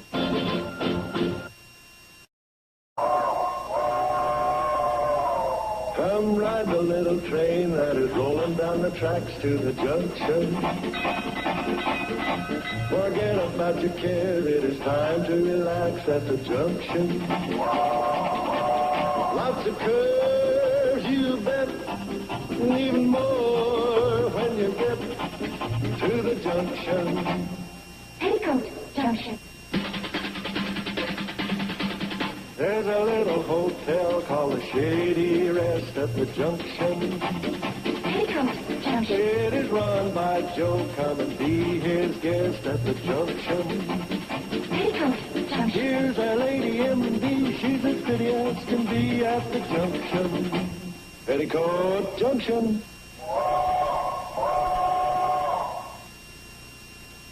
Share the rigors of rural living. Who knows what surprises are in store for us? There's cornball comedy and down on the farm fun on Green Acres. You've got to take the bull by the corn. For farm life pitfalls and farmhand miscalls. Yeah, what are you doing? Freezing apart in my hair. You're in for a hot time That might be fun. on Green Acres. Don't miss the fun on Green Acres. Weekday afternoons at 1 on Texas 39. This is Edwin Newman for A Point in Time.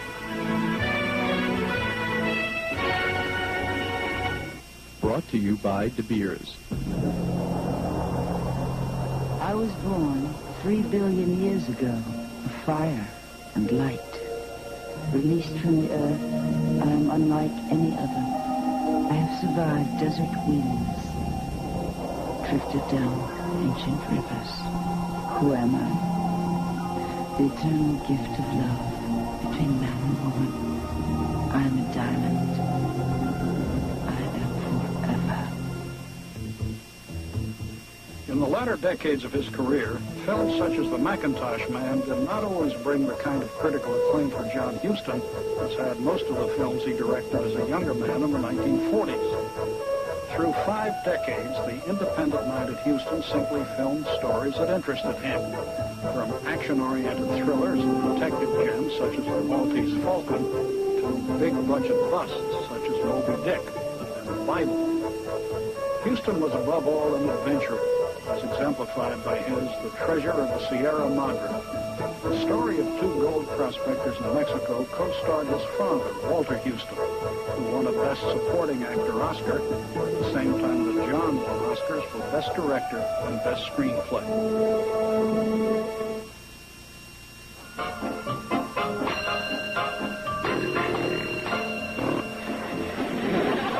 How many times have I told you to bark and warn me when a guest comes in?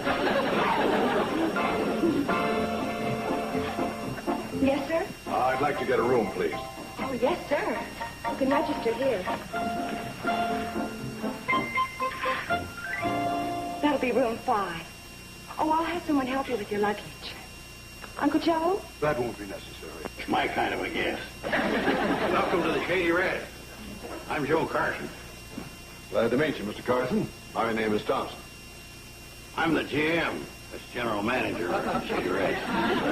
Wow, good. Very nice place you have here. Yeah, well, I'll show you to your room. Oh, that won't be necessary.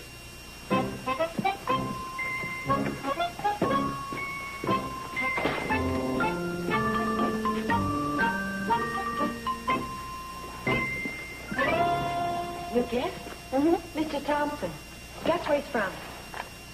I'll not only guess where he's from, I'll tell you where he's from, and I'll tell you what he does. Okay, Joe, tell us. He's a pecan grower from downstate. Well, how do you know that? I have a 5th sense for people that way. I can spot them like that. Am I right, Bobby Joe? Wrong. All right. And he's got to be a roller towel salesman in Cedar Falls. Wrong. Now, hold it, Joe. You said that he's a pecan grower or a roller towel salesman? Yeah, either that or a glass blower. Wrong. Okay, then what is he? All it says is N.E. Thompson, Marysville. And in parentheses, H period, C period. Hotcake salesman. Oh, no. HC, you say? Hair curlers. Joe! Well, hi, Doc, Bobby Joe. Joe, big things are happening in the valley. What, Sam? Big things. What? Wowee. Sam? Joe, did a fella by the name of Thompson register here at the Shady Rest? Yeah, just a little while ago. Well, it all ties in then. Big things are happening. Real big. What big things? I don't know. Joe, do you know what this fella Thompson does? No. You don't know what he does? No, I do not know what he does. You really don't know? He didn't put it down on the register? No. So tell us. Well, I don't know. You're a regular walking encyclopedia. Look, if he turns out to be a pecan grower or a roller towel salesman or even a glass blower, do let me know. Go on. What do you know about this Thompson? Why is something big going to happen? I'm coming to that. Horse collars. HD. He sells horse collars.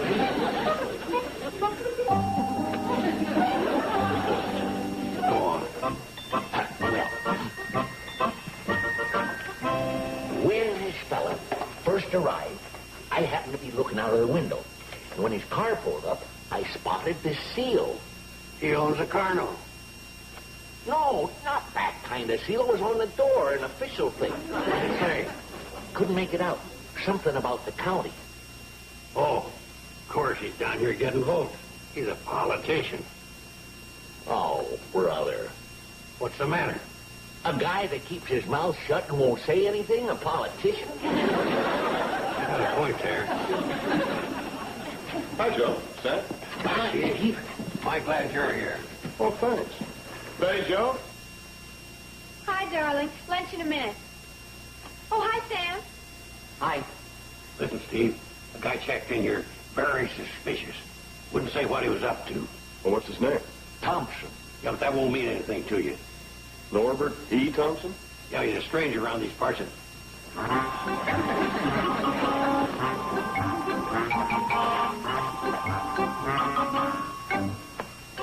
How'd you know? Well, he told me. He's here for the Highway Commission. The Highway Commission. That makes sense. HC, Highway Commission. Hey, you know what's the funny thing? That was going to be my next guest right after Hod Carrier. What you doing here? Well, they're planning a new county road that'll cut across the valley. A new road? How do you know that, Steve? Well, because he hired me to fly him over the valley so he could pick out the best route. Boy, this is big. When are they going to build it? Well, the planning stage should be completed in the next couple of months. And actual construction within the year. How come he told you all this? I asked him. Why didn't we think of that, Joe? Steve, thanks a lot. This is a great big story for the garden. Thanks. Why didn't we think of that? You know, there's still something fishy. What do you mean? How come he clammed up on me and Sam will tell you the same thing? The guy went out of his way to keep a closed mouth. You really want to know? Yeah. Well, when the county's planning a new road, they don't go blabbing it all over the place. Why not? Well, because of the land speculators, the promoters, the fast buck guys. It'd be quite an advantage to a person to be the first to know where a new road was being put in. Yeah, I see what you mean. Yeah. If a guy or a group of guys could tie up that land adjacent to the proposed road, they could stand to make themselves quite a bundle. Yeah. Joe, I think your head needs a lube job. Well, I can hear the wheels turning.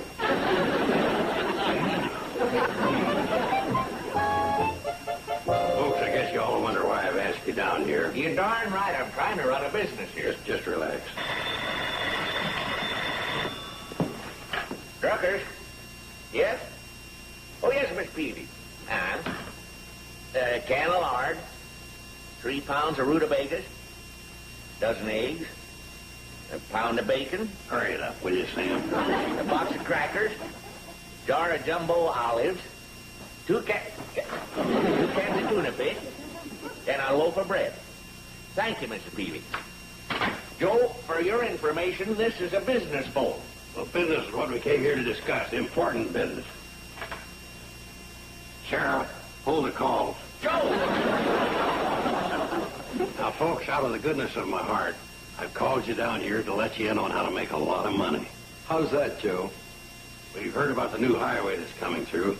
Now, all you have to do is sign right here, authorizing me to make your deals for you. Why should we do that, Joe? Because in unity there is strength. One for all and all for me. One for... you know what I mean. Yeah, I think we're beginning to catch on. You want to sign everybody up so no matter where the road goes, you make a commission. Well, Am I right? You're close. How about on the nose? You could put it that way. Well, in that case, I got a question. Me too. All right, what's your question, Sam? Why do we need you? Passing quickly to Ben's question, what's your question, Ben? Mine's the same as Sam's. Oh, and since we've dispensed with that already. Wait a minute, Joe. I think we've all made up our minds. Now, why don't you take a vote and find out what they think? I'll vote last, so I won't be prejudicial to your case.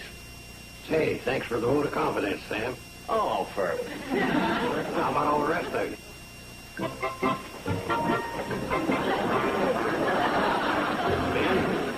Forget it. Well, maybe I didn't explain it enough.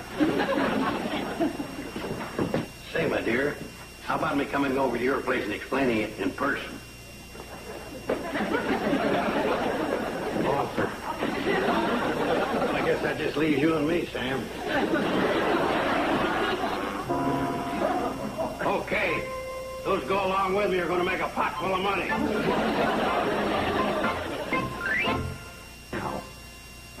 Oh, hi, Joe. How'd it go? Oh, I had a little trouble with a couple of those hardheads.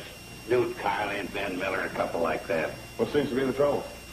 Oh, they want to handle their own deals. Keep all the profit for themselves. How selfish can you get? I signed up a few, though. You know, those yahoos could find themselves out in the cold. Where's Thompson? It's up in his room. Who'd you get, Joe? Oh. See, I got Homer Ward, Tom Cox, Hal Webb, Ben Gruber, Scotty McGraw.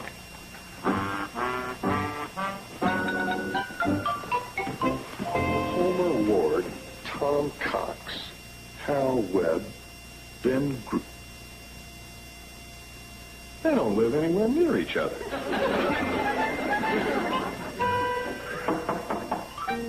Come in. Oh. Hello? Hi. Well, you can relax. I just about got your highway lined up for you. Oh, really? Well, I figure you being a stranger and me having lived around these parts all my life, it was only my civic duty to figure out the best route for you to follow. Oh, that's very interesting. Now, here's where she goes. We'll go through the Homer Ward place, up past Tom Cox's, then down to the Shady Rest, up to Hal Webb, down to Ben Gruber's, and over to Steve and Betty Joe's, then on to the Scotty McGraw's place, and, well, after that, you're on your own. You're, sure that's the best way? Oh, yeah. How about,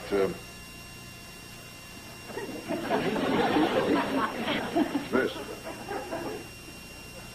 Well, yeah, you could go that way, too. Thanks. I think we will. You mean your mind's already made up? Yeah, pretty much. Well, if you want to go that way. Hey, this goes right through Steve and Betty Joe's place. Yes, that's right. Well, say, are you in luck? I'll just handle that little deal for you. Oh, well, thanks very much. Now, don't worry about a thing. Just leave everything up to yours truly.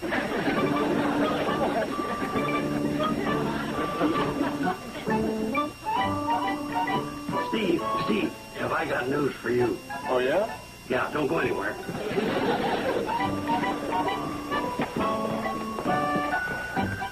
Steve, what would you say if I unloaded your cottage for you? Unload the cottage? Yeah, you'd like that, wouldn't you? Well, as a matter of fact... Yeah, of course you would. Now, you've had it on the market for 6 months. No takers, right? Right, but, Well, are you kids in luck?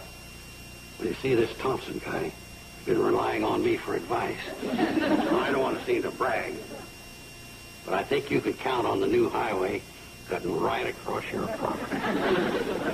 No kidding. That overwhelms you, don't it?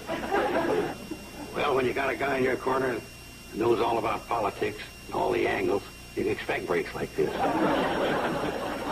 Well, yeah. Yeah, Joe, I guess you're right. We are in luck.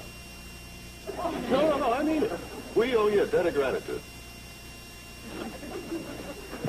You should see Kathy, Joe. She's helping Bobby Joe make a pie. Hi, Uncle Joe. Hi. I'm just telling Steve some news. Oh?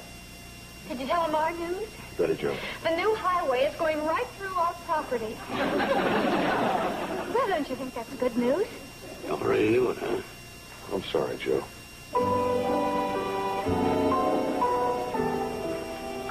Put my foot in it, huh? Yeah, we both did. Up to here. Joe.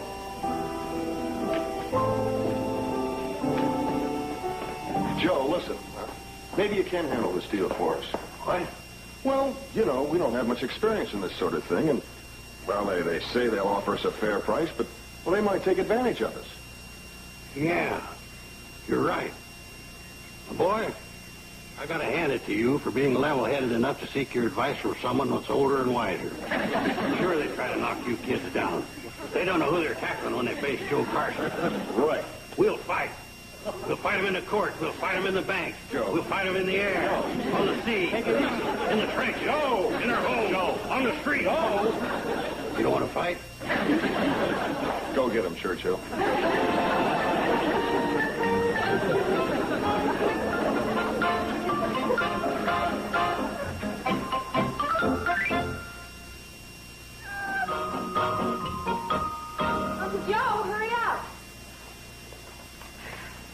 Actually, you know, your uncle doesn't have to go into the city with me.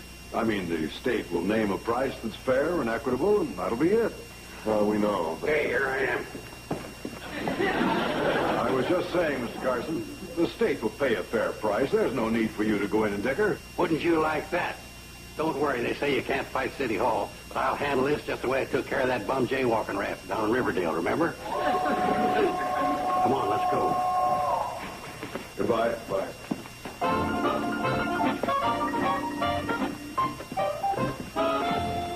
What was that about the bum rap in Riverdale? Bobby Joe got a ticket for jaywalking, and Uncle Joe handled the case. And? The judge gave her 5 days or $15.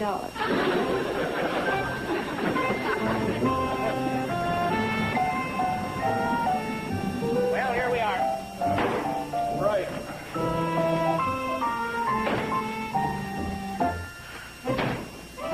Sam, it sure is nice of you to take time off to help us. Well, no sense leaving your things here for the vandals. Vandals? Well, sure. Once the word gets out that the state has taken over the place, they'll be swarming all over it. I don't like that. Well, what difference does it make to us? Come on. Oh, might as well take this down, right? Yep. What's that? Oh, that's the condemnation notice. The what? The condemnation notice. You see, whenever the state is going to condemn a building, they put up a notice. What's wrong? Well, I don't like the idea of our cottage being condemned. Well, honey, it's not going to be our cottage anymore. Honey, don't say that. This will always be our cottage. Oh. What's the matter? They've condemned our cottage. Well, sure, that's the first step in a procedure. What procedure? Before they demolish it. Demolish it? Sure. What they do, see, they come in with this crane and this big steel ball, and pow, pow, pow. The whole thing is down in seconds flat. Oh, no. Steve. Did you have to put it like that? Put it like what?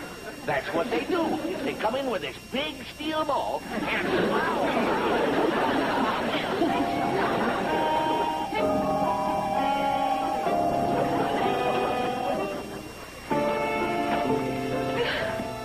Honey, you have to become grown up about these things. Be mature. That a girl.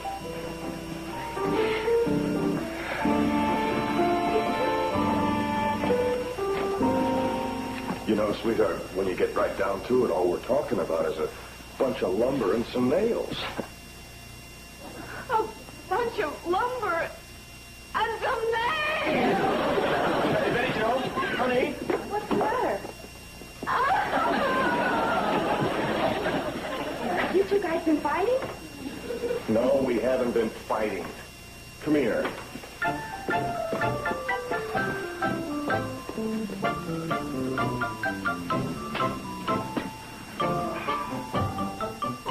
Bobby Joe, I need your help. With what? Your sister. What is it? I'll do anything to help her. Good. Now, for now and the next few days, she'll be going through a rather difficult period. Over what? Well, you've heard about the new road that's going in. Yes. Well, in order to put that road in, they're going to have to tear down our cottage. Tear down your cottage. Yeah, that's what they're going to have to do. They're going to tear down your honeymoon cottage? Bobby Joe, they have to tear it down. That's the most beautiful cottage in the whole world. I agree. But that's more than a cottage. It's a gingerbread house in Fantasyland. Okay, it's a... But it's more than a gingerbread house. It's a shrine. Oh.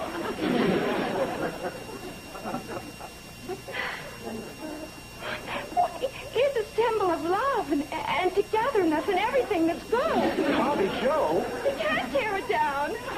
They just can't. Bobby Joe. No, they can't. No. We won't let them. No, we won't let them. We won't let them. Doc, thank goodness. Well, what's going on around here anyway? Well, it's not fun time at the Shady Rest. Would you talk to him? What's the problem? That's all about our cottage. Oh? Yeah, they're going to have to tear it down. What? They're going to tear down that beautiful little house?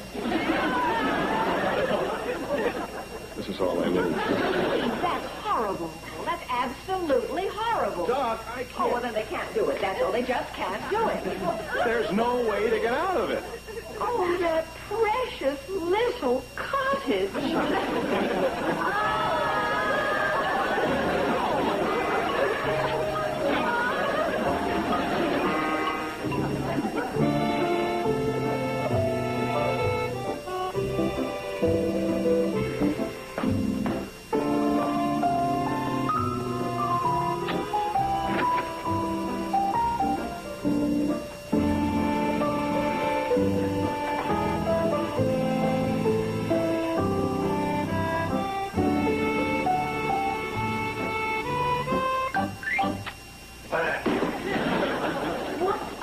Doing sneaking in here like this?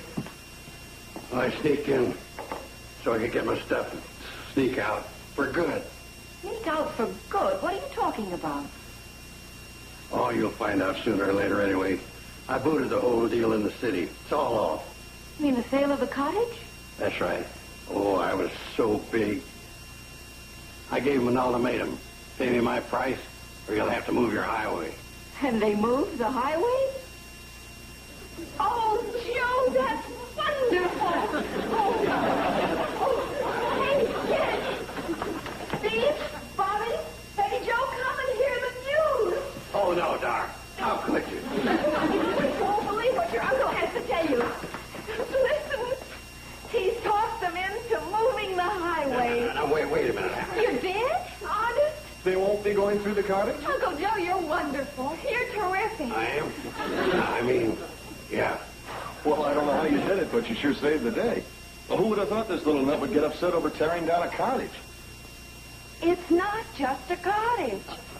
It's a shrine. Joe, none of us wanted to see it torn down. I guess that includes me, too. Well, that's the way I had it figured all along. You know, they tried to force us into going through with the deal. I said, I'll fight it. I'll fight it in the courts. I'll fight it in the street. I'll fight it in the field. Winston. I'll fight it down the countryside. Joe, the icebox is open. Oh. Well, what have we here? Leg of chicken, pumpkin pie, and tapioca pudding.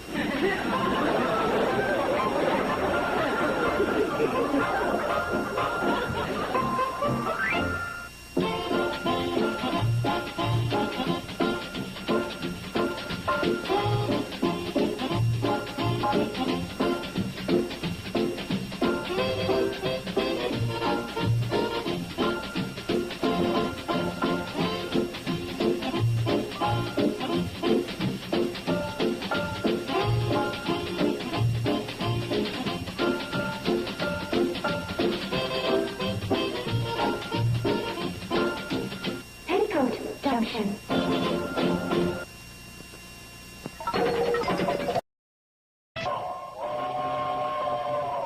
Come ride the little train that is rolling down the tracks to the junction. Forget about your cares, it is time to relax at the junction. Lots of curves, you bet, and even more when you get to the junction. Petticoat Junction. There's a little hotel called the Shady Rest at the junction. Petticoat Junction. It is run by Joe. Come and be his guest at the junction. Petticoat Junction. Here's our lady MD. She's as pretty as can be at the junction. Petticoat Junction.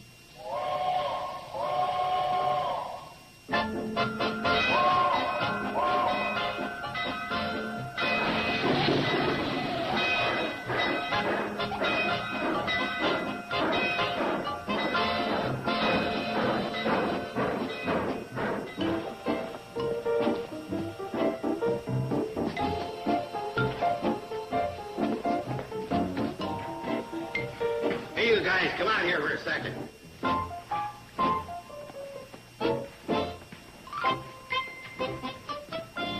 want to show you the shrewd deal your old uncle made. What do you think of this? Where'd you get all the junk? Oh, you've been to the Hooterville dump. No, I have not been to the Hooterville dump. And this is not junk. Sorry. Well, where have you been? The church rummage sale. Oh, that's right. That is today. Just look what I got. A hammock, kitty car for Kathy Joe, alarm clock, croquet set, weather vane, not to mention a wheelbarrow. Guess what it costs? Go ahead, guess. 40 cents? $3.25. Croquet set alone's worth that. Uncle Joe, Yeah? well, this croquet set. What about it? Well, it's the croquet set that we donated to the rummage sale. What? We got it down from the attic yesterday. And the reason we gave it away is because half the wickets are missing. And the heads keep coming off the mallets. And the balls are all cracked. And the paint is... Okay. Let's make one bad little deal. Uncle Joe, Yeah? this alarm clock, it doesn't have an alarm. So it's my kind of an alarm clock. One without an alarm. Oh, and look at this weather vane. Well, it's all rusty and everything. Why don't you girls go and finish your housework? Pig. So I make one bad little deal.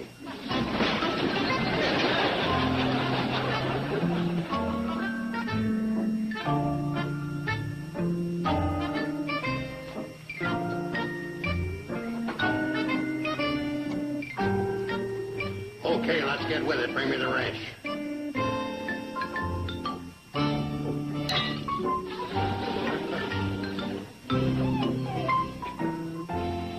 No, you're rummy, not the big one. The other one.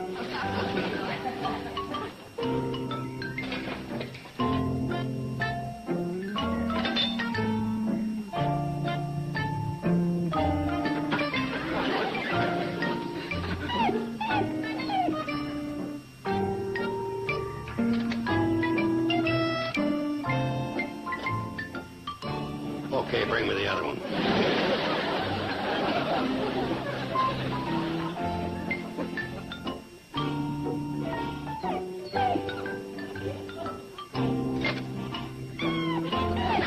Don't get cocky. You just made a lucky guess.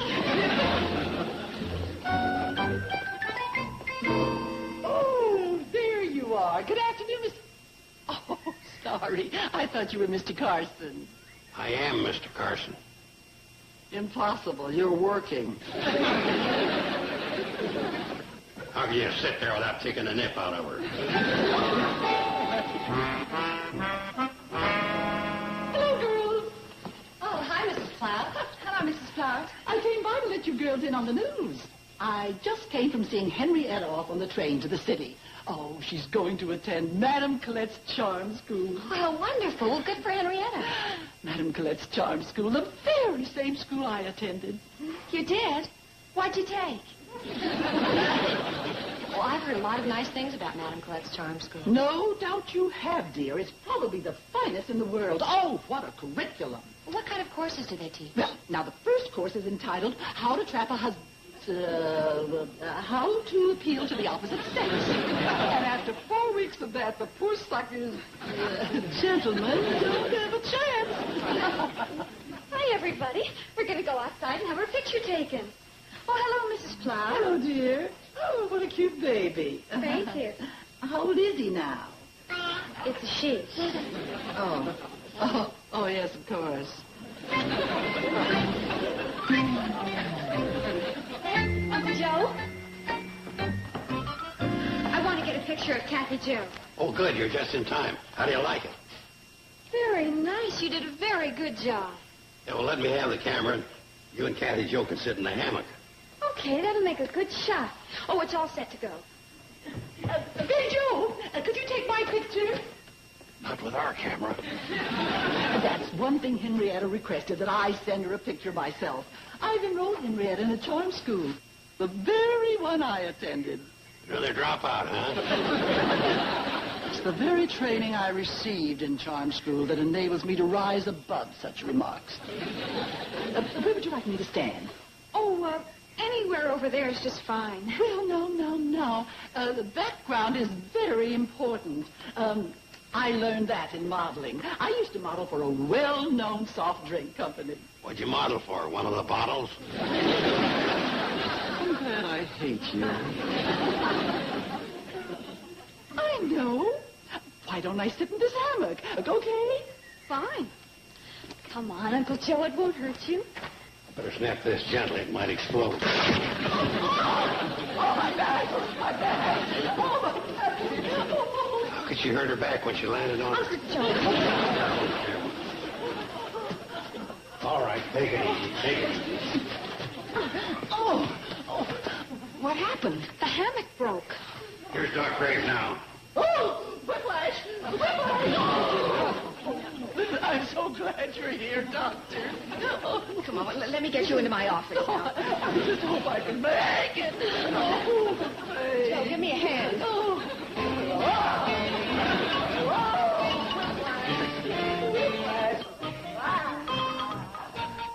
Sounds pretty serious to me.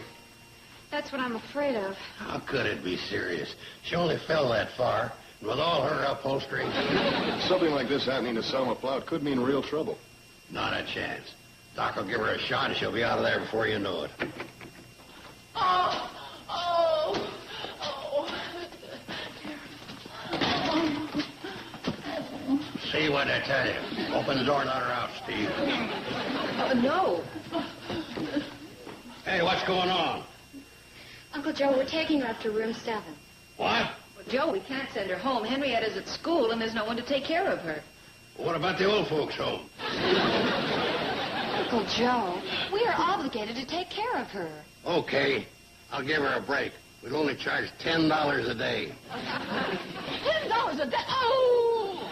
I'm not paying 1 red cent. And that goes for my meals, too. Oh! Ah!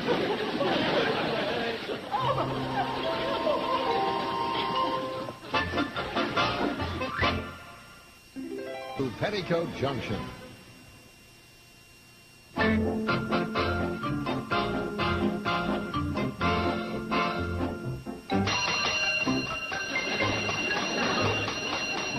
Hey, you guys. Bell ringer's at it again. We're coming! We're coming! Don't tell me that's all for Selma. Who else? She claims she has the appetite of a bird. Yeah, Baltimore Orioles baseball team. Hey,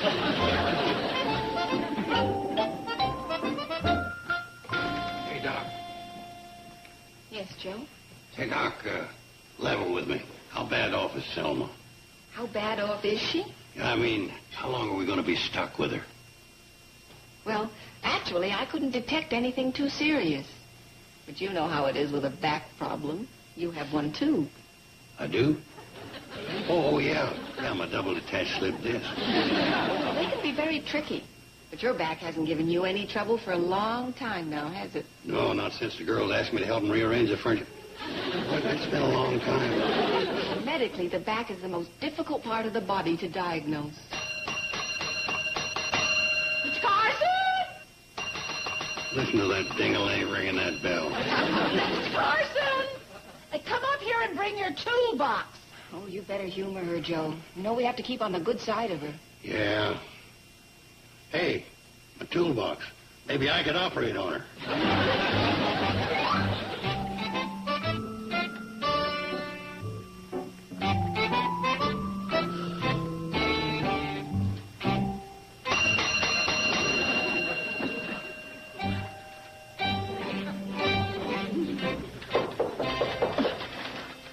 Yes? Please, Selma.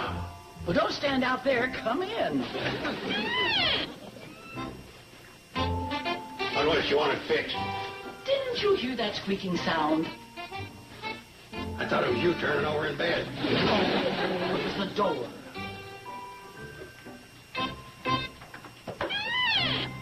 Yeah?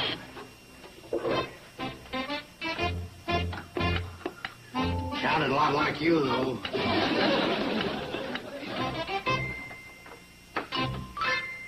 Well, we got that fixed. Hey, now, just in case. Don't you dare. And about this room. What about it? Look at it. My chickens roost in a better place than this. I'll bet they don't cackle half as much as you do either. Just for your information, this happens to be the Millard P. Bradley Memorial Suite. Oh, really? Where is he buried? In the mattress? I wondered about that lump. What lump? That's the other side of you. Oh, I'm liable to forget I'm a lady. Big deal. That's a natural mistake. Ow! Ow! Ow!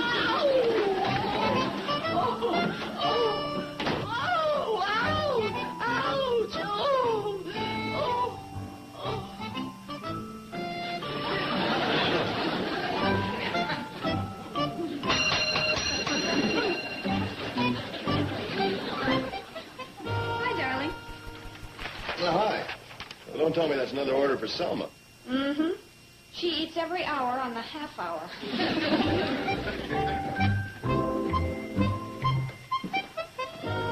Oh, no. What is it this time? Chicken noodle soup. Yeah? Uncle Joe. I just want to see what's in it. Chicken and noodles. What else? You ever thought of ground glass?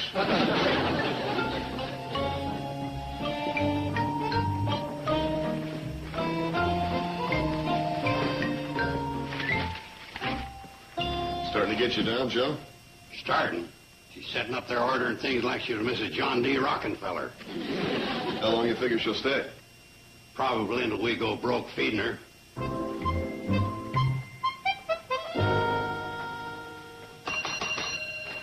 Yes, Mrs. Plow? This soup is cold. Next time, make it warmer. Why don't you blow on it? She's got enough hot air to heat the whole pot. She can also cause you a lot more trouble if you don't treat her with kid gloves. What more can she do? She wants me to have you mail this for her. What is it? Timothy Chief Timken, attorney at law. That give you an idea what else she can do? You mean she's going to sue? Well, I don't think she's mailing a chain letter. Let it ring. Are you kidding? This is no time to irritate her. Oh, yeah.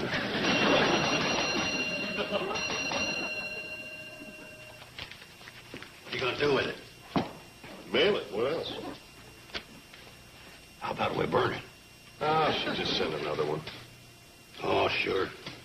What are we going to do? I don't know. It's too bad you're not covered by insurance. Hey, now you're talking.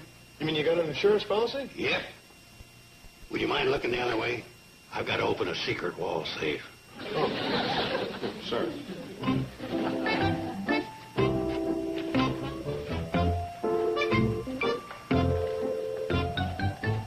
Hey, is that where the secret wall safe is? No, this is just where I keep the combination. You right 3, left 4, right 2, left 1. Now, you think you can remember that? Sure. Good. Spell it to me when I ask you, then erase it from your mind. All right.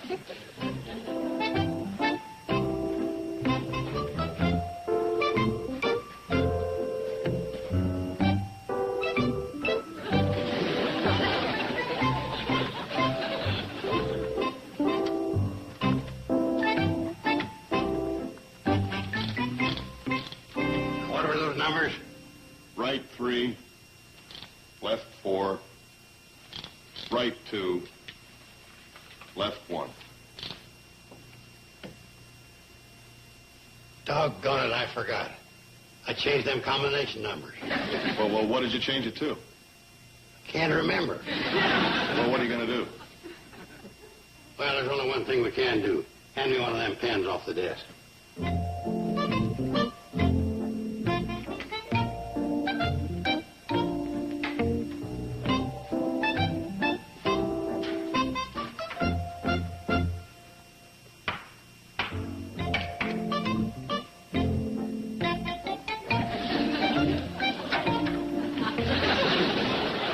Well, I got to hand it to you, Joe. You really take security precautions.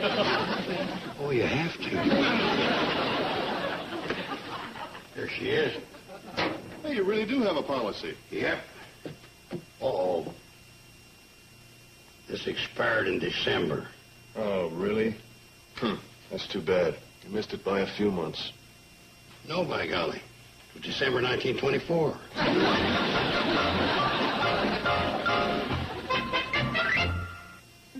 Petticoat Junction will return after these messages. How did we make TV Land 34% better than real life? With our foolproof system for total TV relaxation. TV Land's TTV-RS. Until I went over every system. Pro and con, I looked and I added, I subtracted. This is it. I refigured it, checked it, rechecked it, tested it. It never fails. Listen, as our highly trained staff explains the essential nature of this technically complex system. The whole thing is based on the principle of 7. Very simple. Nothing to it. Elementary. Pure mathematical genius. But TV Land's total TV relaxation does not begin to take effect on you until our technicians set the system in motion. They do it scientifically. They put a goldfish in a shoe, and then they throw the shoe out the window. The marvels of science. TV Land's TTV-RS. And Kate Kennedy thinks they have complicated equipment. Technologically designed to make TV Land 34% better than real life. Take me to TV Land. Hey, man, the Sonny and Cher Comedy Hour is up next. Can you dig it? Sam, you got a law book? Sure. As justice of the peace, I have to have one. What kind of a mess are you in now? I'm not in a mess. Joe, I saw the letter come through. Selma Plout's getting ready to sue you, isn't she? Well, isn't she? Yeah, I'm in a mess. That old gal could be pretty rough on you, Joe. Yeah, I know. About the only thing I got left to appeal to her decent side. You got a problem there. You got to find her decent side first before you can appeal to her. Get out your law book. What do you want to know? Oh, as part owner and general manager of the hotel, what's the limits of my liability? Liability. Here we are. Oh, here's a case that set a precedent. Dalrymple versus Turner. What, Sam? What? Will you stop that? Tell me what? According to this, you're in luck. No kidding. Now, she can only sue you for everything you got. Everything I've got? What do you mean I'm in luck? Well, Joe, when they get down to checking your assets, once they get past a fishing pole, a duck call, and a pocket knife, it gets pretty bleak. Yeah. Sam, I'm not worried about myself. This could mean the girls could lose a hotel. Yeah, I know. I gotta do something to stop that old biddy. What you need is to get yourself a good lawyer. Yeah, but who? Well, how about Oliver Wendell Douglas? Oliver Wendell Douglas? Yeah, he's a pretty smart fella. Is he the one that's married to that blonde? Yeah. Well, when it comes to law, he's a pretty smart fella. I'll go over there with you.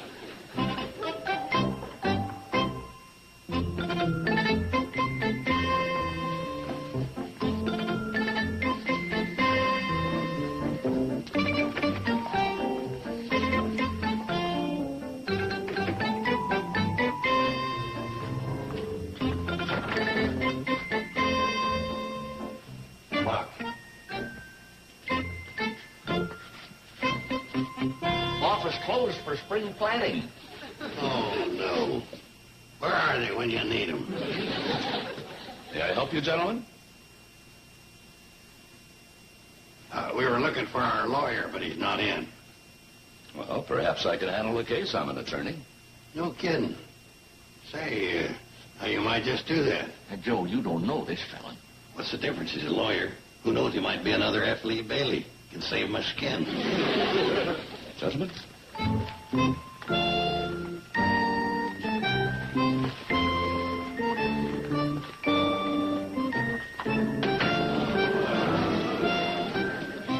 That's the way the things are now. She's lolling around up there, eating us out of house and home, and ringing that bell. Clang, clang, clang. I see. I must say, Mr. Carson, it's very interesting to me to hear your side of this case. Now, I'd like to ask you a few questions. So what do you mean his side of the case? Please. What would you like to know? Well, first of all, was the accident your fault? Well, sure it was. That's why he needs a lawyer. Sam. Well, for crying out loud, Joe, it happened at your place, on your hammock that you bought yourself and put up with your own 2 hands. Is this true, Mr. Carson? Yeah, it's true as far as it goes, but, Is there more? No. Well, that doesn't. You're clearly at fault. You see?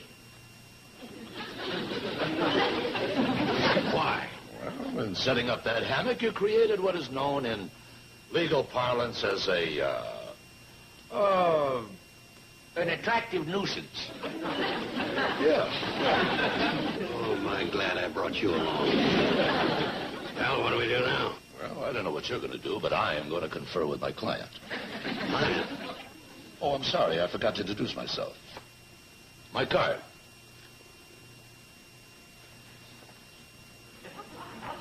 Timothy T. Timpkin, attorney-at-law. You represent? That's right. Mrs. Selma Plow. Good day, gentlemen. Another F. Lee Bailey, huh?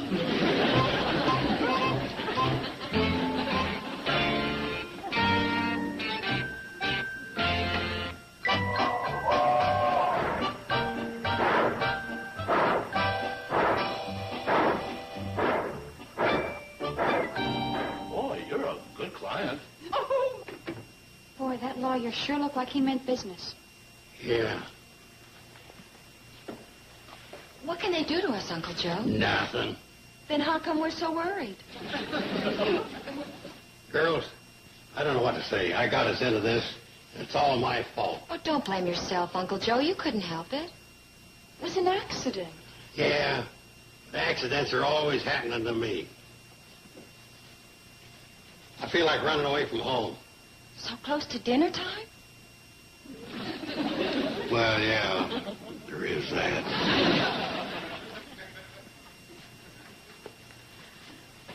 What do you suppose they're talking about up there? I'm going to find out. You mean you're going to face them? Well, more or less. You mean I can take him for everything he's got? Well, I don't want to seem over-optimistic, but with the information I've got, sure, why not? Oh, my back feels better already. No, not till after the trial. When are you going to serve him with the papers? Oh, I want to be there and watch his beady little eyes crinkle up with tears. Well, come on then. I'll do it now.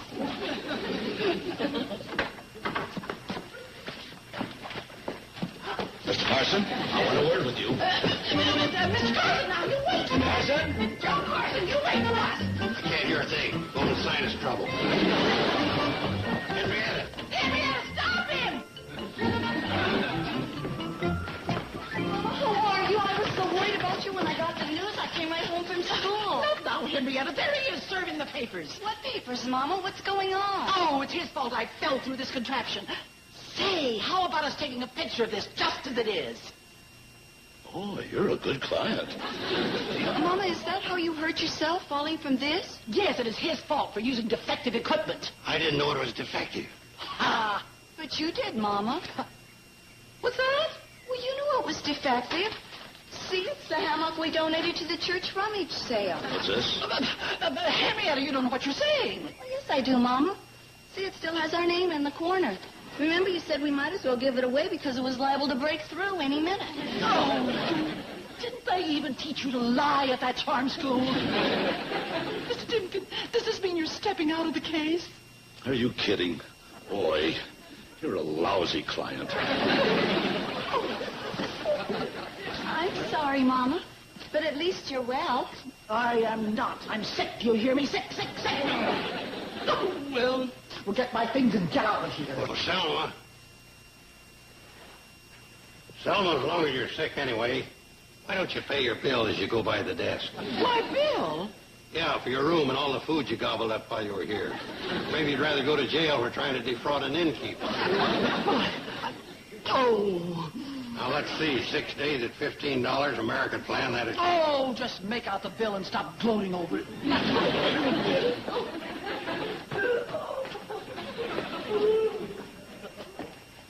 It's a nice fight, that. But I do feel sorry for them poor tears having to roll all the way down that big nose.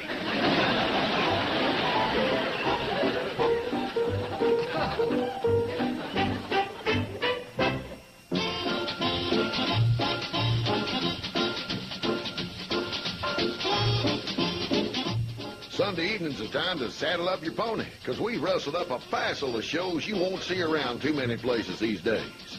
westerns. So John deposit tomorrow night starting at 9 o'clock Eastern, 6 Pacific for TV Land Goes West. Up next on TV Land, the Addams Family. Stay tuned. Petticoat Junction.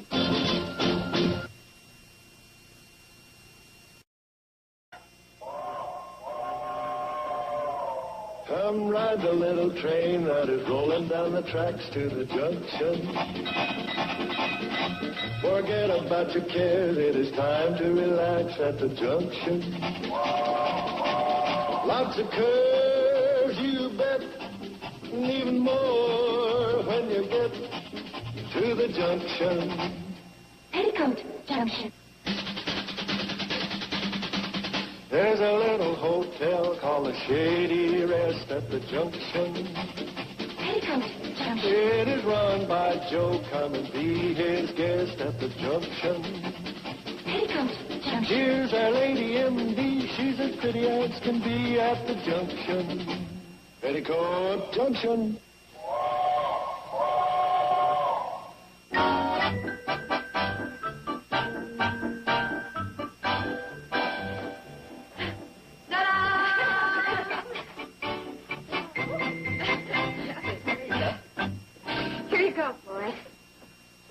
Another one. Doggone it, you folks shouldn't do this for me. Oh, it's because we love you, Floyd. Oh, please, Doc, I cry easy. From Billy, Bobby, and Betty Joe. Oh, it's not every day that a guy retires, Floyd. With a pension yet. Ooh, looky here. Oh, she's a beauty. Thanks a million, girls. You're welcome. Hey, how about breaking it in with steam, cinders, and smoke? Oh, Hey, good idea. Come on, Floyd. Okay. Everybody clear the track. Pension plan for a railroad man is a mighty fine thing, they say. But after 20 years, there's a few sad tears when they say today's the day. So you fish a little bit, you hunt a little bit, tend a little garden plot. There's a lump in your throat when you hang up your coat, and the memory's all you've got of a life of steam, cinders, and smoke. Steam, cinders, and smoke. It's a long, long track, but I'm glad I'm back to steam, cinders, and smoke. Folks, I hate to put a damper on this swell party we're having, but we got ourselves a problem. What's that, son? Well, with Floyd retiring, who are we going to get to run the cannonball? Hey, that's right. I never thought of that. The only one that knows how is Betty Joe. Well, that doesn't exactly fit in with your plans right now. Not while I'm raising Kathy Joe. Oh, I don't know why that should slow you up. You can heat her bottle on the firebox and hang her diapers over the boiler. Sam, this could be a real problem. Yeah, you're darn tootin' it could. Well, there's one thing this valley can't do without, and that's the cannonball. Well, it's vital to my work. I know that. Well, who are we going to get? Beats me. Now, before you guys completely panic, will you allow me to say something? Sure, go ahead. We've got somebody to run the cannonball. We have. Who's that? Me. Oh, come on, Joe. Be serious. I am serious. I'm going to run the cannonball. Boy, this'll bring back walking.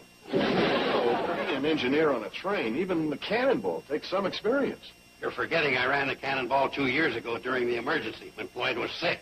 Yeah, and every time you ran it, it was an emergency.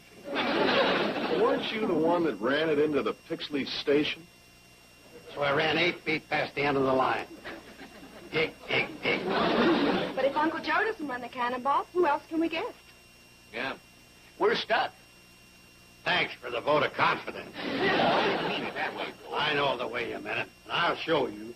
I'm going to run the cannonball the way it should be run. Well, Joe, that's not a very nice thing to say in front of Floyd. You did a great job, Floyd. Thanks. Yes, you've given us many years of wonderful service. By the way, Floyd, how many years did you have to run the cannonball before you got your pension? 35. It's going to be a pretty tight fit, Joe.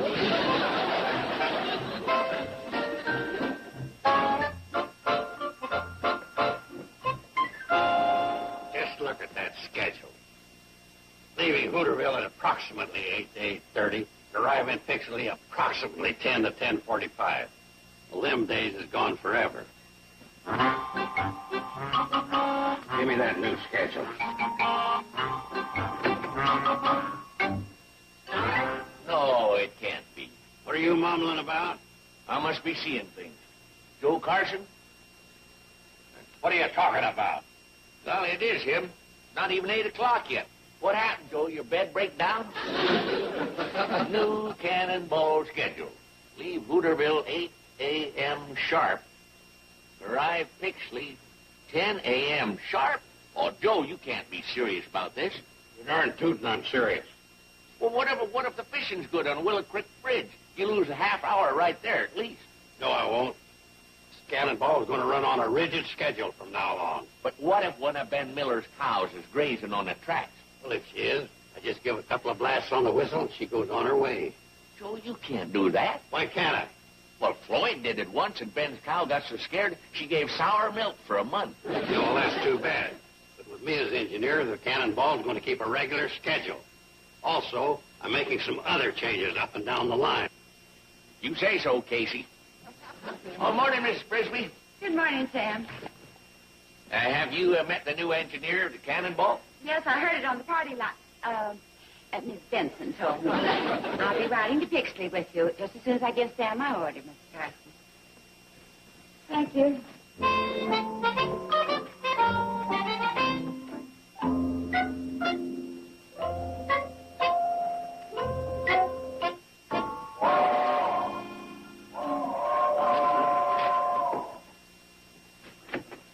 I'll be with you in a minute, Mr. Carson. Now then, where was I? 6 bars or so. Oh, yes. Well, how are your apples today? Right there. Oh, they look pretty. You know, Orville was awfully disappointed in the apples I got from you the last time. Well, I don't think you can go wrong with these. But they look beautiful. Nice and juicy.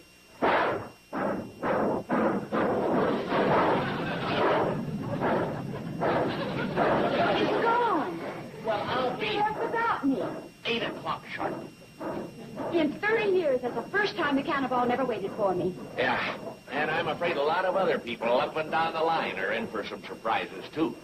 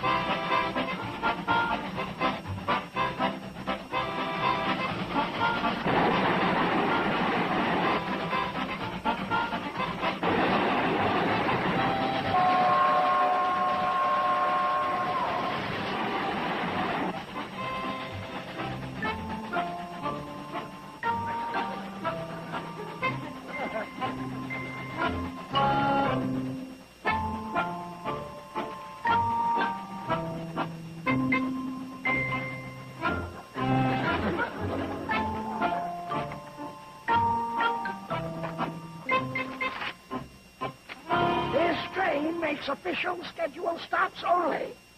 Signed, J. Carson, engineer and trainmaster.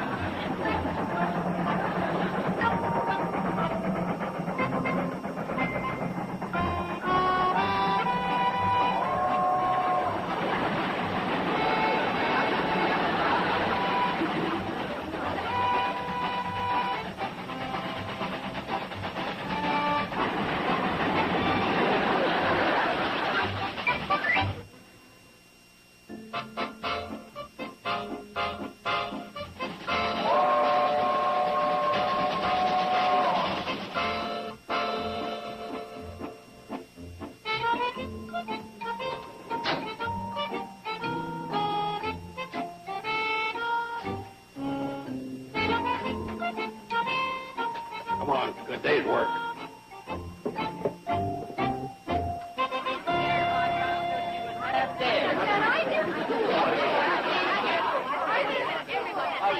Wait, quiet now, please. Do you have a solution for all this? Yes, of course we do. We? You and I. Well, what is it? You tell them. Oh, thanks. Well, the way we're going to solve this is to, have a talk with Joe. Oh, there's Everybody, please. I'm sorry, but we do have a guest to consider. We do? Yes, and Mr. Billingham. He checked in late this afternoon and said he wanted to get some rest. Though I doubt if he's getting it. Well, I'm sorry, Billy Joe, but this is a matter that affects the whole valley. It does. You know, I had to close down my store this afternoon just to take Mrs. Frisbee home, and Joe ran off and left her. Now, there's no telling how many customers I missed while I was gone. Yeah.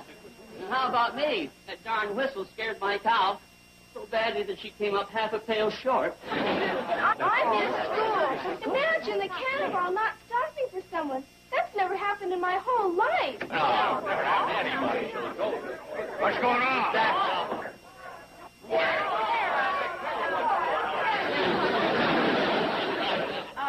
Joe, it seems that in your operation of the cannonball, you have trod on a few toes.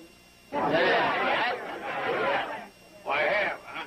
Mm-hmm. And these are a few of the trottees. Well, that's just too bad. Me and Dick and Spiro have got the same problem. You can't please everybody. You've got another problem. You can't please anybody. Oh, is that so? Well, for your information, it just so happened that I made 3 round trips between Hooterville and Pixley, and every one of them in record time. And how many passengers did you pick up? Well, Sure. You can make time traveling deadhead, which matches nicely with what's in your skull. Gentlemen, please, gentlemen. That's our guest, Mr. Billingham. Mister, I hope you've got something important to say because you're interrupting a good fight. Well, there's nothing to fight about. Or at least there won't be after I'm through here. Why? What are you doing here? I'm here to dispose of the cannon. Oh, mister, if that's a joke, it's not a very good one. No, it's no joke. You see, I represent the C&FW. Now, as long as Floyd Smoot was running the old cannonball, we were content to let her go on her unobtrusive and unprofitable way. Now, as we've heard that Mr. Smoot has retired, we've decided to take definite steps. If I'm handling now, I'm taking over. Well, that is not your province, sir. The C&FW owns the cannonball, and we have definite plans for her. Lucrative plans. Oh, you're bringing in diesel, streamliner. You're going to have 4 Pullmans and then lounge. No? No. What then? Have you ever heard of a tax write-off? You mean like where you scrap something completely for a complete loss, so for tax purposes? That's right. And believe me, this one is a beaut. Oh, now, wait a minute. Does the C&FW know what this train means to this community? Don't they have any heart? Don't they like people? Well, yes, they like people, but they love tax write-offs. So forget your battles, folks. There's really nothing to fight about.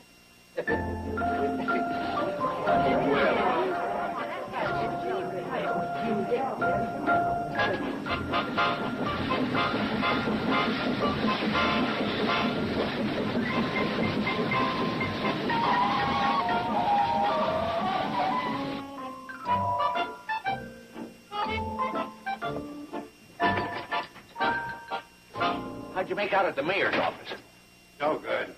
He went through all these files and couldn't come up with a thing pertaining to our agreement with the C&FW. Well, I'm not doing any better here. We sent Bobby Joe over at the courthouse to see what she could dig up over there. Good. Hey, Joe, you know, just as sure as I'm standing here, I remember seeing a document that spelled out our rights. I recall seeing it, too, but what happened to it beats me. Well, if we don't find it, we're dead as far as the cannonball's concerned. Find out anything over at the courthouse, Bobby Joe? I'll say I did. Good girl. Guess what? What? What? Selma Pot's been married 3 different times. Bobby Joe? The first one was Aunt Clifford, then Bernard, then Julius. Bobby Joe, I didn't send you over there to look up Selma's past history. Now, what about the CNFW? What? The railroad. Oh, well, that was pretty dull compared to Selma Pot. Yeah, I'll buy that, but did you find the document we were looking for? No. You didn't see any paper that looked like an agreement between the railroad and the people of the valley? No, nothing like that. Well, if you folks will excuse me, I gotta go set up the saddest headline I ever put out. What about, Sam? Cannonball makes last trip tomorrow.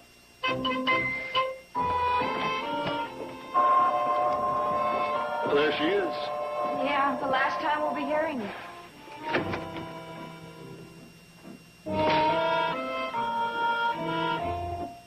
You're coming with us, aren't you, Janet? For the last ride on the Cannonball, I wouldn't miss it for the world.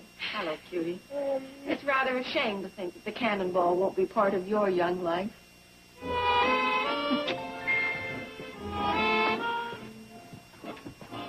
Come on, Bobby Joe. What's the matter? She doesn't want to go. Well, I think it's sort of, well, ghoulish.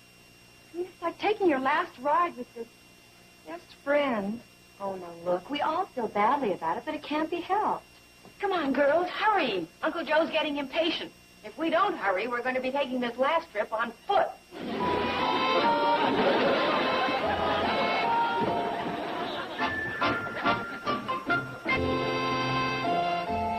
Get going, we're late.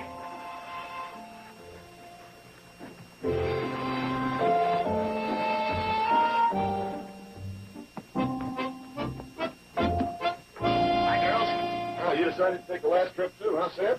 Oh, yeah, even closed up my store today in memoriam. Everything all clear on that side? Okay, here we go.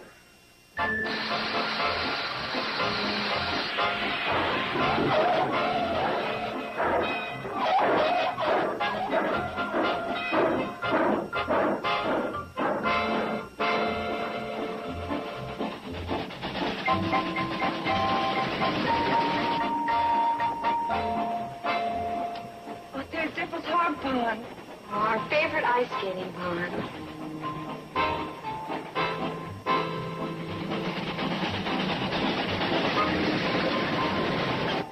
It's old Lou Kiley's barn. Hey, Luke, how's Kathy Joe?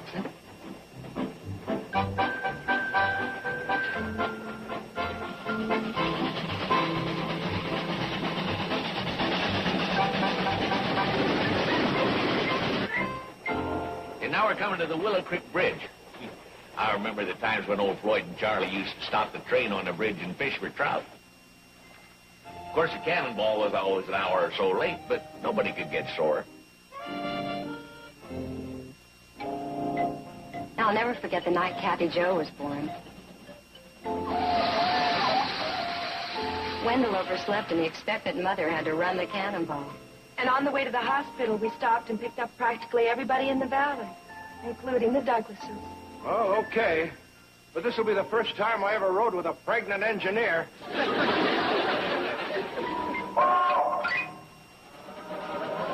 And I know we'll never forget the Cannonball during the holidays. Every year we'd string lights on the Cannonball and we'd ride up and down the valley singing Christmas carols. Jingle bells, jingle all the way. Oh, what fun it is to ride in a one-horse open sleigh. I think all those wonderful memories are going to be just wonderful memories.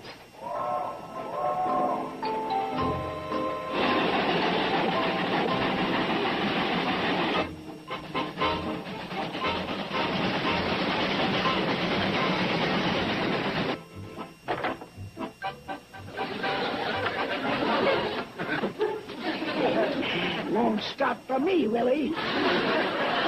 Well, this train makes official scheduled stops only, eh? Well, Mr. Carson, Benton's Crossing has just become an official scheduled stop. Oh, no. Brace yourself. Stand clear of that firebox. You'll wind up with a four-legged ricochet.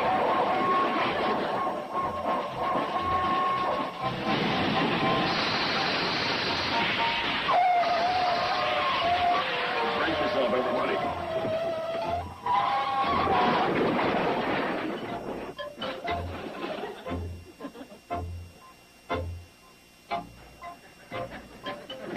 Were you all right? Good. Come on to me and I'll let you take a bite out of old man Bennett. What did you do, Joe? Make this an official scheduled stop? You count, Farmer. I'm going to make an official stop out of your nose. Joe! Joe, look! Look what fell out of the luggage rack. It was there all the time. So what? Don't you understand? This is what we've been looking for. The documents. They're all inside. See? You mean the documents that spell out our rights? That's right. It fell out when you hit the brakes. No kidding. Hey, want to know something? You're a sweet little guy.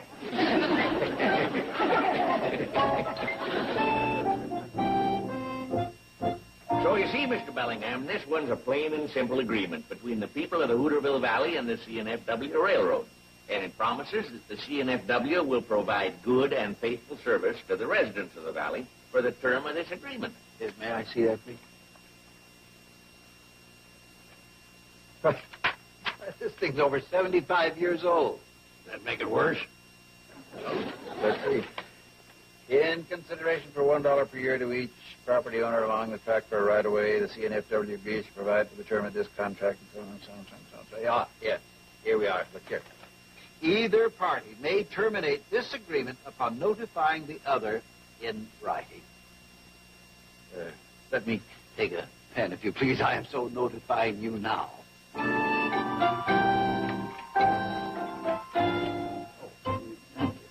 May I see that a moment? Of course. Thank you. Why, Joe, I didn't know you were getting $1 a year for the right-of-way. I don't. Oh, those things are never paid. It's just a legal formality. Oh, that's not what it says here. That's right, Buster. Well, cough up.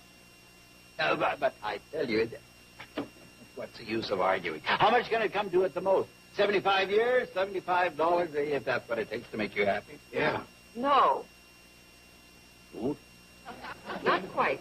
There's a little matter of 6% interest compounded annually. Well, how much can that add up to? Well, I think you'd be quite surprised, especially when it's multiplied by, how many property owners are there along the right-of-way, Mr. Drucker? Well, maybe a couple of hundred or so, but... Oh, say, it does say $1 a year to each property owner, doesn't it? Oh, come on now, for heaven's sake. No, that's what it says, Mr. Billingham. So that means $200 a year, 6% interest compounded annually, 75 years. Well, of course, I don't have a calculator here, but I'm sure Banker Graham would give us the figures on it. And I'd be willing to bet that we'll find ourselves talking in terms of 6 figures. Oh, you mean $100,000? No, I was thinking of $250,000.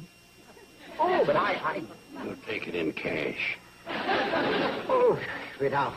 Wait a minute. Let's talk this over. Isn't there something we can do? Yes, there is something you can do. You can tear that up and extend this for another 75 years. Oh, yes, indeed. Indeed, I will. Yes. But the $1 a year right away clause in the contract to the property owner.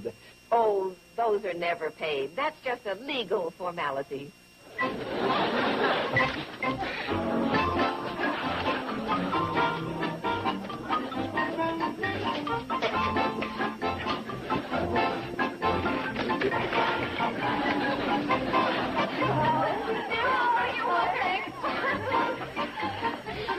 don't know about the rest of you people. Now that I got this all straightened out, I got a train to run. Well, we're back. Please, I notice.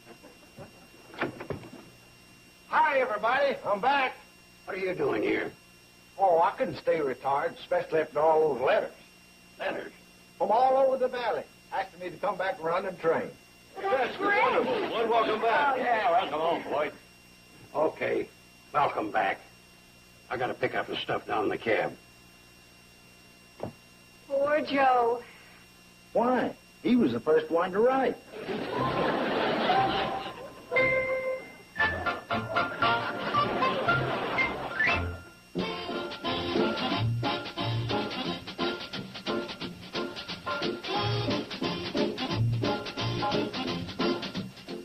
Today on TV Land, it's your rare chance to see big Hollywood classics as they were explored on television on our big screen, little screen edition of The Wonders of TV Land.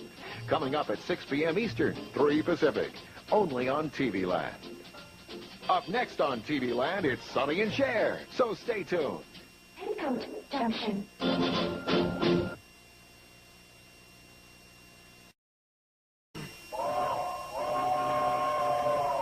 Come ride the little train that is rolling down the tracks to the junction. Forget about your cares, it is time to relax at the junction. Lots of curves, you bet, and even more when you get to the junction. Petticoat Junction. There's a little hotel called the Shady Rest at the junction. Petticoat Junction. It is run by Joe. Come and be his guest at the junction. Petticoat Junction. Here's our lady MD. She's as pretty as can be at the junction. Petticoat Junction.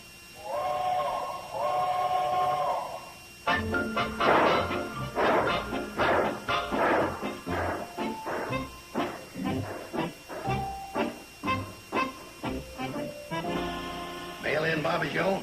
Wowee. Bobby Joe, Uncle Joe asked you a question. I heard him. Is this ever fascinating? Who's it from? Billy Joe. She addressed it to everybody. And it looks like we're going to have to read it ourselves if we want to find out what it's about. I'm sorry. It's just that it was so fascinating. She's coming home tomorrow from Chicago. Well, what's so fascinating about that? Oh, that's not the fascinating part. It's that while she was away, she made the greatest discovery of her life. Oh, what was it?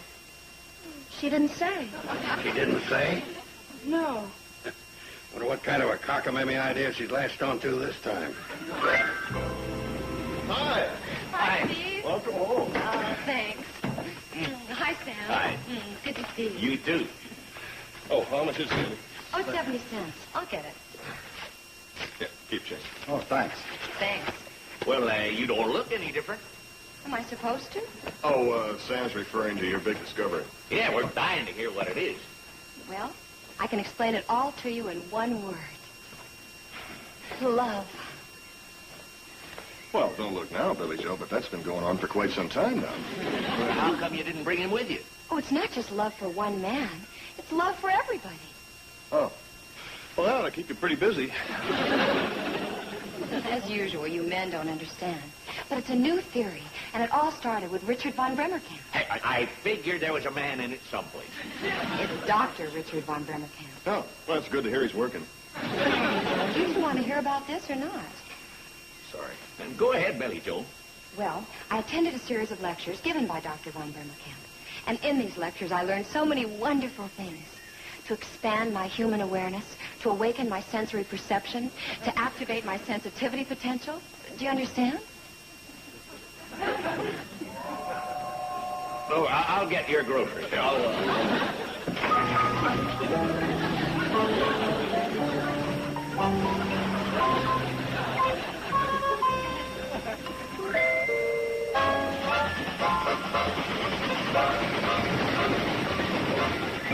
To understand this true meaning of love, Dr. von Bremerkamp employs various techniques, one of which is called touch therapy. He sounds like a very brilliant man. Oh, he is. Hey, let me give you an example of one of the exercises, okay? Take this one, for instance. Everyone in the group takes off their shoes and stockings, and they hold hands with their feet. Now, this touching of the feet can be very meaningful. But it must be done with true sensitivity and tenderness. Oh. Hold hands with your feet? That's what she said. Steve, this is a very meaningful experience. Can you imagine sitting here on the swing with your best girl and holding feet? My, Gwendolyn, that's a lovely big toe you have there. Hi, Mr. Carson. Steve? Hi, Orr. Bobby Joe around? Yeah, she's inside with the other girls. But I wouldn't go in there right now if I were you. Oh, now, wait a minute. Before you say anything, Mr. Carson, I got a regular date with Bobby Joe, and it's very proper. We're going bowling. And I won't have her out late. And she's expecting me. And, well, doggone it, this is a free country. Why, of course it is, my boy. Go, find your lady fair. Enjoy. You have my blessing.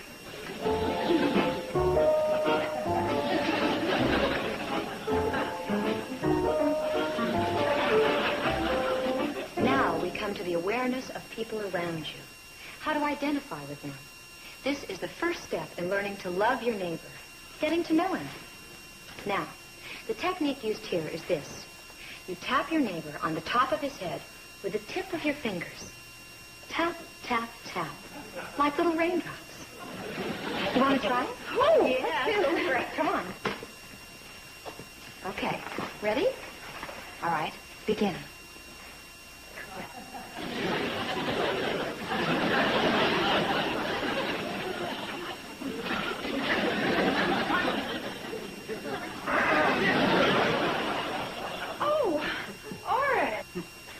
Hi. What are you doing here? Oh, I just came to pick you up for a bowling date. Oh, well, I couldn't go right now. Why not? Well, I'm in the middle of something very important. I'm trying to identify. Find out who my neighbors are. Neighbors? Those are your sisters, Billy Joe and Betty Joe. And you don't understand. This is something that would do you a lot of good. Oh, no, now, wait a minute. No. How about if we include him in our experiment? Well, certainly. In fact, most of the time this is done with mixed groups. Come on, Oren. Oh, Bobby Joe, Now, you stand there, and I'll stand here, and we'll tap each other's head. Oren, you have to do this in the proper spirit, or it won't work. Billy Joe? All right. Ready? Begin. Okay. Now stop. Now close your eyes and straighten up and contemplate the sensation that you've just experienced. Now, describe the sensation. Bobby Joe? It was like nothing that has ever happened to me before. It was a totally new experience. Right, Oren? No. No? You mean you've done this before? No, not this. But once I climbed a spruce tree to check out a fungus, and this woodpecker came along and tap, tap, tap, tap, right on mine. Oren? And he didn't do it with his fingers. Just for that, you can go on your bowling date alone. Joe. Making fun like that. No, I wasn't making fun. I can still feel it. Wow. Bye, Oren. Goodbye. But first, can I ask what this is all about? Love. Now get out.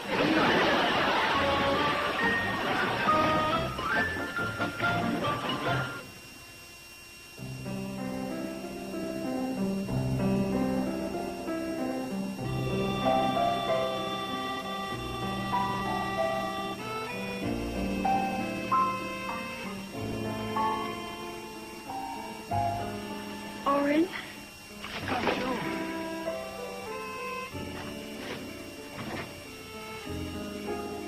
Mind if I sit down? It's a public bench.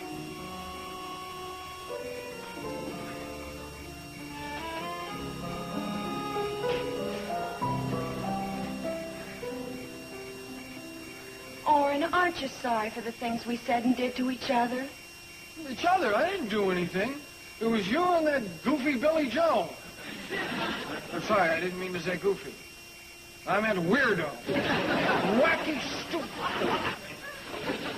I guess I better settle for goofy. I suppose you're mad at me, aren't you? No, Warren. Once I would have been, but now Billy Joe has taught me to turn hostility into love. No kidding. No kidding. And it can work for you, too. What can? Sensory awareness, touch therapy. Oh, that. Oh, please, Oren. Won't you give touch therapy a chance? Okay, let's neck. Well, isn't that touch therapy? I was talking about something else. Don't you understand? It's turning suspicion into trust. Hostility into love. Well, it's pretty hard to hate somebody when you're necking with them. Hey, you know something? What? You're a good scout. Oh, fine. What's the matter? You're a good scout. You sure know how to make a girl feel desirable. Well, I have other ways. What do you mean, you're a good scout? Oh, for going along with all that guff that Billy Joe's dishing out. Steve. Well, you really don't go for it, do you? Well, Oh, come on. What do you think? she is pretty gung-ho. That's putting it pretty nicely. Well, what would you say? I think she's a nut. Steve Elliott. Ding-a-ling? What?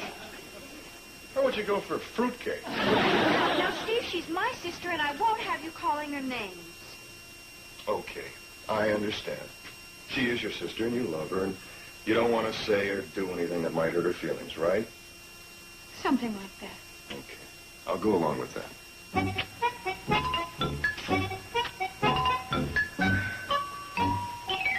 I'll even help you hide her. Where? When they come take her away.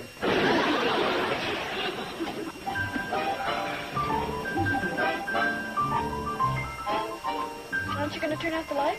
Yeah, in a minute. I want to check a few of these things out.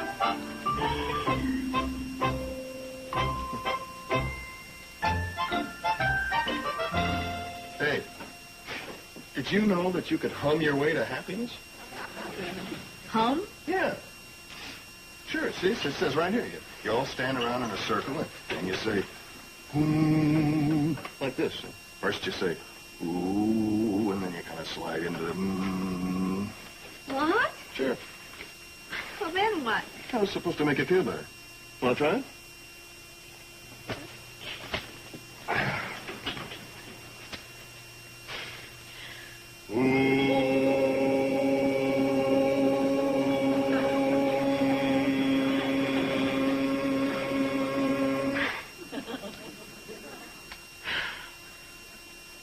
I don't feel any different.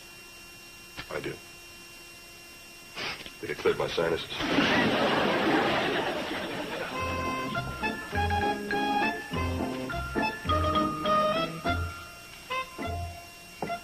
Here, What's this?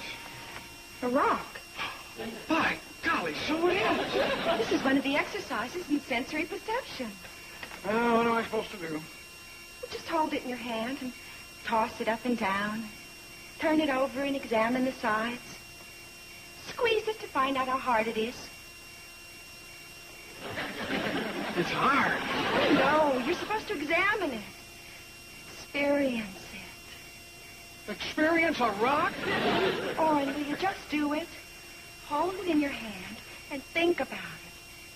Think about how it feels. Well, go ahead. How does it feel? Like a rock. Or you're just not trying. Well, how hard can you try with a rock? Why did you have to bring Billy Joe into this? Well, honey, she's the one that brought this whole thing in. By the way, anybody else like that in your family? What? Well, I mean, after all, I've got a daughter with some of that blood in her. How far back do you know your family? You ever check into that? I mean, did any of them ever stand around with one hand like this, wearing a three-cornered hat? Steve Elliott! Steve Elliott! Oh, and I came down here to make up with you, but if you don't want to... All right. What do you want me to do? close your eyes and rub the rock over your face. Oh, for crying out loud! Orrin, will you just do it?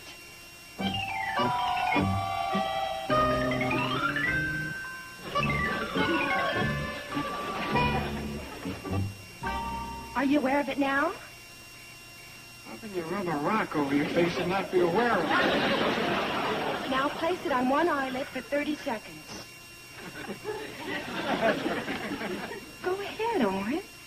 This is an experience. Boy, you can say that.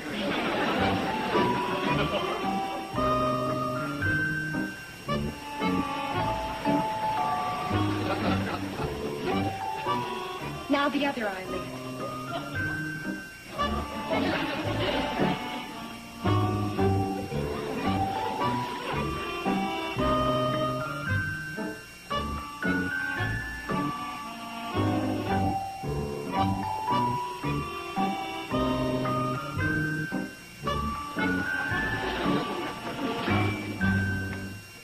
What are you doing, Pike? Oh, hi there, sir. I'm sorry I didn't see you. This is my girlfriend, Chief Warden Hughes. This is Bobby Joe Bradley. No. This is Bobby Joe Bradley. You're Chief Warden Hughes. Thanks. I thought I was. Now, what were you doing? Oh, I was holding a rock on my eyelid. To experience it. Let him tell me. Well, that's right, sir, to experience it. I think you'd better come to the state capitol with me tomorrow. What for, sir? Well, there's a chaplain there. Sure, I can explain. It's much better if you explain to him. I think he'd better go home and get some sleep.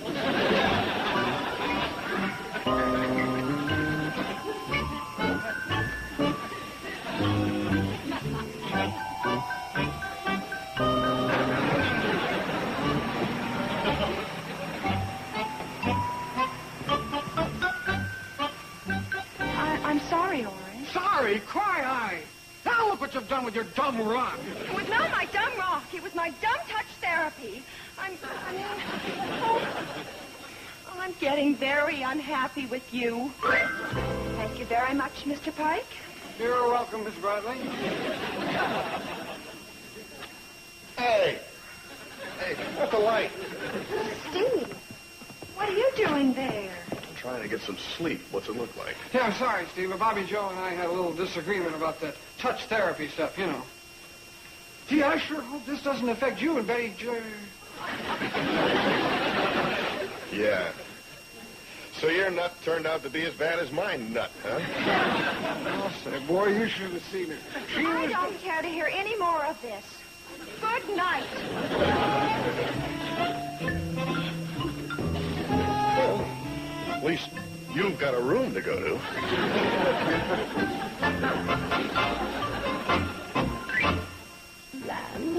So you see, these are all methods to help us experience ourselves, to get to know ourselves, to love and respect ourselves.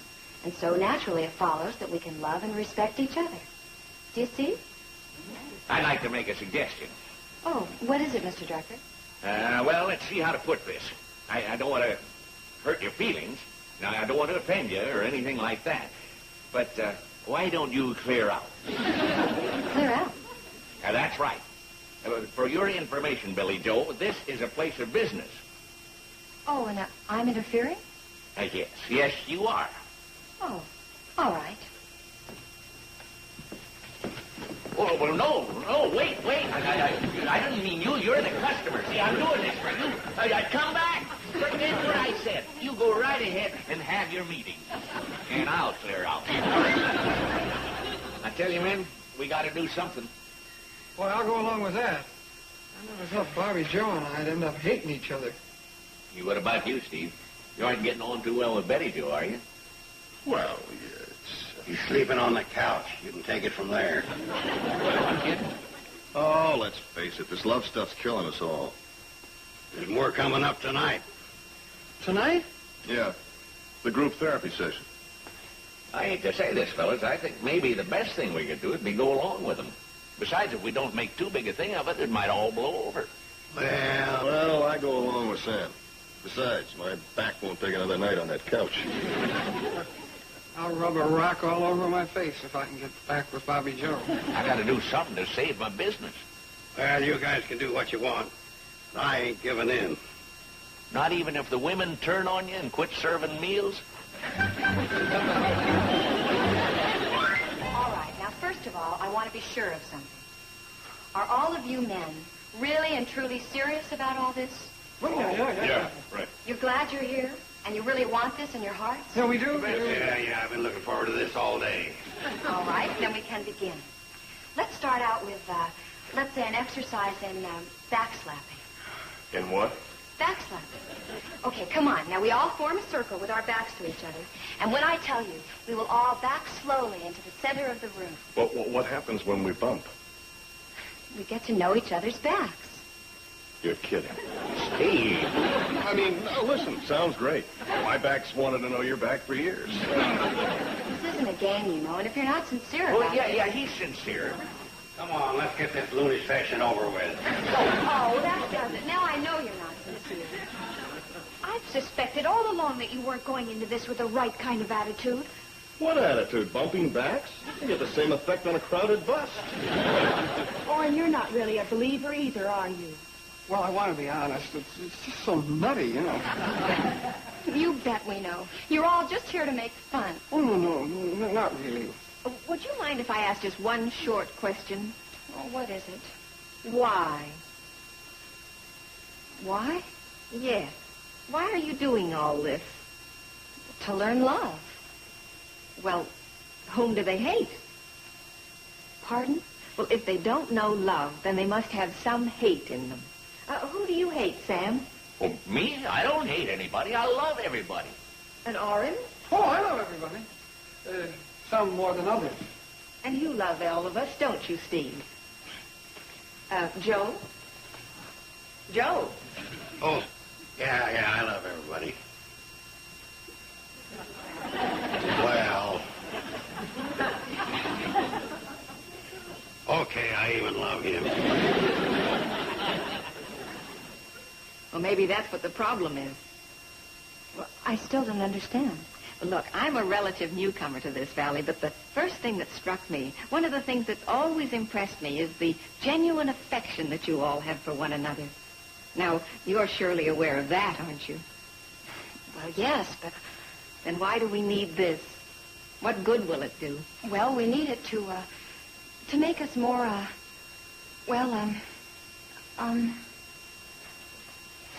Oh, I might have known. Hooterville just isn't the place for the experiment. I mean, when you try to do something noble, try to better the world, it's just about impossible.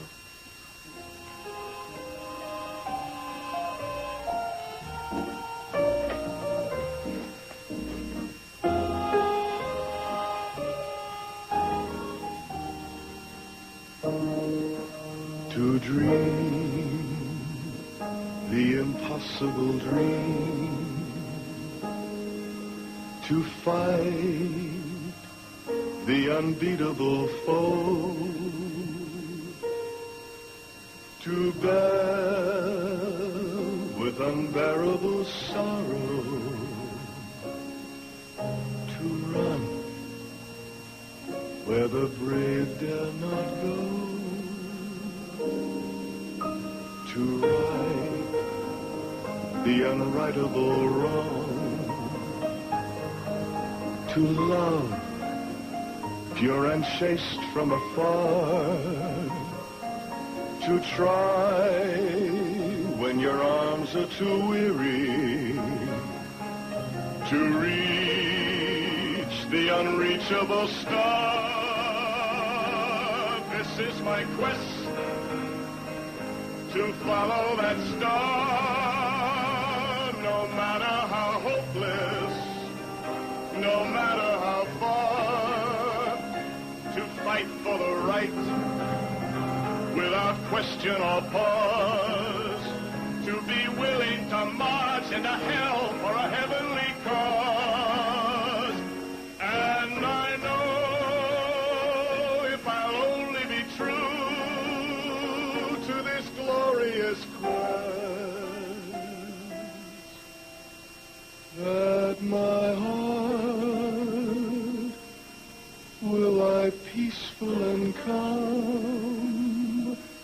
when I'm laid to my rest.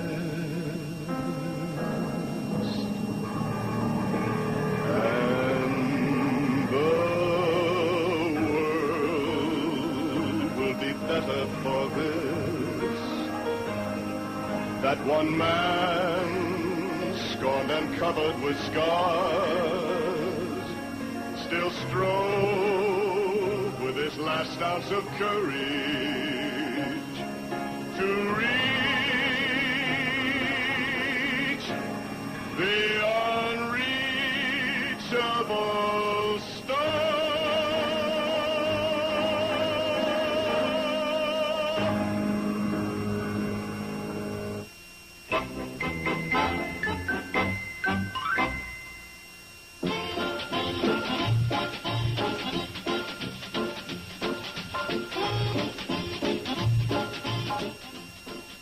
Now stay tuned for Green Acres, next on Nick at Night's TV Land.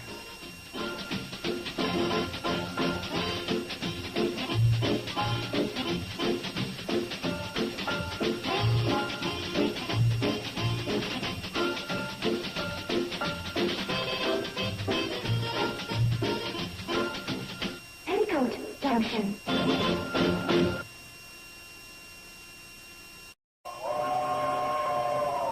Come ride the little train that is rolling down the tracks to the junction.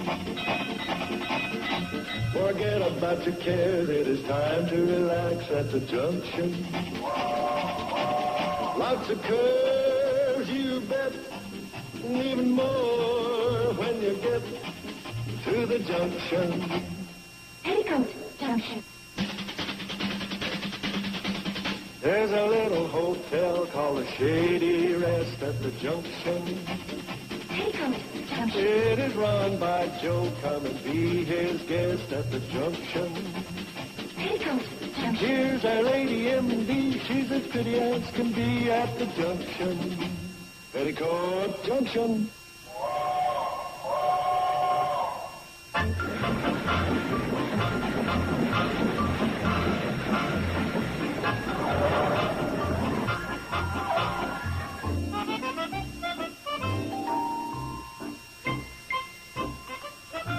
Oh, did I move that? Yes, you did. That must have been an accident. I won't be a minute, Floyd. Doggone it, Joe. If you can't play the game that... Hi, Janet. Hello, Sam. Joe. What can I do for you? Oh, nothing really. I'd just like to use the phone. Well, sure. It's right over here.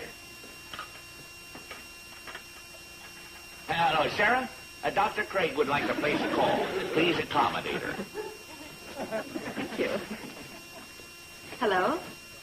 Please accommodate her. Joe.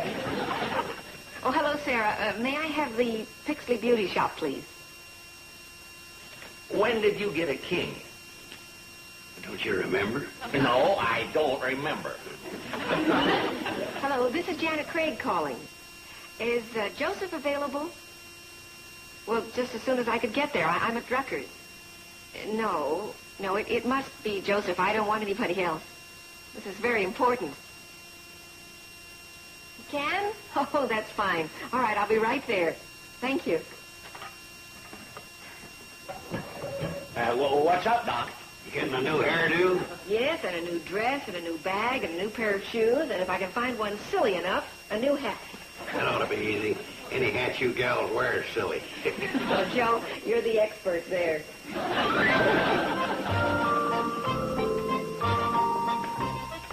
Janet, wow.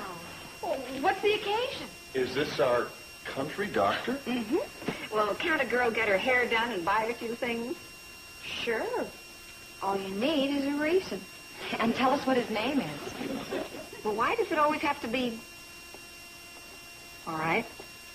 His name is Dr. Peter Marlowe, and he's a specialist in internal medicine.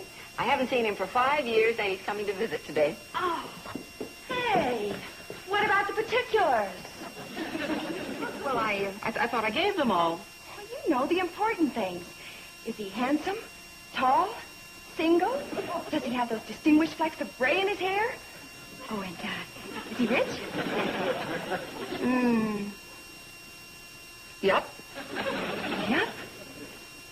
Everything? Mm-hmm. He sounds like a fine doctor. Well, if you'll excuse me, I think I'll put these things away. Isn't it terrific? Pretty exciting. I can't wait to meet him. Oh, me either. How about you? Me? Aren't you excited? Yeah. Is that all you can say? Well, what do you expect? He's not coming to see me, you know. Well, no, but... As a matter of fact, he's not coming to see you three either.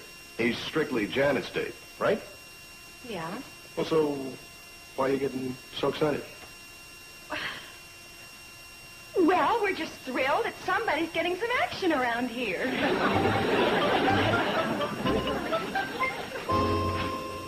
Hi, Joe. Sam give you a ride down? God, with him on one of his deliveries. Hey, we got a mystery we're trying to unravel. Oh? Janet's doc has got some guy on the string. You know, Seth? Yeah, we think we know who it is. Who? Well, that's one of 6 guys. He's probably Bird down at the creamery. I'm in favor of Brad Crundwell, the vet. But he's got a wife and 6 kids. But you know, they've both got a medical background and all that. Well, I'll say this. You're on the right track. I am? Hmm? Oh, you mean somebody else with a medical background?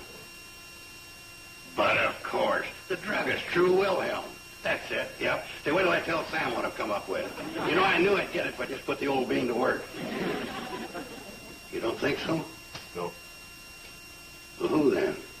How about Dr. Peter Marlowe? Who's he? Fellow that Janet went to medical school with. He's young, single, well off. He's a specialist in internal medicine. She once worked with him. Likes him a lot. Hasn't seen him in about 5 years, and, well, he's coming here to visit today. Yeah, well, he could be the guy. Hey, where'd you learn all this? We asked Janet, and she told us.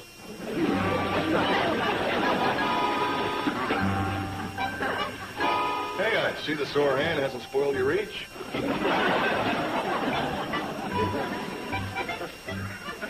Wonder what this Yahoo looks like.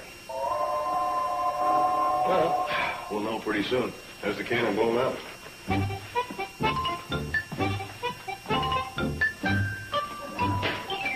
Where is everybody? The cannonball's in. Well, hey, look at you. What's the matter? I cut my finger, breaking the string on my packages. Look, would you mind meeting Pete, Dr. Marlowe, for me? Sure. Hi.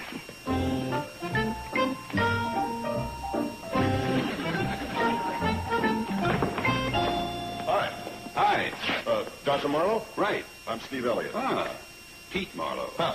Is Janet, Dr. Craig? Yeah, she's inside. She had a minor accident. Just cut her finger, nothing serious. Let me get this. Oh, thank you. It's a quiet place for a hotel. Strange there's nobody around. Well, you just have to know where to look. Oh. Now, see, right over there behind that porch railing? Yeah. That's my sister-in-law, Billy Joe. And, oh, yeah, right up there with the binoculars. That's my wife. And, right over there around the corner, that's my other sister-in-law, Bobby Joe. And, let's see. Oh, yeah. See, inside there behind the curtains? Yeah. That's Uncle Joe. Huh? You kind of get the feeling you're getting the once-over? Kind of. Come on. Okay, you guys. Ole, Olsen free.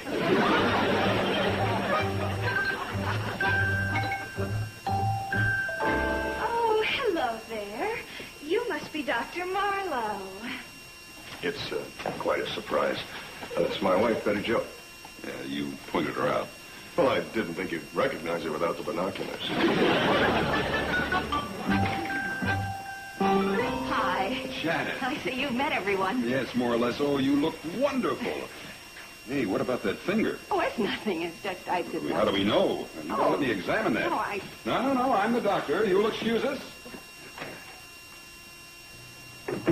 Rats. We're missing the best part. What do you think?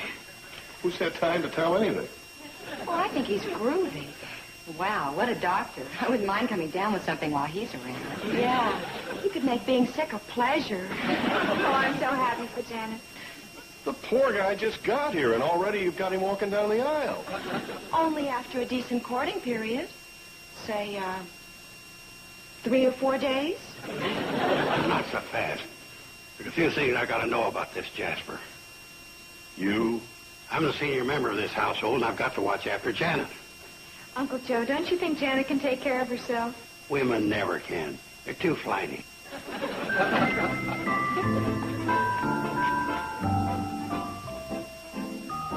Everything's fine, just a superficial cut.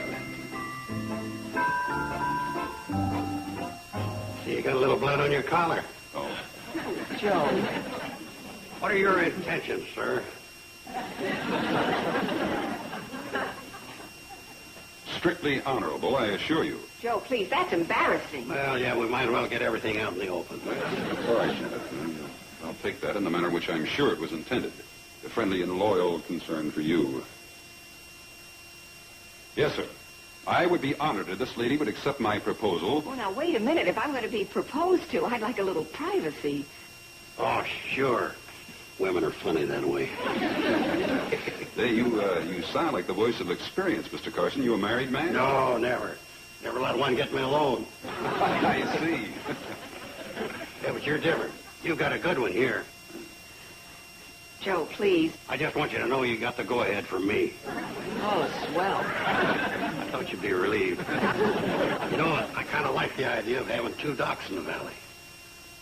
2 docs? Yeah, you know, in case of an emergency. Like the time I sprained my thumb, and old Ben Miller came down with an appendicitis attack.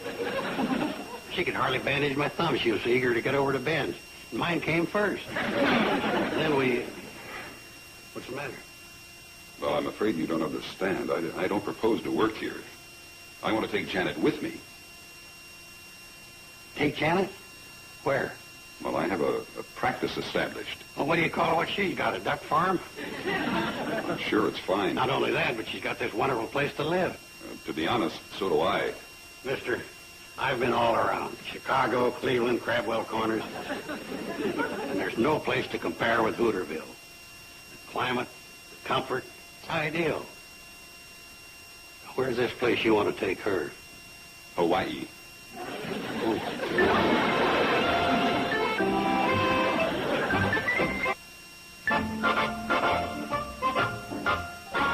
To face up to one thing. There's nothing much we can do. And I think we ought to ask ourselves, why is she leaving? That's pretty obvious. To take a good job. And to be with Dr. Marlowe, a man she apparently cares for very much. And what else?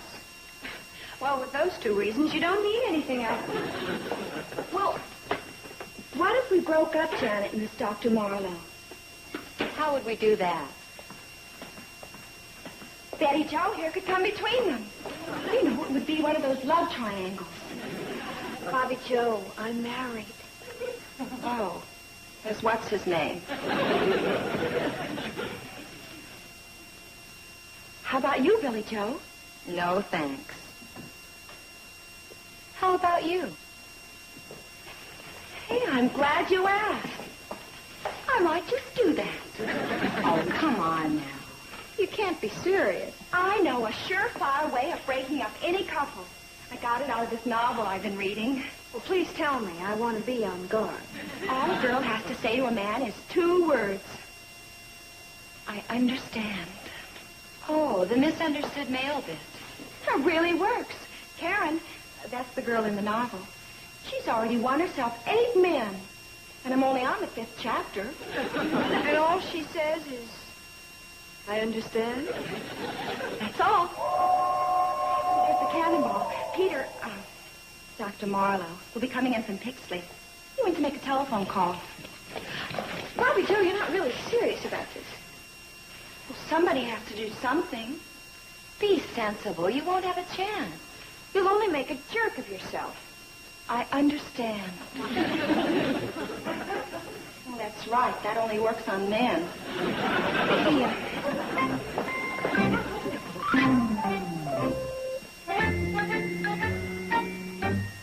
Where are you hurrying off to? The cannonball just came in. Oh, good. Then you could meet Dr. Marlowe for me. You don't mind? No, I have some work I have to finish up in the office. Don't worry, Janet. In the years to come, you'll discover it was all for the best.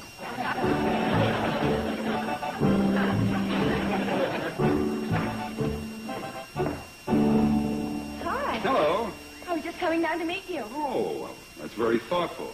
How was your trip to Pixley? Oh, I enjoyed it immensely. After I made my phone call, I walked around the town and saw the sights, visited with some of the townspeople. I understand. And then yes, well, and then after I had my walk, I went into Kramer's ice cream parlor and had a crushed fresh raspberry sundae. It was gorgeous. I understand. Coming home. Would you care to sit down? Well, I would want to keep them waiting dinner. Oh, well, they'll let us know. They ring the bell. Oh, okay.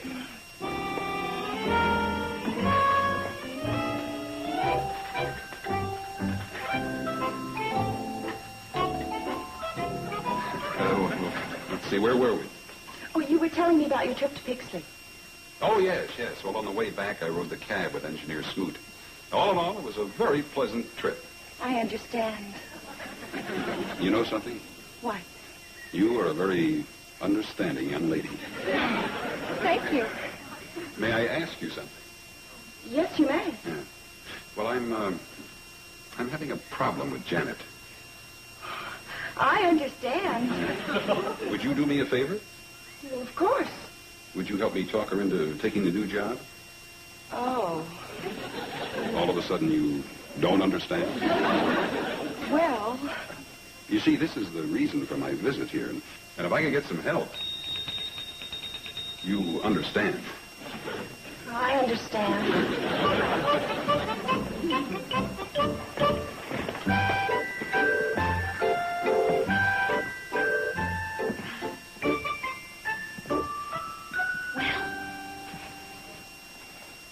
I ended up promising to help him talk her into going. Great. What? Steve and I will just have to pull our ace out of the hole. If it doesn't work, nothing will.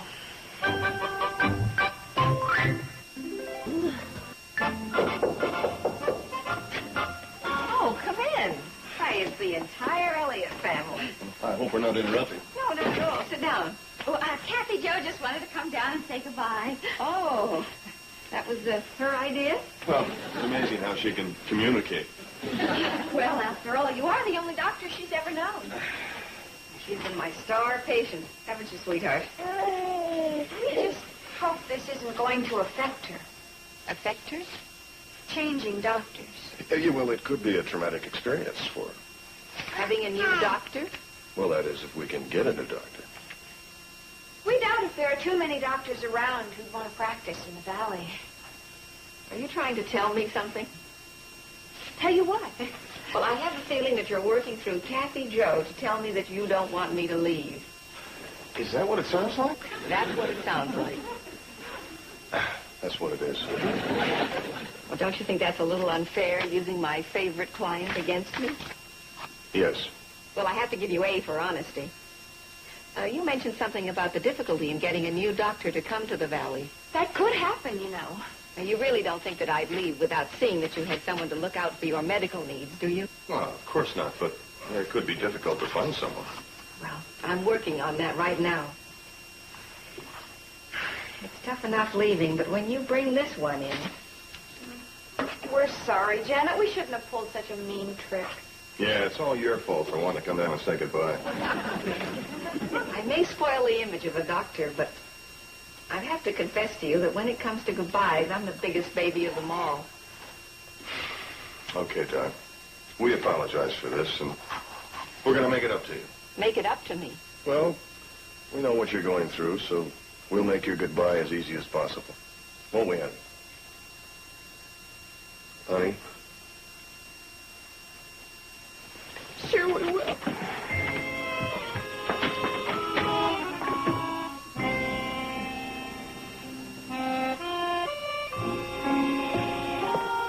Janet, do we have to go right in? No, not right away.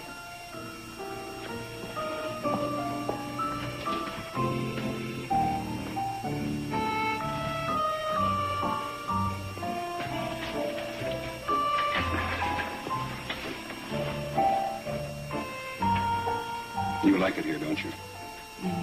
Very much. How about what I'm offering? Well, it's very inviting. And me? You're very dear. Does that mean yes? Janet, isn't it what we both dreamed of? Remember at school how we said that the thing we wanted most was to go to some South Sea island and practice? Well, this isn't quite the same thing. We were going to be missionaries and heal the natives who were poor and helpless. Well, this is the same, only better. The natives are rich and want to share the wealth.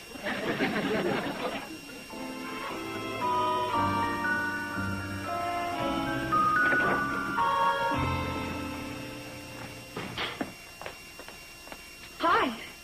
Hope I'm not interrupting anything.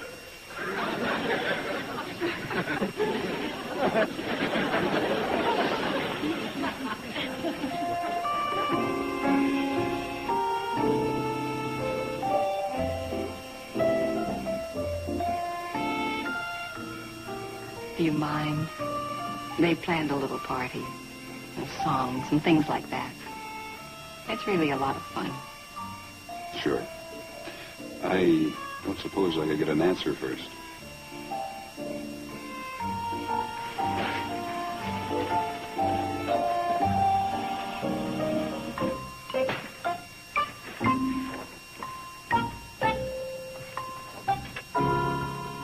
Janet, we have something to say to you. Oh, it's okay. Steve's upstairs putting her down for the night. You know, I didn't like her color this morning. I think I better just go up and check on her.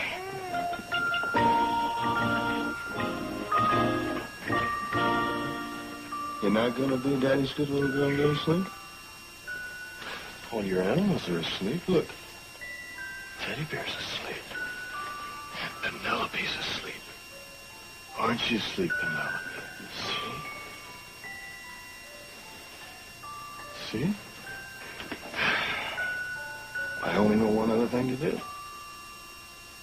Red and yellow and pink and green, purple and orange and blue. I can sing a rainbow, sing a rainbow, sing a rainbow too.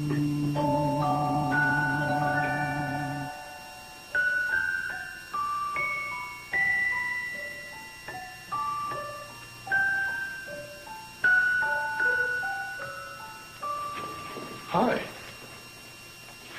Oh, Steve, that was beautiful. I'm afraid I'll never get over missing her. Well, you don't have to.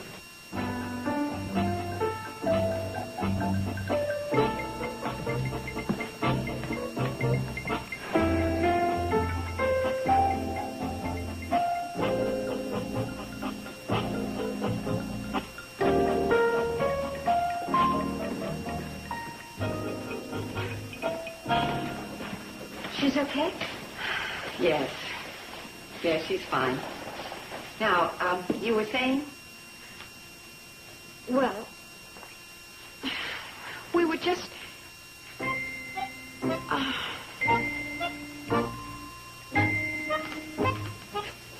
You tell her. Me? Janet, I guess you know we've sort of been trying to keep you here, right? Well, we've decided we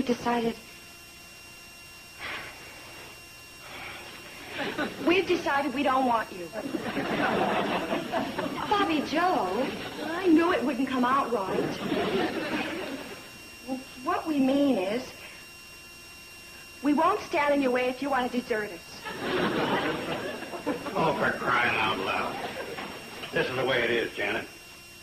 We like you here. And if you like us, fine. But if you don't, what I mean is, if you want to live on some gorgeous, exotic place with a handsome guy like Pete, be ecstatically in love, make a bundle of money. Hey, do you need a helper? Uncle Joe. Well, what I mean is, what we want for you to be happy. If he's the right guy, we're all behind you. What do you say?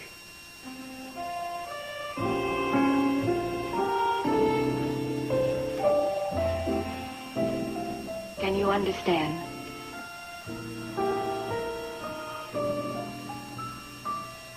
I think I just lost.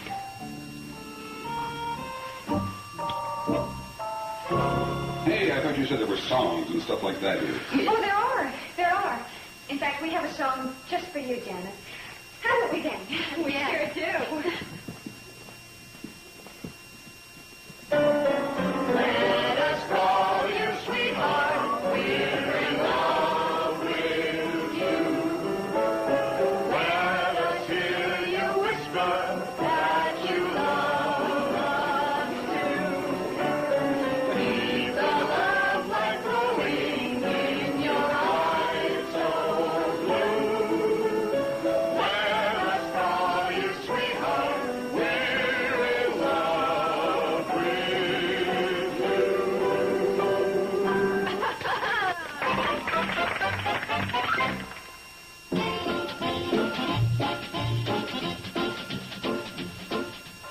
Now stay tuned for Green Acres, next on Nick at Night's TV Land.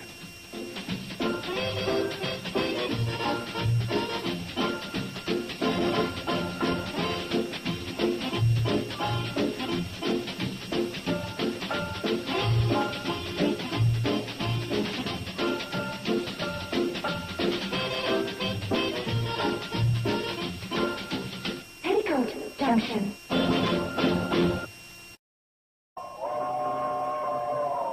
Come ride the little train that is rolling down the tracks to the junction. Forget about your cares, it is time to relax at the junction. Lots of curves, you bet, and even more when you get to the junction. Petticoat Junction. There's a little hotel called the Shady Rest at the junction.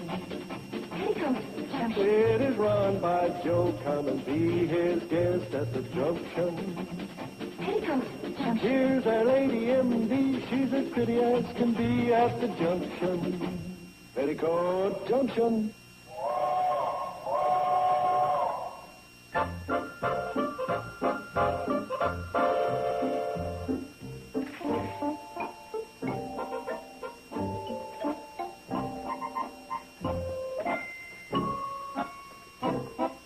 Steve, Hi.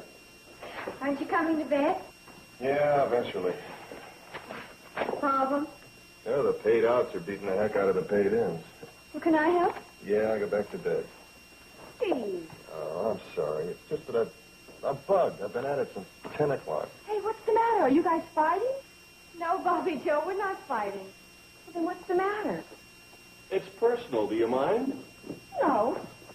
Oh, I thought I heard voices. What's going on down there?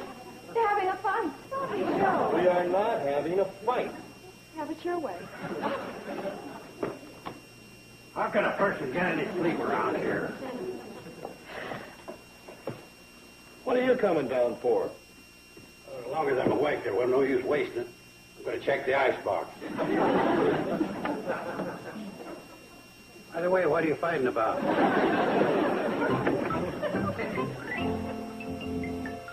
Hi. What's going on? I think we're holding a busybodies convention. I'm sorry. Forget it, everybody, will you? Let's just go to bed. Seems like a good idea to me. I think so, too. Might as well if the fight's over. Come in, Steve. Okay. Okay.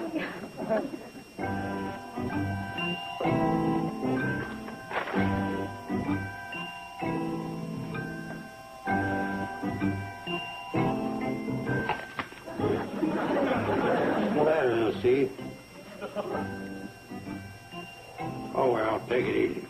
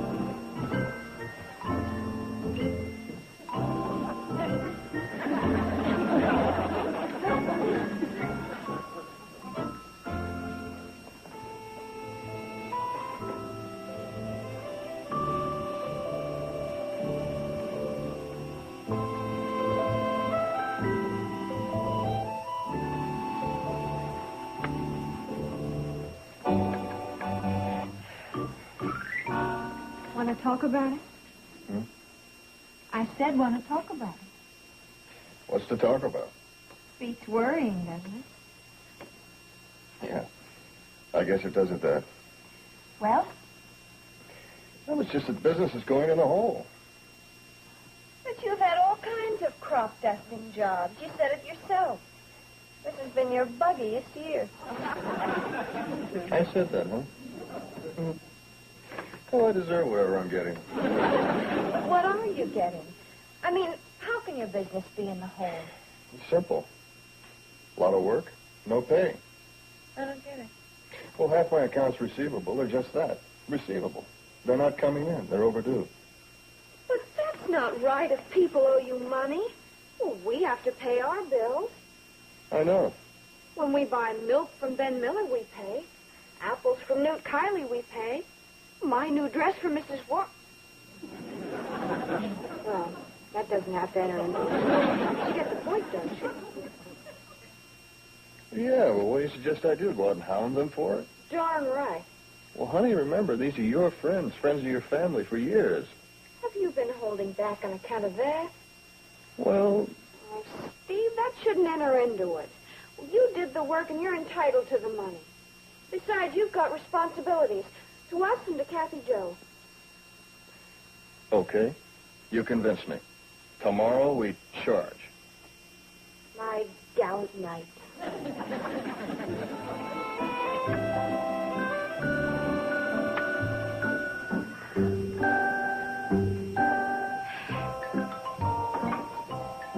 More scrambled eggs? Bacon? Anything? Yeah, I better get going. This isn't going to be an easy day. You can handle it. Thanks. You're okay, you know.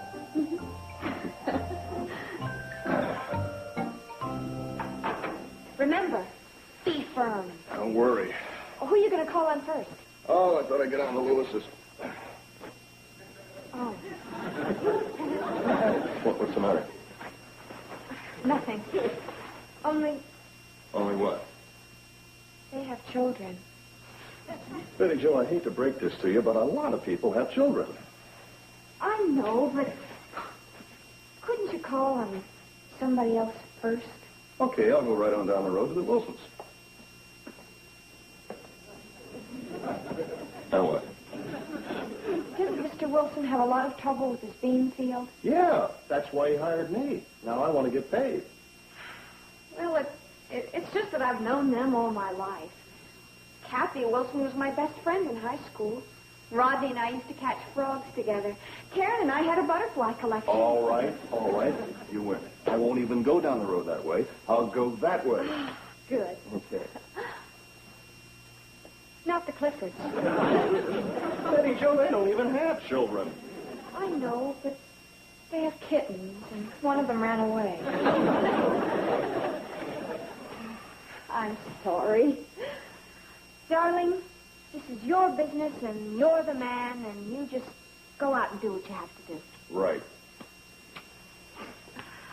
And Steve, remember, be firm.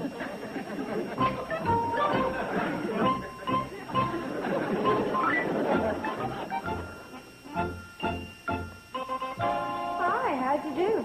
Well, I made the round. How much did you collect? Well, I didn't get anything from the Andersons, or the Grangers, or the Yeagers, or the Hartleys. But when I got to old man Bryson's place, He's the man who owes you $300. his tractor broke down and I loaned him $20. Crying out loud.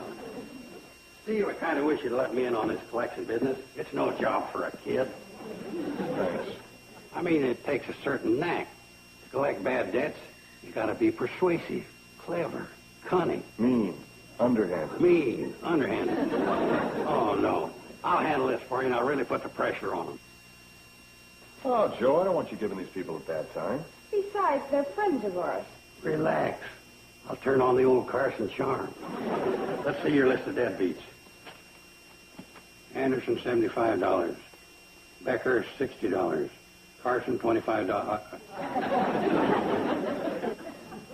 That was for the fly rod that came collect from the mail order house, and you were a little short. I'll pay you the first of the month. Joe, yesterday was the first of the month. Oh, well, that'll work out good. That'll give me 30 days to come up with it.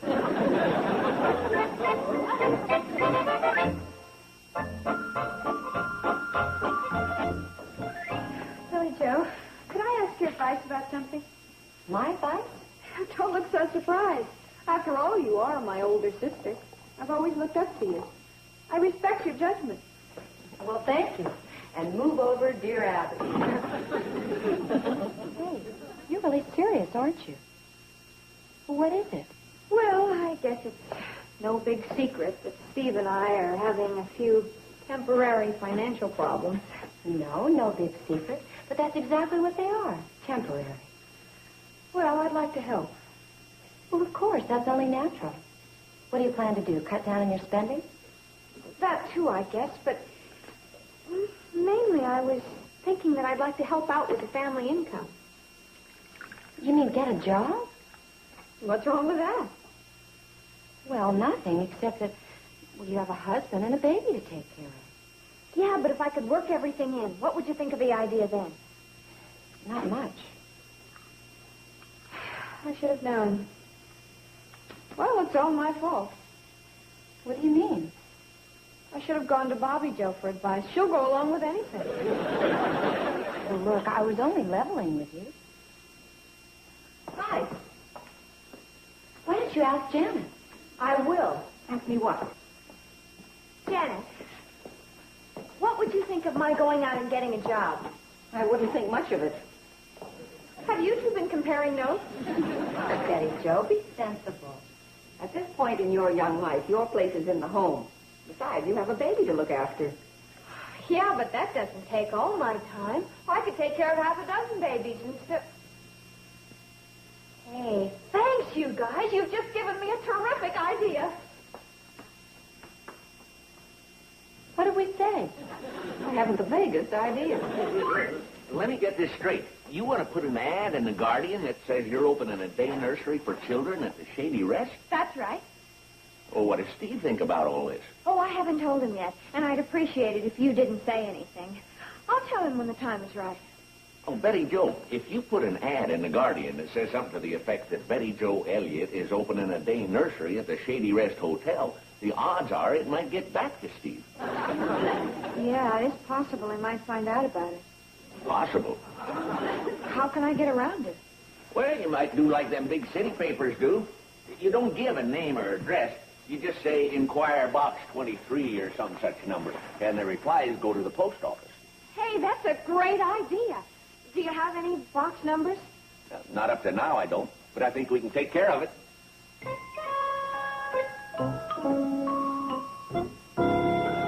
There you are.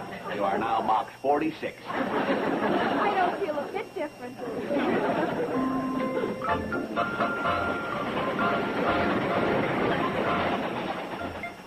It's incredible. I've had 4 answers to my ad already. Well, the World Guardian does get results. What does Steve think of all this? Just think. With $20 each, I'll have a pretty good income. I'll say. Terrific. What does Steve think of all this? I thought I'd use our sewing alcove for a sort of combined nursery and schoolroom. And that little grassy flat out by the clothesline could be our playground, okay? That sounds like a great idea. Well, that's fine, but what does Steve think of all this? You asked that before. Yes, I did, but I didn't get an answer. Oh, Steve will think it's a wonderful idea. Oh, I'm practically sure. I hope. In other words, you haven't mentioned it to him. You could say that, I suppose. Betty Joe. Yes? I think you're getting off on the wrong foot. Now, you should tell Steve all about this right now. Well, what do you think? I agree with Janet. I wasn't asking you. I was asking Bobby Joe. Well, I agree with you. Don't tell him. Thanks, Bobby Joe. And when he finds out, wow, what fireworks. It'll really liven up the place down here. I think you'd be much happier if you had this whole thing right out in the open. Now, if you'll excuse me, I have to turn off my autoclave. Maybe she's right. I'll tell Steve tonight while he's eating his corned beef and cabbage. Oh, we were planning on macaroni and cheese. There's been a switch in the menu. Steve's favorite is corned beef and cabbage. That's it. Now, toughen him up for the kill. I thought we'd get our old toys down from the attic. And Bobby Joe, how was your tennis game today? I didn't play tennis today. Oh, Hi. I see you got the mail. Anything good? Yeah, if you're one of our creditors. They want to get paid. Good old Ernie. Ernie? Yeah, the guy I met in reserves. Remember we had dinner with him and his wife that night? Oh, sure. Ernie and Florence. Cutest couple you ever saw. How are they doing? Not too good. They almost split up. Oh, I can't believe it. Well, I can. Florence went out and got herself a job, and Ernie blew a fuse.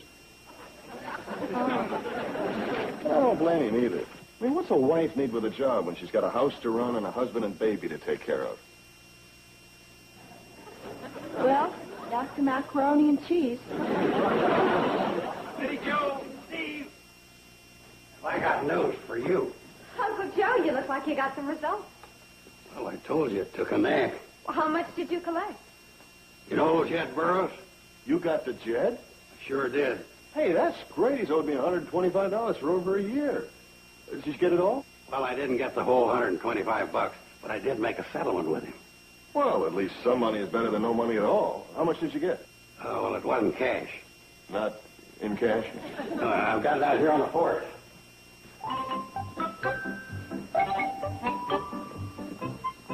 A goat? $125 goat.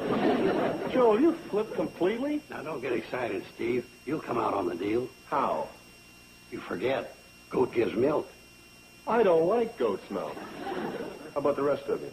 I don't care for it. Me neither. Yuck. How about you? I hate the stuff. Oh, that was a beaut of a deal you made, Joe. But, Steve, I could sell the milk to the people in the valley here. And the beautiful thing about a goat, it doesn't cost nothing to feed them. They'll eat almost anything.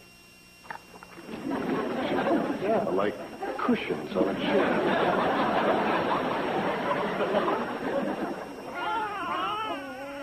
Bobby Joe, could you please hurry it up?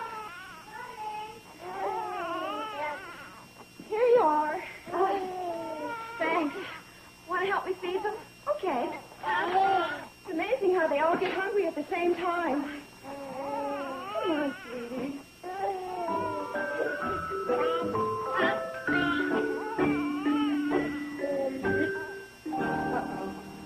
That isn't all they do at the same time. Billy Joe?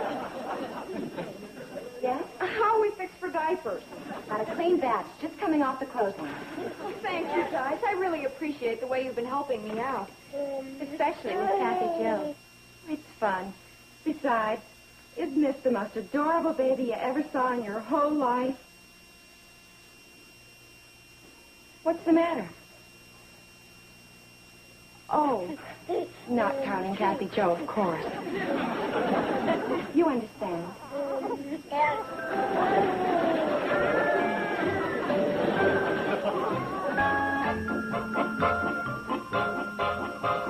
Oh, doggone, it's my own fault. Should have made the special on bread or something I could spell. Hi, Sam. Hi, Joe.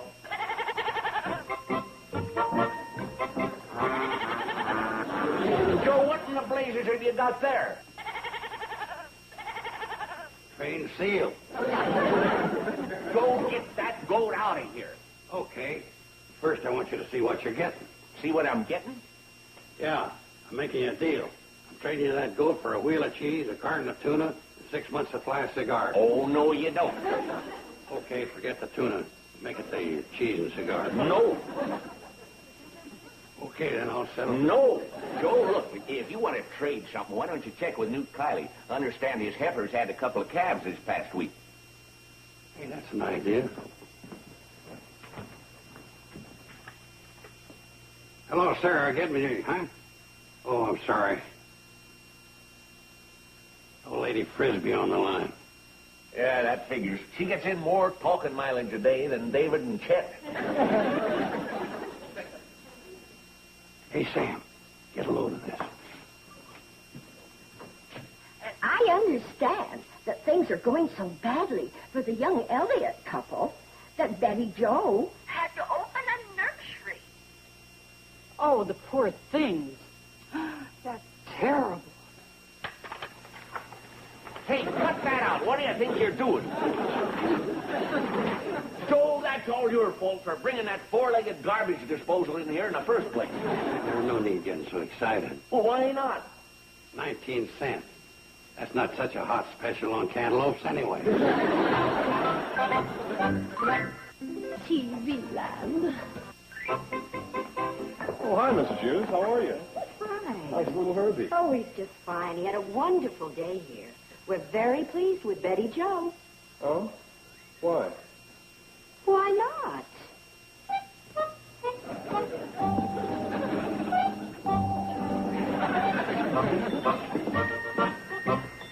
Oh, I wish those other mothers would hurry. He will be home any minute. I know, and then? Bobby Joe. Well, you should have told him. I know, but I just couldn't find the right moment. Betty Jo?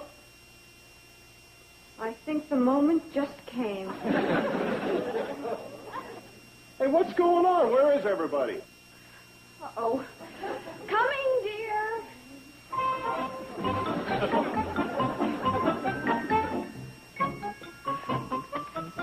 Where were you? Back there. I know you were back there. What's going on? Huh? Well, usually I get a nice kiss and a welcome home. Oh. Now, why don't you go upstairs and take a nice long nap, because you're probably tired. Why don't you tell me about Mrs. Hughes and little Herbie? Mrs. Hughes and little Herbie? Yeah, she said he had a wonderful day here. What was he doing here? He ran away from home. Little Herbie ran away from home? All the way from Crixley? Yeah. Oh, you ought to see him crawl. Goes like crazy. I'll think of something else. You do that. Where are you going? In the kitchen to get some help, do you mind? I'll get it for you. Don't be silly. I'm not helpless.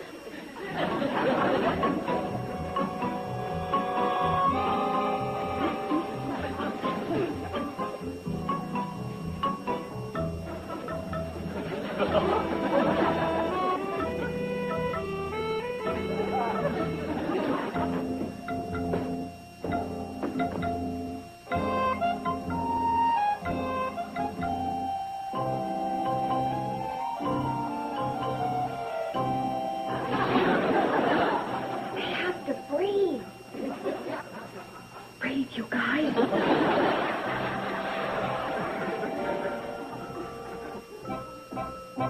Betty Jo?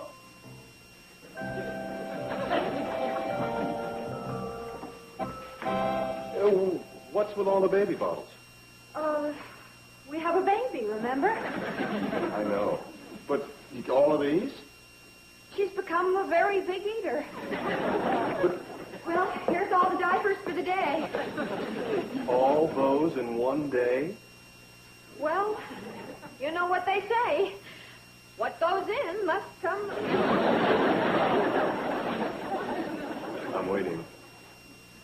I guess I might as well confess. Yeah, I think that'd be a good idea.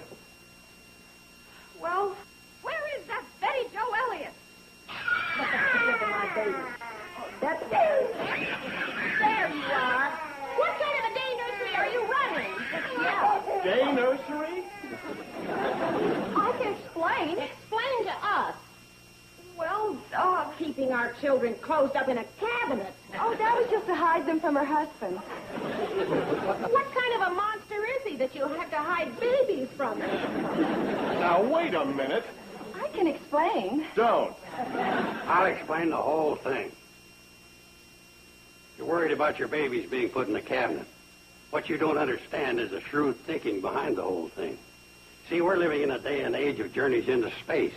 It's only fitting that our children learn to accommodate themselves in the cramped quarters of a space capsule. Now, my grandniece, with rare foresight, was only preparing your... Oh, shut up. I don't know about you, but I'm leaving here and I'm never coming back.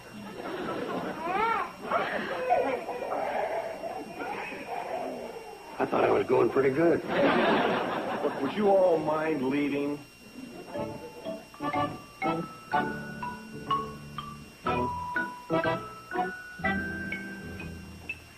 not you.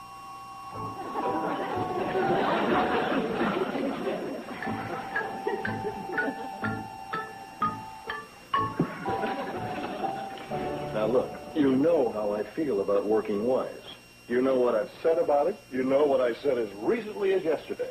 And yet now you deliberately... Steve, what is it? She's...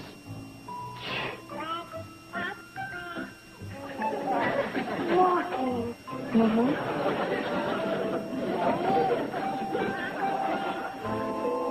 You were saying? Forget it. Thanks. You're welcome.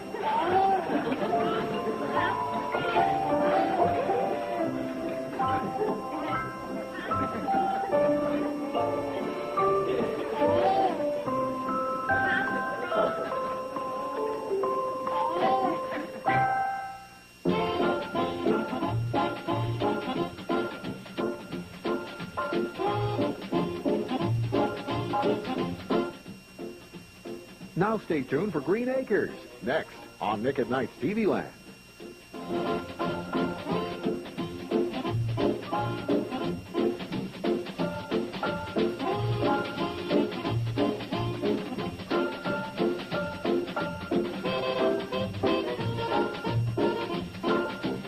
Petticoat Junction.